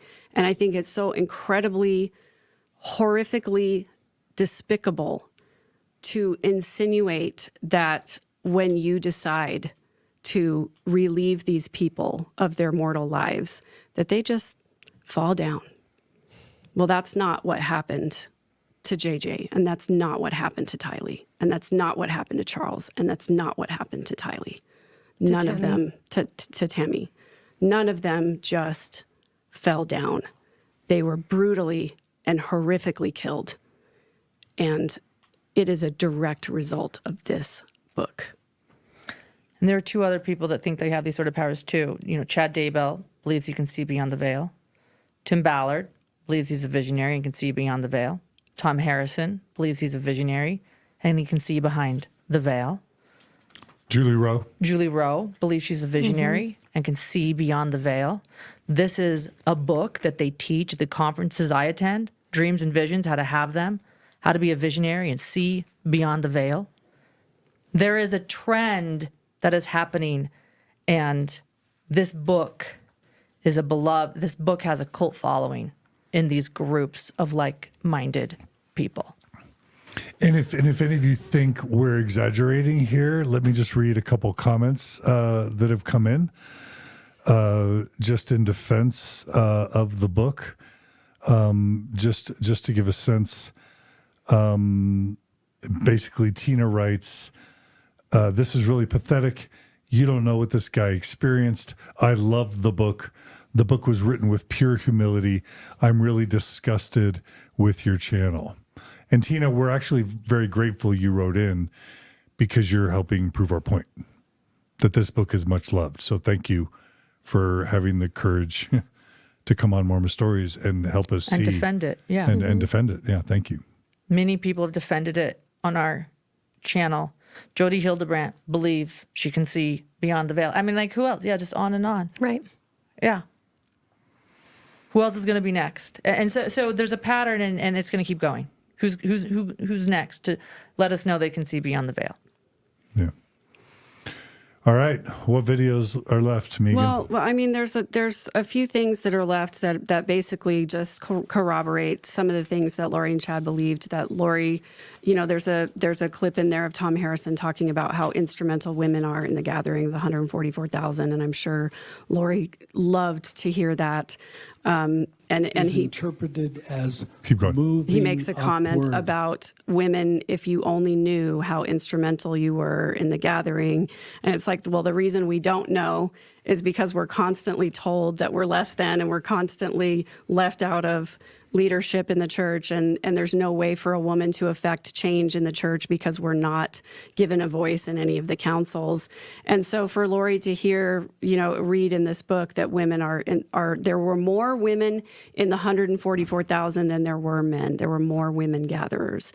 And then the rest of it, the last clip that we have on there, and I don't know if you want to play this one for time's sake or not, but it's Thom sort of wrapping all of this up. Do you want to mention the second anointing clip with Mormonism Live? Yeah, I mean, that's the one I talked about where they point out that Joseph Smith was teaching that the gathering had already started in Joseph Smith's time. And so, yeah, if you want to play that one, that would be a good one. And then we have that one last one from Thom. All right, this is Mormonism Live, Radio Free Mormon, Thanks to Bill Reel. And Bill Reel.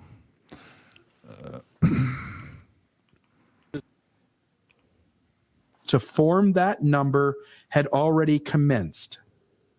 Then, Teachings of the Prophet Joseph Smith, page 366, 2nd May 1844, Discourse by Joseph Smith. I'm going on in my progress for eternal life. It is not only necessary that you should be baptized for your dead, but you will have to go through all the ordinances for them, the same as you have gone through to save yourselves. There will be 144,000 saviors on Mount Zion, and with them an innumerable host that no man can number. Oh, I beseech you to go forward and make your calling and election made sure. In other words, those who receive the second anointing are those who fall into the 144,000, and the rest of us non-elite inner circle of the faithful get to be those who follow. And so many people have asked me that question. Did Tim Ballard receive his second anointing by M. Russell Ballard? And for those who don't know what the second anointing is, check out the Tom Phillips episode on Mormon Stories podcast or the Hans Mattson Swedish Rescue episodes on Mormon Stories. It's a super secret, special, elite Mormon ordinance performed in the Mormon temples to this day, where your feet are washed by an apostle and your wife or husband are there, you're there as a couple, and you're basically promised that you'll be exalted as a god unless you commit only one sin can keep you from that, and it's murder.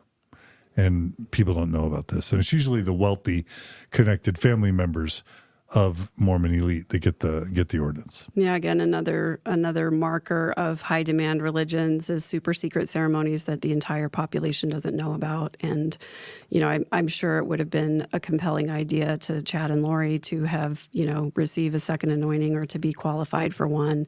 I don't know that Tim Ballard necessarily received one. I don't know if you can be excommunicated for visiting bars after having the second anointing, so that would be speculation on everybody's part. But I just found it super interesting on, you know, that on Mormonism Live, they basically laid out that, you know, if you're not among the 144,000, you're basically not among the elite. And so the idea of elitism that stemmed from the teachings of Barry Cox in his house, you know, that would have been Lori super compelling. Vallow's, your uncle or Lori Vallow's dad. Would have you're been referring to. Yeah, would have been super compelling to Lori. Really quickly, there's someone who must have joined us late. They asked, this is Becky Buck. I'm still on the fence if Jodi was influenced by Visions of Glory. Has there been a clip of Jodi quoting it? Lauren, do you want to remind us the connection between Jodi Hildebrandt and Thom Harrison? And Yeah, absolutely. There's not a clip that I have seen of her quoting it, but it was very connected to Thom Harrison and the Eternal Core podcast and conference. Jodi was very involved in that. So the Eternal Core conference was started by Thom Harrison. It was bringing God back into therapy. And in 2019, he interviewed Jodi Hildebrandt for his podcast, where she talks about distortion and truth, and it's all very similar to what Thom Harrison states, and he validates her in this and says how wonderful it is. In fact, at one point during the podcast, her lights go out, and they both joke that it's because she's speaking truth and that Satan is out there trying to get Jodi to stop speaking truth. This is a very interesting part in the podcast that is on the Eternal Core podcast. So Thom replies, the darkness always wants to show its supremacy when her light goes out, and she's speculating that it's Satan trying to stop her from speaking truth. That's his Binder reply. Mindy. Thank you, Mindy. Mindy is looking at her binder. We call her Binder Mindy. You started that, John. Like you call her Binder it's Mindy. reductionist because she's so much more than just Binder Mindy. But she's so organized. It's something I Pop can't do, so I star, admire pop star it. Mindy. Oh my goodness! Super sleuther Now that is Mindy. a stretch. No, to answer the question of the person who left the comment, we will be talking more about Jodi and her connection to not as much the book Visions of Glory, but her connection to Thom Harrison and Eternal Core Conference in part 2. Correct. And I'll just show the photo one more Yes, time. thank There's you. the Eternal Core Conference sort of like banner image. That's Thom Harrison right in the middle. And then 2 faces over is Jodi Hildebrandt. And then right to the immediate left of Thom Harrison, or on the right hand of Thom Harrison, is none other than Tim Ballard. And I want to share this too.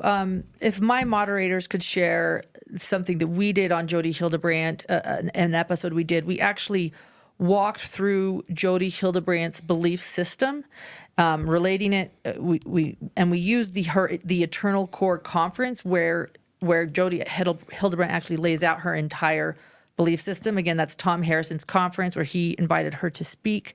And my husband, who's a psychologist, a licensed psychologist, Dr. John Matthias, actually put together a map of her belief systems. And so after hearing about this book, please go visit for yourself and see if it rings true, you know. So, and again, as Mindy mentioned, we'll be talking a lot about that in the next episode. That we hope to start in an hour or two after we have dinner. lunch and dinner. I do feel.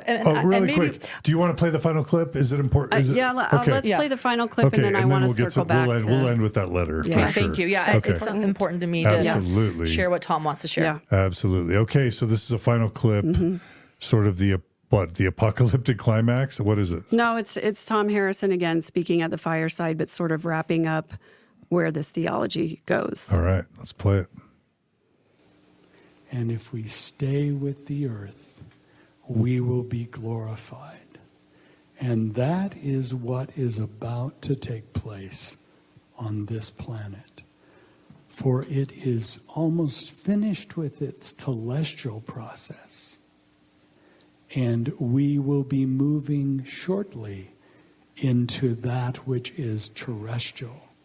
And when we move into that terrestrial structure, then we become glorified with it.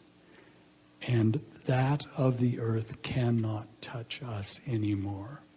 Remember, when you go to the temple, those ordinances are not telestial. They are terrestrial and celestial. And every time you go in, first it bathes our feet, like Ezekiel saw. Then it goes up to our ankles. Then it goes up to our waist. And then it goes up to our chest. And pretty soon it goes all the way over our head. And it transforms us. For in it has the capacity to bring the church and all of its people, all the church of the firstborn, all the church of Jesus Christ of Latter-day Saints, that which was given the Father to its appropriate terrestrial and celestial state, and then the millennium will take place. So, really quickly, one of the commenters made a kind of an obscure comment. Patricia Burns wrote Marshall Applewhite.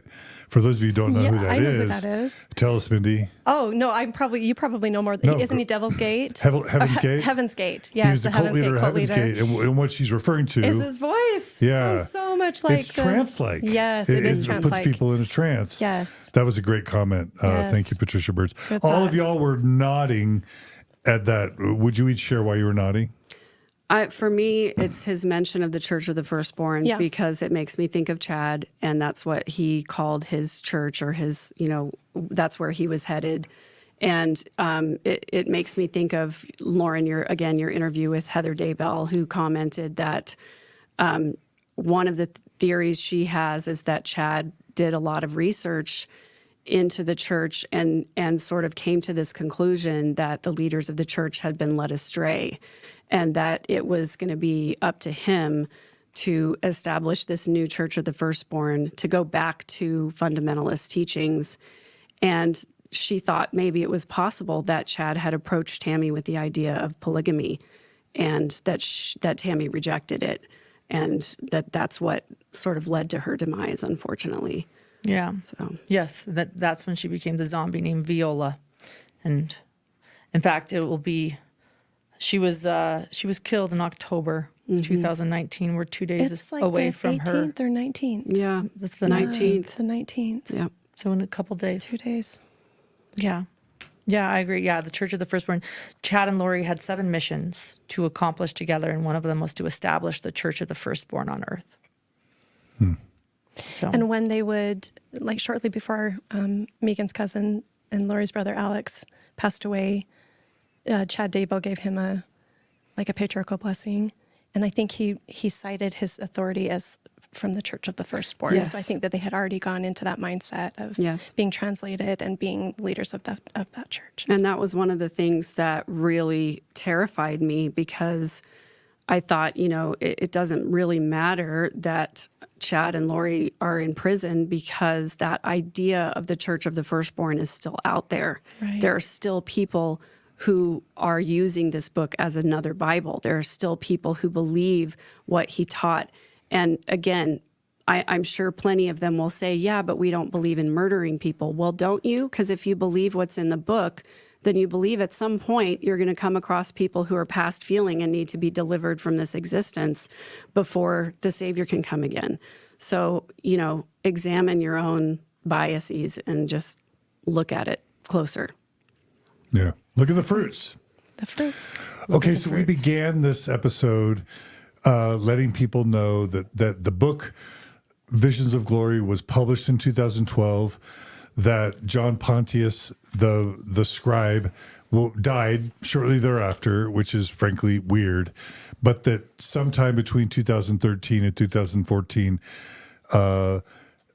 Thom Harrison was summoned into some sort of disciplinary council and had to answer to the brethren of the church as to how this book was going to be dealt with. He drafted a letter, and then he sent Lauren Matthias a copy of this letter when she reached out to him to ask if he might be Spencer. So let's bring it back to Lauren.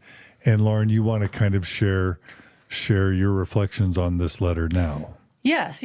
I feel it's only fair to read the entire thing for Thom because I feel like it's Thom's statement. So as a journalist, I want to read the entire thing because the fact that he sent this to me in response to my question says, here's my statement. This is all I'm going to say about it. So it's almost like, reaching out. What would you like to say? Here's the letter he has sent. And so, yeah, I have some interesting reflections on it. I'll read the whole thing. And it's, again, so March 23rd, 2014, it's regarding Visions of Glory. That's what it's titled. So therefore, we can know the disciplinary council was about this book. Let's preface it too. I've learned that, so he was making money off of the book along with John Pontius. The book was published by Cedar Fort Publishing. That's a publishing company that Chad Daybell worked for until Chad started his own publishing company. And so, published by Cedar Fort, he was making money off of it along with John Pontius, and he was speaking out. We learned that this 2012 fireside was well before this letter. So he was sharing publicly that he was Spencer, and then this letter changed some things. Here we are. To whom it may concern and my priesthood leaders. After meeting with my stake president on this 23rd day of March 2014, I write this letter to disclose my feelings and present opinions of the book, Visions of Glory, which was published by Cedar Fort Publishing Company on December of 2012. I disclose that I am Spencer, the person whom the majority of this account is written about. I have been asked to discuss the origins and my present feelings associated with this book. I first met John Pontius via a person who I met when she was in her youth. She and John Pontius's daughter had moved into the same ward in Colorado. She thought that he and I had shared many similar experiences from our mutual years of illness and my 3 near-death experiences, and that it would be, in quotes, good for us to meet. After our first meeting, I was pleased to speak with John, an active member of the Church of Jesus Christ of Latter-day Saints, who had the capacity to talk openly about these things we had in common, which much of these things I had kept to myself for a number of years. It was refreshing to be able to speak openly of these things with him. Shortly after our first meeting, John suggested that these experiences should be written down, even if it were just for my posterity. This concept was initially contrary to everything I had been taught and had read about regarding the sharing of sacred experiences with others. We continued to talk, and I began to see the possible purpose in having this record for my family. John was a published author of many books dealing with LDS church topics. John assisted me by sharing his insights into the things I spoke with him about. Many of these experiences I shared with him I had and seen when I was very ill over a protracted period of time. In hindsight, I see far more clearly that it would have been better to follow the counsel of Elder Neil Maxwell, a member of our ward, when he said to me, in quotes, "Brother Thom, do not try to interpret these things or read into them," end quote. He counseled me that I should wait to see and experience these things in the proper timing of the Lord. It was not until I attended a leadership meeting at my stake center when I heard our present prophet, Thomas S. Monson, tell us all priesthood leadership that we needed to share more openly our testimonies and special sacred experiences with our friends, families, and fellow saints on social media and in writing to strengthen one another, and by that which we have experienced. After hearing this counsel, only then did I start to think that maybe John Pontius was right, and that I should express these experiences to strengthen those who might read of these things, that it might remind them that God cares for each of us and is mindful of us. It was at this time that I also read Elder Melvin Ballard's experience with a personal visitation of Christ, and also read of Elder Haight's story of seeing Christ in Gethsemane. I prayed extensively about this, and after these experiences, believing maybe the brethren had relaxed their views regarding disclosure, I agreed to disclose a portion of these things to John and go forward from there in association with what would become of these communications. I knew that John had terminal cancer, and he would leave my life as quickly as he had come into it. In hindsight, believing John would pass away before this book, I believed that John would pass away before this book would ever see the light of day. After 50 hours of meeting with John Pontius, he asked if he could share some chapters of what we had written with his publisher, Cedar Fort. He did so, and they were reluctant to publish them, stating there would not be an audience for such a story. They told John that if they did publish the book, they would start with about 550 copies of the manuscript. However, they did not think there would be a market for this book. I believed them, and after consulting with John about his thinking, knowing that this was their business, not mine, and they must be familiar with what sells and what does not sell, I believed at best maybe a few copies would sell, and John would have his last wish before departing this life from the complications associated with his terminal intestinal cancer. John had a blog spot, Unblog My Soul, where I believed a few of his faithful members would read such a book as this. It would be a flash in the pan and then done. John continued to work on the book and sent me manuscripts to edit and comment on. We were doing this all electronically, and I believed he was receiving all of my comments and changes as I sent them. I surprisingly learned after his death in December of 2012, when I was finally given a copy of the published book, that many of my corrections and the entire last editing of Visions of Glory had not either been received by the publisher, or that John, in his profound state of illness in those last few weeks of his suffering, did not include. Realizing after reading the published book for the first time that this was a joint effort, and I would estimate that a third of the book was John's interpretation of what I had seen or experienced, or even that more of the content of the book was the facility that an author needed to use in place of these experiences into a context and a storyline scenario. John also added that the book things which he had seen and experienced, John Pontius also added to the book things which I had seen and experienced, which were different from that which I had experienced. I have no need or do not want to give the impression that I am throwing John Pontius under the bus. However, I can only be responsible to that which I actually related to him and experienced for myself. The remainder is John's work, capacity for writing, and his placing my experiences into an appropriate context and storyline. From the start, I do not or have not seen myself or Visions of Glory, the book, as attempting to speak for the church or saying that this is in any way doctrinal or a true account of what we as a people have in store for us. It was and is an experience given to me alone. It is not meant to be generalized in what will happen to the church or people as a whole. I believe much of it is a metaphor or analogy and should be seen as such. It is and has been just what I saw, my own experience.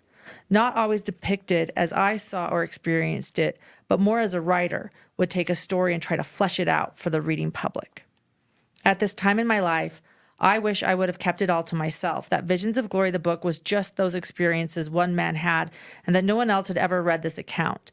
It has caused me great grief, despair, family discord, public ill treatment, derision, and criticism. I have learned that when we undertake to cast sacred things before the masses, that they turn and rend you, and the rending is very severe.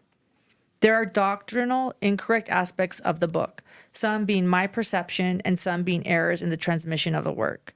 Some out of my or John's misinterpretation of what was being said or what was shown to me. It is difficult for two minds to have complete accuracy in trying to explain what was seen into words that convey the true meaning of what was shown. It is my intent to not speak of this account any further, other than this letter. I do not have the rights to this work. They belong to the Pontius family. So I have no power to stop the printing of this book. Under no circumstance did John or I ever mean to conspire, deceive, or acquire gain from these sacred things. Our hope was to lift, bless, and bring people to Christ. If asked about this work, I will give those who inquire a copy of this letter. I will not give firesides or presentations regarding this book.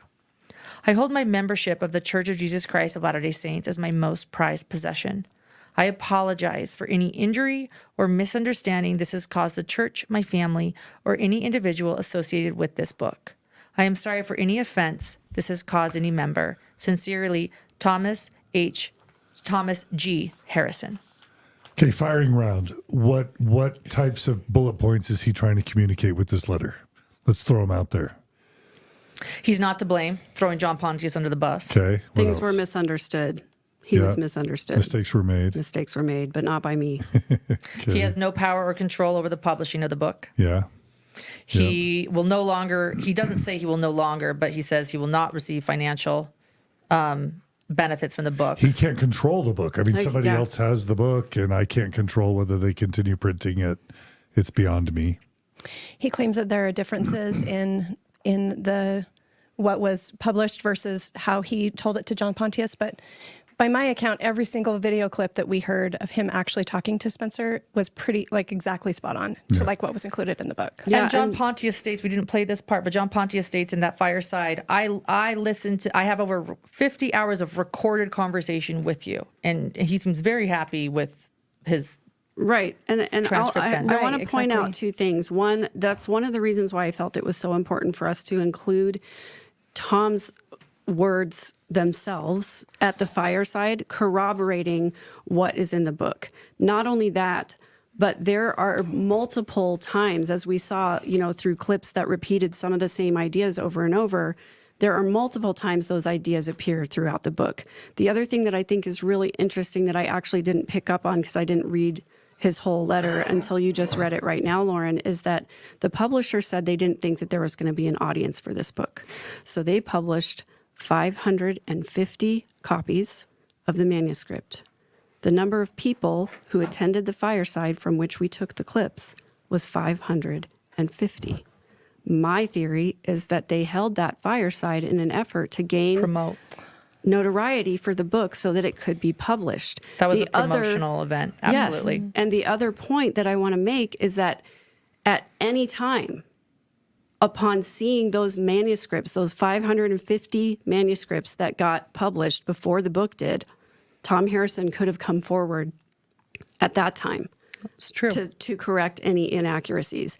And I know personally, if I had written a book and the publisher or the editor or something like that had changed something that materially altered what I intended it to be, and I had a manuscript of it, I sure as heck would go and correct it before it got published. Absolutely. I'd go talk great to point. John Pontius, and then if he had died, I would go talk to his dear widow. Yep.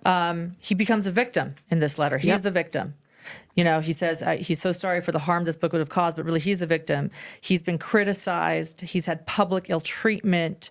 He has learned, that if he Cast casts your pearls before swine, right? Yeah. so a lot of pitying himself, which is always a red flag to me. I just, Yeah, but what do we make of him saying, think of a lot of this as metaphor. Think of it as myth or symbolic. That was the most interesting part of the letter to me. I have repeated that metaphor line over and over on different podcasts I've shared, never reading the whole letter until this moment, because people take this so literally. And so I say, well, as far as Thom Harrison's concerned, he told me it was a metaphor. And that got the attention of some people who called me because they said, he doesn't believe it's a metaphor. People called me and said, that is not true. And you can read the book or listen to the fireside we just listened to. Do you guys think he thinks it's a metaphor? Has he ever stated that once in the book that this is a metaphor? No way. Does he share in his firesides it's a metaphor? Did he tell Tim Ballard that, his visions are just metaphors? That Ballard's metaphorically going to be the prophet and the president of the United States. Yeah.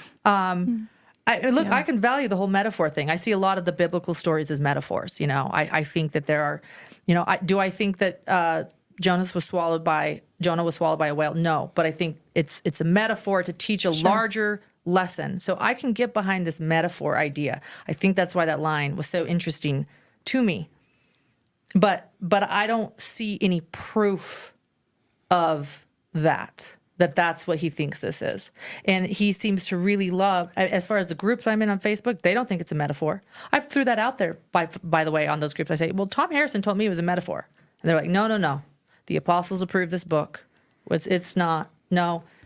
And he also wants to give the impression that he's going to stop talking about it, but is that what happened between 2014 and the present? Well, I think that's why he didn't get firesides. He didn't get firesides, and I think that's why this book has such a cult following. I want to say this. I think that backfired. He doesn't give public firesides now. That's true. He has stopped that. He does not do that. But now it's secret. And now the secrecy has created, I think, a bit of the cult following in this book. That if you know who Thom Harrison is, it's special. If you know who Spencer really is, it's special. I've seen these groups, these people talking. So who's Spencer? Well, we know who it is, but we're not going to say it because it's sacred and it's special. It actually, I think, has risen, it has grown his prominence, his special. And then some people say, oh, but he's so humble, he doesn't even want recognition. No, he stopped giving public firesides because he knew he'd lose his membership in the church. Right. I just want to point that out too. And in 2019, they're doing Eternal Core, which he helped found, which is another platform for him to talk about his beliefs and maybe insert some of his visionary ideas or ideologies.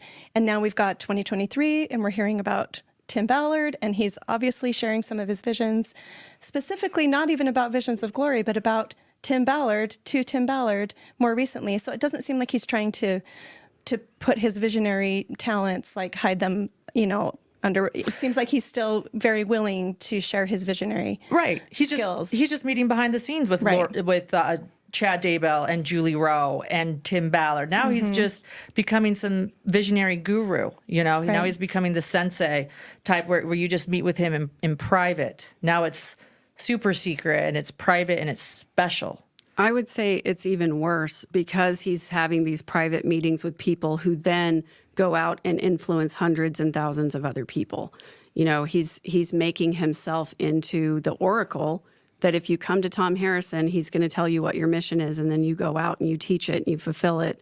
And that's kind of the way that I see it, his relationship with Tim Ballard and his relationship with Chad, because Chad was the one who, sort of had this Church of the Firstborn and everything like that. But he was meeting with Thom Harrison, who probably told him, you're going to be instrumental in gathering. And he obviously told Tim Ballard he was going to have, a really important role. So his ideas have gone from being a nice fireside to, I'm the person that the important people come to. Correct. To get, the ideology that they need to go forward and finish their mission. Yeah. The super special, prominent, prepping, visionary, near-death experience, fundamentalists go to Thom Harrison. And that's the secret. That's like a thing, but it now is not public. Right. And he'll say things on his podcast like, well, I died 3 times, so I know what this is like. And he still continues to talk about it. He's just not doing it in a way that's going to anger the church. He doesn't state he's Spencer. He doesn't talk about visions of glory now. Right. But he alludes to it. Yes. And who knows what he's saying behind closed doors. Exactly. Right. Exactly. So he's not saying it publicly. Well, believe it or not, after 5 hours and 12 minutes, we have more. So there's a couple comments that I think are interesting just to close. Brilliant Trash wrote, if it's a metaphor, what was the metaphor for? I think that's interesting. Yeah. Great If question. it's a metaphor, That's a great question. what is it a metaphor Yeah, and that's for? what I was going to say. The parable of the talents is a metaphor. The parable of the, what are some of the other ones? The sower. The parable of the sower is a metaphor. It's very clearly a story that was fiction, but we can apply it in this way to our lives. Daniel and the Lion's Den, faith, courage. So visions of glory would be shame and Fear, fear. apocalyptic Maybe just a metaphor destruction. for, preparation for the second coming of Jesus Christ, because, if you believe the book of Revelation, there's going to be tribulation. And so maybe that's the metaphor. Just don't know exactly what it's going to be, but we can be prepared. I don't know. That is a great question. What is it a metaphor for? Yeah. Yeah. And then here's some intrigue. This is completely unsubstantiated and I'm just sharing it for silliness. Reader writes, I heard Thom Harrison was excommunicated. And I think at this point, it's just a joke. It's a joke about Tim Ballard. Yeah. Oh, gotcha. Right. We're going to start go check Vice News. We'll see. Yeah.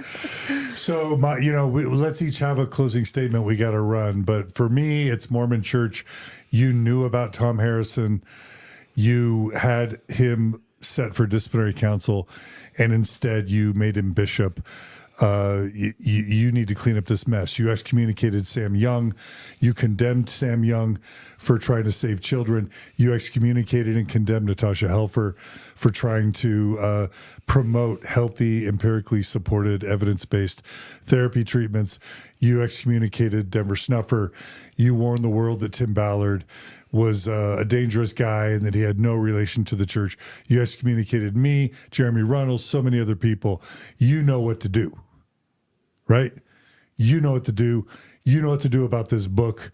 You have the power within your hands to condemn this book, to let all those Mormons out there know this book is dangerous, and to stop Thom Harrison.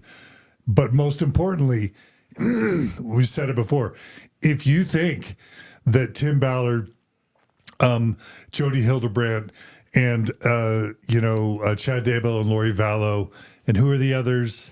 Maurice Harker. There's a tie to Rod Meldrum. If you think, Mormon Church, that the mayhem and the chaos and the mental illness and even the death is over by ignoring this book, you ignore the prophecies of these three women.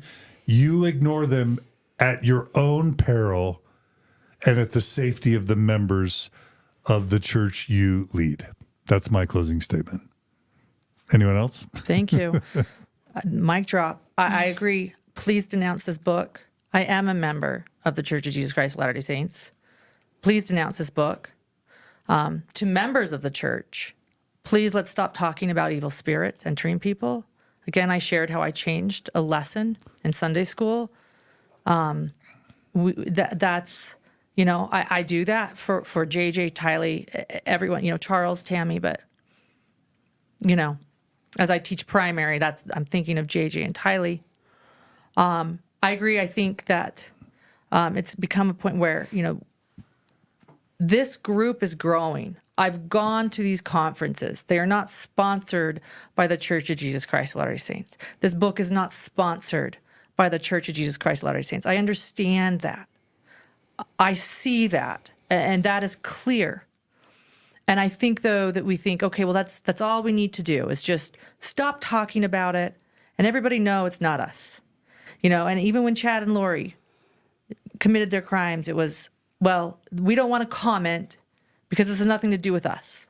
But we're realizing again and again and again that all these people are connected. They're all coming from the same sort of group of people with these similar beliefs, and it is a dangerous group of people. And I think many times the church might be afraid of going after this group because they're the people that do missionary work, and they're the people that hand out Book of Mormons, and they're the people that are, wearing the church on their sleeves, so I get it. These are the people that are loyal to the Church of Jesus Christ of Latter-day Saints, these ones that are attending these extremist conferences. But I just want to say that it's not just a put your head in the sand and say it's not sponsored by us, so we're good. These people are dangerous, and they are believing members of the Church of Jesus Christ of Latter-day Saints. Chad and Lori were believing members of the church. Tim Ballard was a believing member of the church. I'm grateful that the church spoke out.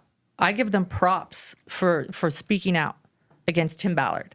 I think that was wonderful. And that's just the tip of the iceberg, though. This book does need to be denounced. Please let the members know this book is bad and to not read it. It's not enough to say it's not sponsored by the Church of Jesus Christ of Latter-day Saints and that you don't sell it in Deseret Book. It's not enough. Please do something about this. Please. More it will continue coming. Mindy? Yeah, thank you to all of the viewers and listeners who have stuck with us this long. We knew that this would be a long episode, but we felt like it was very important.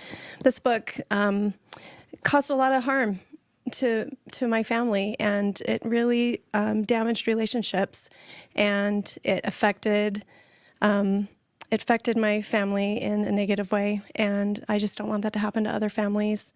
I don't want to see people going into debt over things and items that they are not going to need, or not at the extent that they think they do. I am sad to see people living in such fear and trepidation about things because of the ideas in this book. So I echo everything that the others have said. I would love to see the church officially by name denounce this book, and hopefully that would set a precedent and discourage others from publishing anything similar. Well said. Megan? Thanks. Yeah. The whole reason that I started to speak publicly when Lori's trial was going on is because I felt very strongly that the truth was not being told about her and about the family that made her, and about the teachings that made her. And so this effort has been part of that ongoing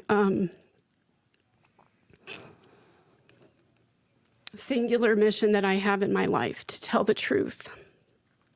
And I said this last time I was on Mormon Stories, that the truth is harmful to people who have not confronted their own shame. And so if our treatment of this book makes you angry, you should ask yourself why. All of us have made mistakes. All of us have believed in things that are not true, or that are not good, or that are not right. All of us have harmed other people in some way. And the only way for us to stop doing that is for us to admit that we've made a mistake and that we need to do better. And so my main goal in doing this was to help people who like this book and who have promoted this book and who have changed their lives or their behavior because of this book, to help them see the harm that is inherent in it. And sometimes it's easy to latch on to an idea that's compelling to you and to ignore the things that might be harmful to someone else. And so what I really hope to accomplish with this episode is just that people will examine their own beliefs and their own biases, and just make sure that it's not something that's harming people. And, I think we just do a disservice to Charles and Tammy and JJ and Tylee and the victims of Jodi Hildebrandt and the victims of Tim Ballard if we don't acknowledge the source of their harmful ideology. And if we can, as a group of people who care about victims, do anything to save someone else from future harm, that we should do it. That we should always speak the truth, even when it's hurtful, even when it causes upheaval, even when it makes us feel ashamed of the things that we've said or done. Beautiful. Thank you, all three of you, for this episode. Amazing work. Please check out Hidden True Crime YouTube channel. Megan, you're amazing. Thanks for making this happen. Mindy, thanks for joining us today. You're welcome. And we hope in the next hour or two to have a final live stream talking about more directly the connections. Please subscribe, again, to Hidden True Crime Podcast, Mormon Stories. Be kind to each other. Be good to each other. Please share this episode far and wide with as many people as you can, and then do whatever you can within your spheres of influence to try and make a difference. All right? Thanks, Lauren. Thanks, John. Thanks, Dr. John. Yes. Thanks, Megan. Thank you, John. Thanks, Mindy. Welcome. All right. See y'all again. Come right back in about an hour or hour and a half for another episode on this issue. Take care, everybody. See you soon. So, yeah.